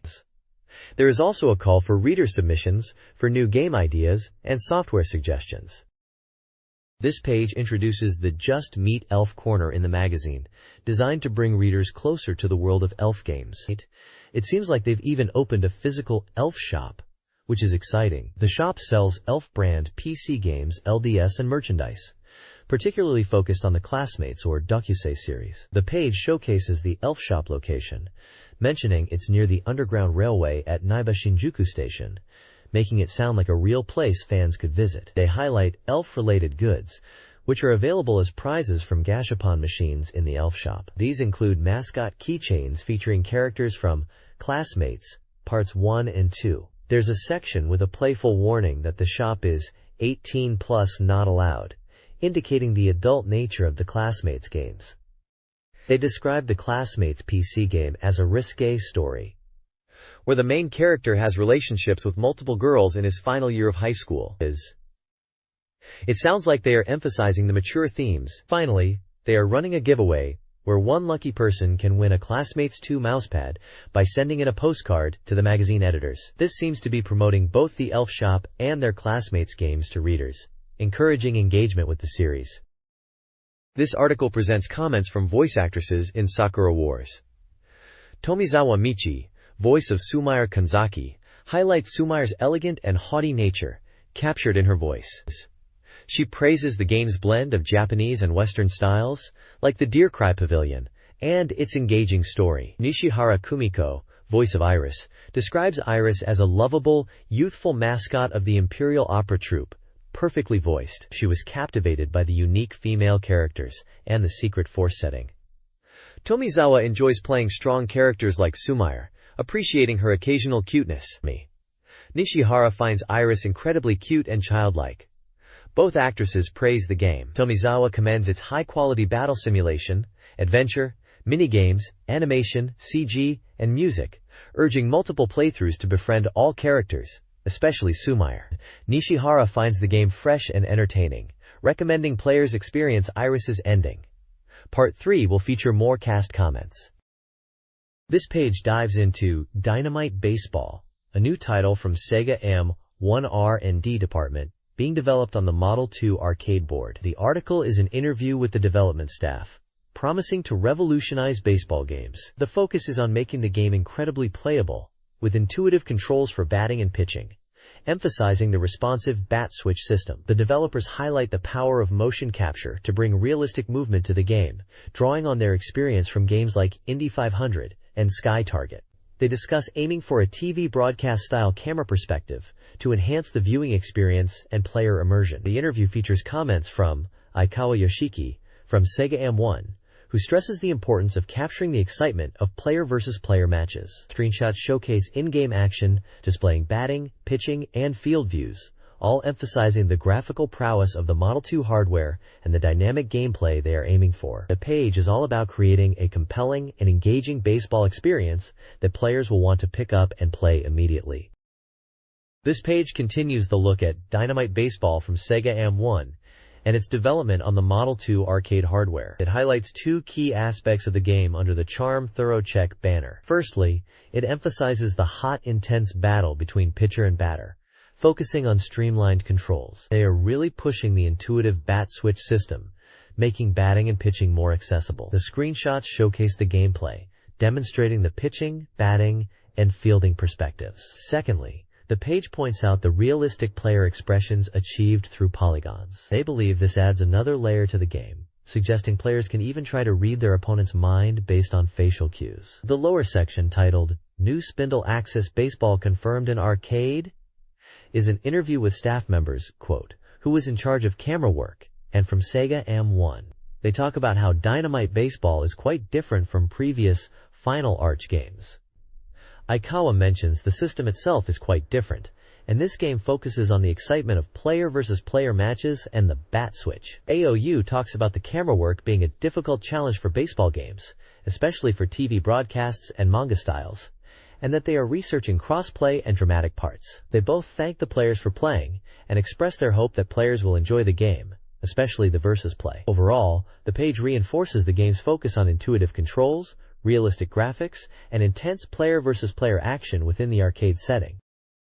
This page offers a comprehensive guide to SEGA AM3's fighting game, Last Bronx, Tokyo Bangaichi, focusing on move lists and techniques. It spotlights two characters, Yusaku, known for his balanced style and powerful shoulder tackles, and Joe, who excels at zoning with his long reach. The guide provides detailed move tables for both characters, including basic, down, jump, rising, and unique attacks, complete with commands and attack levels. It also features one-point advice sections offering gameplay tips, such as using Yusaku's low attacks and sonic elbows, or Joe's range-based moves. Furthermore, the page reveals two back-tech secrets, a ring-out technique, and a big face feature triggered through specific actions in the game. The guide aims to equip players with the knowledge to master the game, even mentioning an ambitious goal of achieving 100 consecutive wins.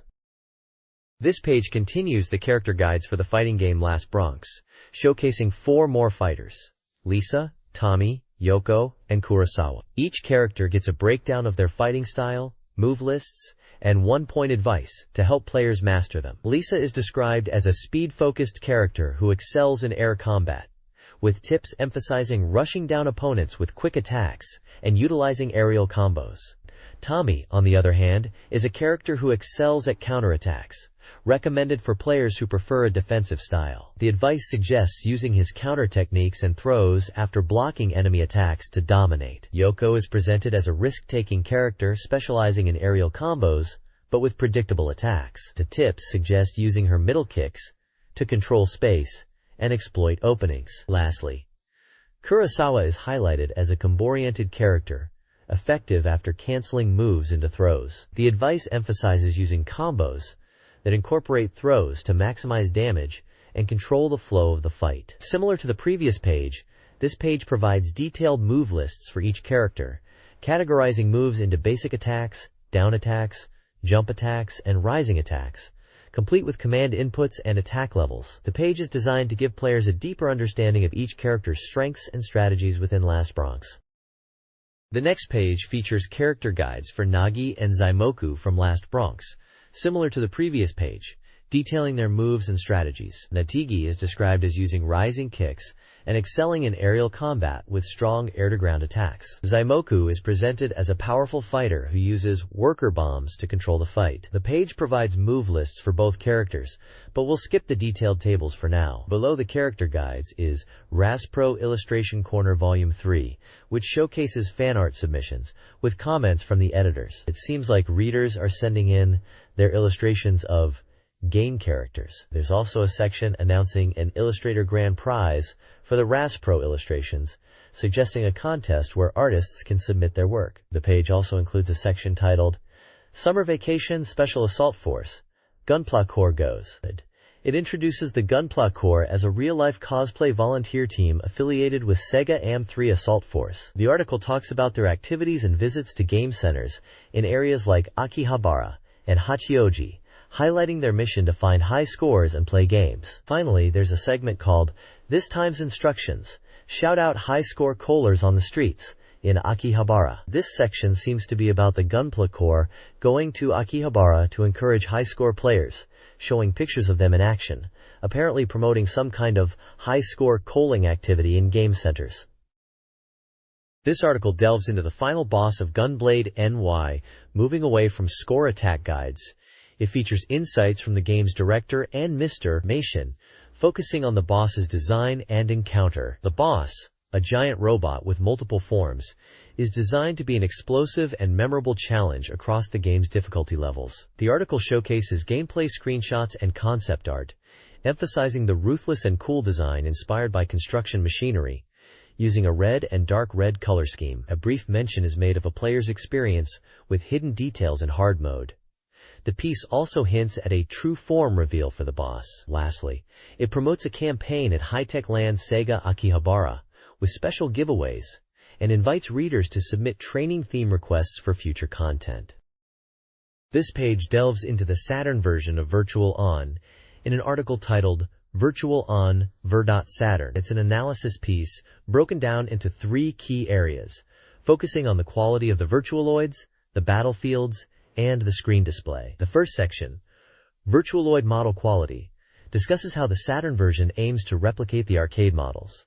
It mentions that while the polygon counts are similar, there might be some visual compromises due to the Saturn's hardware, but overall, the models are considered to be at a comparable level. The second section, Field Quality, looks at the battle stages. It notes that the Saturn version's fields are also constructed with polygons, similar to the arcade.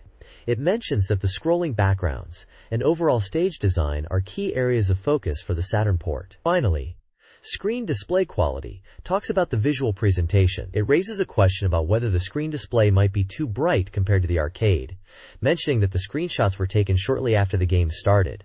The article suggests that the display is being adjusted to be more suitable for home console play, implying it might be tweaked from the arcade's direct presentation, but aiming for a faithful experience. The page also features Drive, Watari's electronic brain battle machine Virtual On Lecture Volume 12, suggesting this is a recurring column providing insights and analysis on Virtual On. It's presented as official planning from AM3 Research, indicating expert commentary on the game's Saturn conversion.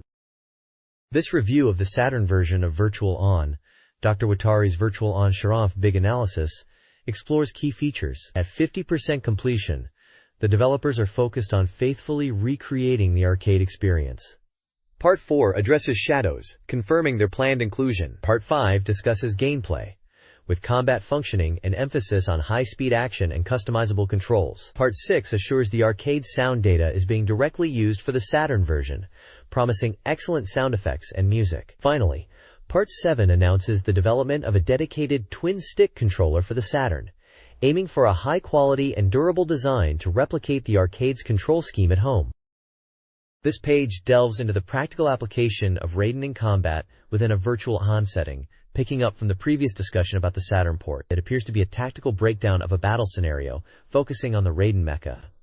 The page details a simulated first battle scenario that starts at 09:01 hours, where the squad is deploying and establishing positions. The 24th gate and subshaft movements are confirmed, but an enemy eyeball has been destroyed.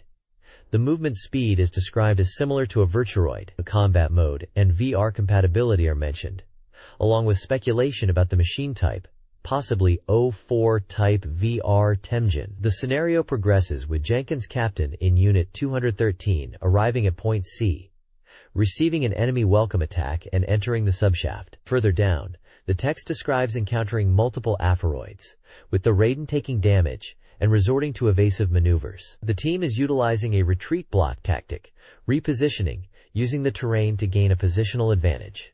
The diagrams illustrate tactical maneuvers, including Ascon Corn Shot and Salvin Cannon Advance, showcasing offensive strategies and movement during combat.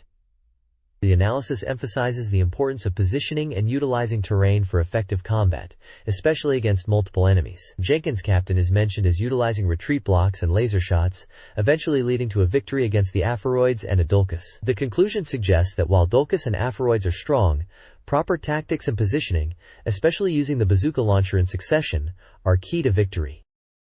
This page continues the Virtual On strategy discussion, diving deeper into combat tactics with Raiden. It seems the battle against the Apheroids and Dulcus escalated from the previous encounter. The text describes a scenario where, after successfully retreating, the enemy's attacks didn't stop, and the battle continued. The focus shifts to understanding the enemy's tactics, particularly the Salvin machine block action and the Ascon corn shot.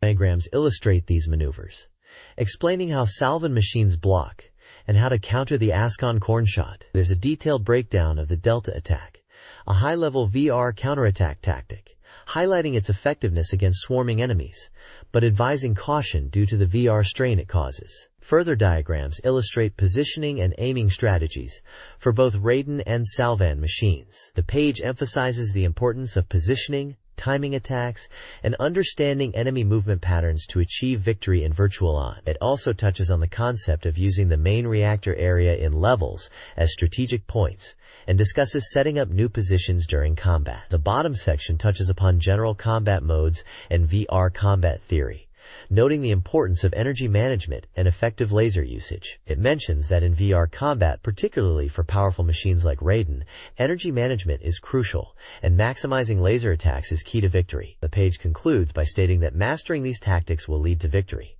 implying that thoughtful strategy trumps brute force in Virtual On.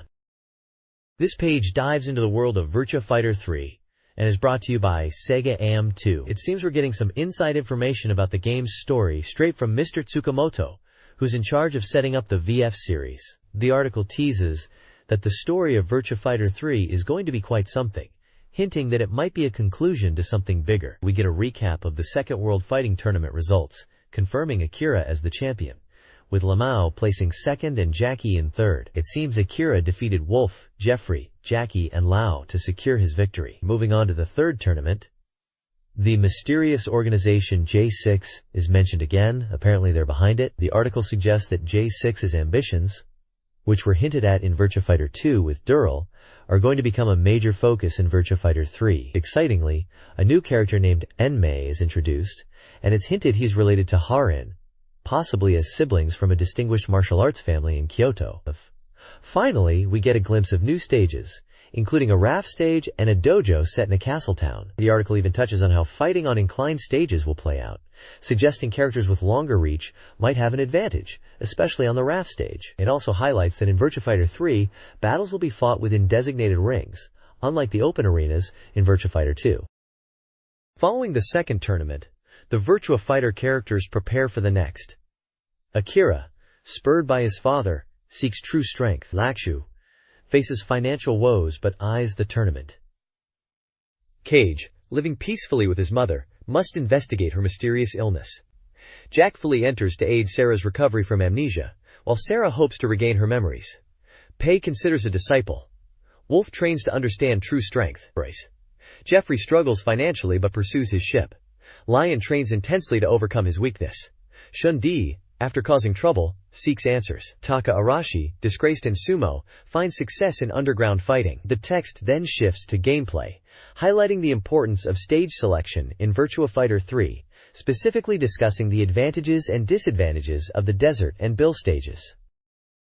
This page unveils the secret wireframe mode in Virtua Fighter Kids. It highlights how to activate this mode easily during CPU battles by holding down the L button during character selection. The page emphasizes that in this mode, the game switches to a wireframe view, offering a unique and visually distinct gameplay experience. It points out that this mode enhances the already expressive characters in Virtua Fighter Kids, adding a new layer of fun. There are sections detailing gameplay tips, including how to always face your opponent and how aerial combat changes perspectives. The page also features a CPU strength and countermeasures check section, suggesting that the CPU in Virtua Fighter Kids is tougher than in Virtua Fighter 2, recommending players try the wireframe mode for a different challenge. Character-specific tips are also provided for Akira, Pai, Lachu, Wolf, and Jeffrey, focusing on their fighting styles and strategies. For example, it mentions Akira's strong rush attacks, Pai's combo-heavy style, and Ladu's powerful but punishable moves. There's also a secret about victory poses,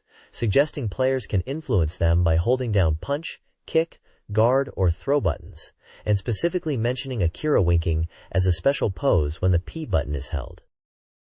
This page is all about taking your combo game to the next level in what is likely Virtua Fighter Kids, focusing on advanced techniques to really speed up your gameplay. It's a combo-making class advanced edition, teaching players how to make the most of the Combo Tukuru mode to create fast and powerful combos. The page breaks down combo construction into key elements, starting with SPC techniques, which seem to involve canceling moves for smoother and faster combos. It talks about erasing unnecessary SPC actions to create more efficient move strings. Then, it delves into using stepping punches to extend combos in mid-air, and how to effectively incorporate them. A major focus is PK cancels, or punch kit cancels, which are described as a high-level technique particularly useful for characters like Sarah, Cage, and Dural, allowing them to unleash rapid-fire punches. There are sample combos provided as examples, showing PK cancels, combos with unusual movements utilizing SPC, and combos that mix in automatic throws for devastating effect. Finally, there's a section on character-specific strategies. It mentions Cage needing tricky movements and feints, Sarah using quick strikes and throws, Jackie as a technician with various moves, Shun using drunken swaying tactics, Lion avoiding unnecessary movement, and Dural being a strong and crystal-like character emphasizing hand-to-hand combat. This page from AM2 Research Institute is packed with updates, kicking off with news that Virtua Fighter 3 is finally moving forward. There's a queue and a section responding to fan inquiries, specifically about anime tie-ins for the Virtua Fighter series. While there aren't any game-related anime projects currently in development, they mention that TV anime planning is underway. Additionally, they're working on character goods using anime visuals, including magnet sheet insertion, which sounds interesting. They also confirm that AM2 primarily uses Macintosh computers for development. Moving on. This month's cover and poster are highlighted. The cover will feature fighting babies, likely referring to Virtua Fighter kids, and the poster combines Tokyo from Virtua Fighter 3 and Honey from Fighting Vipers in a hard-boiled style. The poster design is described as having dual writing. There's a AM2 Research Institute gallery, showcasing fan-submitted artwork themed around Virtua Fighter 3, featuring art from fans in Fukuoka, Toyama, and Osaka. Finally, they're running a big postcard collection to recruit staff. They are offering special t-shirts, plus something called Alpha, as prizes for those who submit postcards. This recruitment drive seems to be part of AM2 Research Express Neo. The t-shirt design is by Yusuke Hagino from the SATURN Magazine editorial department, and they are seeking various forms of submissions, including illustrations and ideas related to games and music, for future AM2 projects. They assure applicants that even rough ideas are welcome, and selected submissions could influence future game development. This page continues from AM2 Research Institute, focusing on Fukasawa Honey, who seems to be generating quite a buzz since her appearance in the previous issue. It's revealed that this isn't just a simple cosplay feature. SATURN Magazine has teamed up with AM2 Research Institute's publicity designer, Nobuki Ari, for a serious photo shoot with professional photographers that lasted over 6 hours. They are promising to deliver the ultimate visual representation of Honey, something that blurs the lines between live action and CG. The next issue will feature a CG gallery of Aero STA, showcasing these photos. It seems like they are hyping up Honey and the upcoming photo shoot for the next magazine issue, suggesting it will be a very special feature. This page reviews SEGA Saturn games, with reviews from the Lady Users Group, the Game Mania Group, and guest game writers.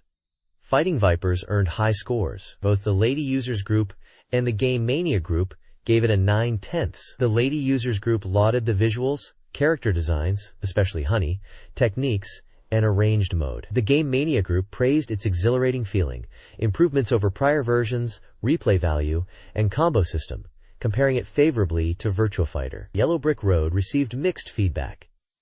Guest game writers offered varying perspectives. One appreciated the Oz-inspired world and message-driven gameplay, 5/10, but found it short. Another reviewer, 4/10, liked the CG-like atmosphere, but felt it needed more. The final reviewer, 4/10, strongly criticized the game's short length and scenario. This page reviews several SEGA Saturn titles from different genres, starting with Striker 96, a soccer game praised by female users for its pick-a-pan-play nature and solid interface, although they noted the menus and displays were in foreign languages and lacked Japanese voice acting, giving it a 7 out of 10. Hip Rollers, another soccer game, was deemed graphically good and fast-paced by guest writers, but camera angles and occasional glitches held it back, scoring a 4. Moving to puzzle games, Arthur and Astalot's Maze World was criticized as too simple and unclear about item usage by unconditional item zealots, also scoring a 4. In contrast, guest writers found the puzzle progression in another unnamed puzzle game comfortable and well-designed, awarding it a 7, but wished for more hints in the manual. Finally, Dark Savior, an action RPG, was highlighted for its deep RPG elements, story, and enjoyable combat by Darksaber, though they wanted stronger action, and noted a lengthy scenario, resulting in a 6. Lastly, a guest writer reviewed an adventure game reminiscent of Landstalker. While praising its atmosphere and story, they pointed out graphical inconsistencies between polygonal backgrounds and sprite characters, and mentioned potentially irritating controls,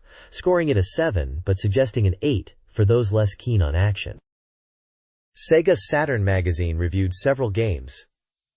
Olympic Soccer earned a 5/10 for its user-friendly interface, despite foreign menus and a lack of Japanese voice acting. Kick Rollers.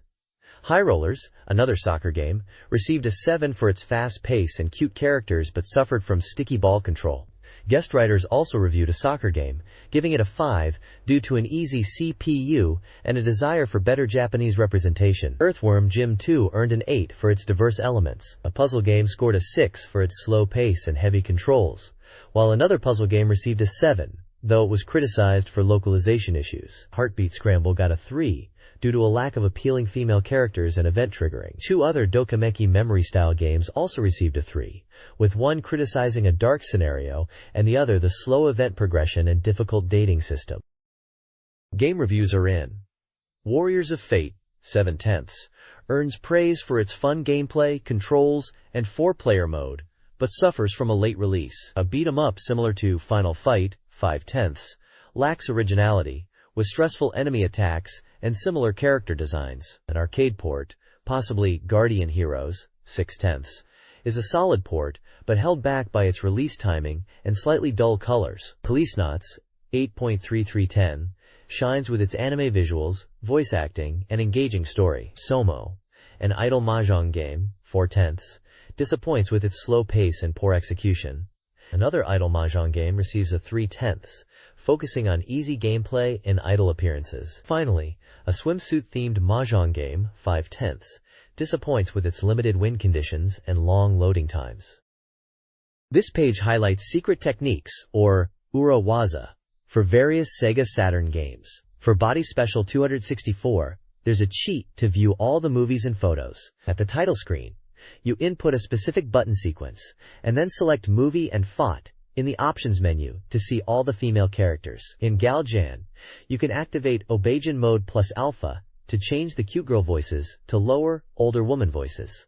You do this by pressing X, Y, and Z buttons together at the title screen. For Greatest 996, there are a few secrets. First, there's a free camera mode that lets you view the game from different angles. To activate it, you press L, R, and Y buttons simultaneously on the betmark screen before a match. Another secret for Greatest 996 is called Colorful All-Star, where you can influence player characteristics during team selection in All-Star mode by holding specific buttons. X emphasizes batting, stay long hits, Z running, and L stamina, with no button for normal stats. Finally, in Greatest 996, you can force rain in a match by pressing X and Z on the Stadium Select screen, then hitting exit and holding the buttons until the loading screen disappears. The page also includes a section encouraging readers to submit their own urawaza for Sega consoles like Saturn, Super 32X, and Mega Drive, mentioning prizes like software coupons for accepted submissions. SEGA Saturn magazine is offering several reader prizes. 20 winners can select a SEGA Saturn game released before August 23, 1996. One winner will receive a Virtua Stick Pro arcade stick. 5 will win Strikers 1945. 3 will get Capcom posters, and another 3 will get Monster Saint Tail game preview posters. There are also 3 Master of Monsters telephone cards, and 5 Galjan telephone cards. The page also lists previous contest winners and their prizes, showcasing a range of Saturn software, posters, and merchandise. The next issue is due out September 13th, with a contact number for inquiries. This page is dedicated to advertising the SEGA Saturn game Steeldom. It's promoted as a 3D battle action shooting game, boasting fast-paced action, throwing, slashing, and other diverse moves. The advertisement emphasizes an original Oriental fantasy setting with beautiful graphics and smooth 60 frames per second animation for powerful visuals. It highlights the blend of fighting and 3D shooting genres, creating a new type of fighting STG. The game is scheduled for release on September 6th. The ad also shows screenshots of the gameplay and details different editions. A standard edition at 5,800 yen, excluding tax, and a Versus Cable Bundled Edition at 6,800 yen, excluding tax. This page is an advertisement for the Thunder Force Gold Pack 1-2 compilation for the Sega Saturn. It showcases two separate packs. Gold Pack 1 includes Thunder Force 2 and Thunder Force 2i, and is scheduled for release in September for 4,800 yen, excluding tax. Gold Pack 2 features Thunder Force IV and Thunder Force AC, planned for an October release also at 4,800 yen, excluding tax. The advert highlights that these packs, playable on the Sega Saturn, are million-selling shooting games and include an original movie. They also boast bonus CDDA arranged music tracks, a kids mode for shooting game beginners, and are positioned as a great value for fans, with 2 titles in each pack at a low price. Screenshots from Thunder Force 2, 2i, IV, and AC are shown, along with the box art for each game. At the bottom of the page, there is a recruitment advertisement for Technosoft, listing various job openings like programmers, graphic designers, sound creators, and planners in different departments. There's also a picture of a modern office building, likely representing Technosoft's headquarters. This page is an advert for Fighting Vipers on the Sega Saturn, announcing its upcoming release on August 30th, 1996. The game boasts features such as a playback mode to review matches, a training mode to hone your skills, and a version cutting mode. Priced at 6,800 yen, the advert includes energetic character artwork of the Fighting Vipers cast and in-game screenshots showcasing the action. It's a vibrant and exciting page, typical of game promotion for the Sega Saturn era.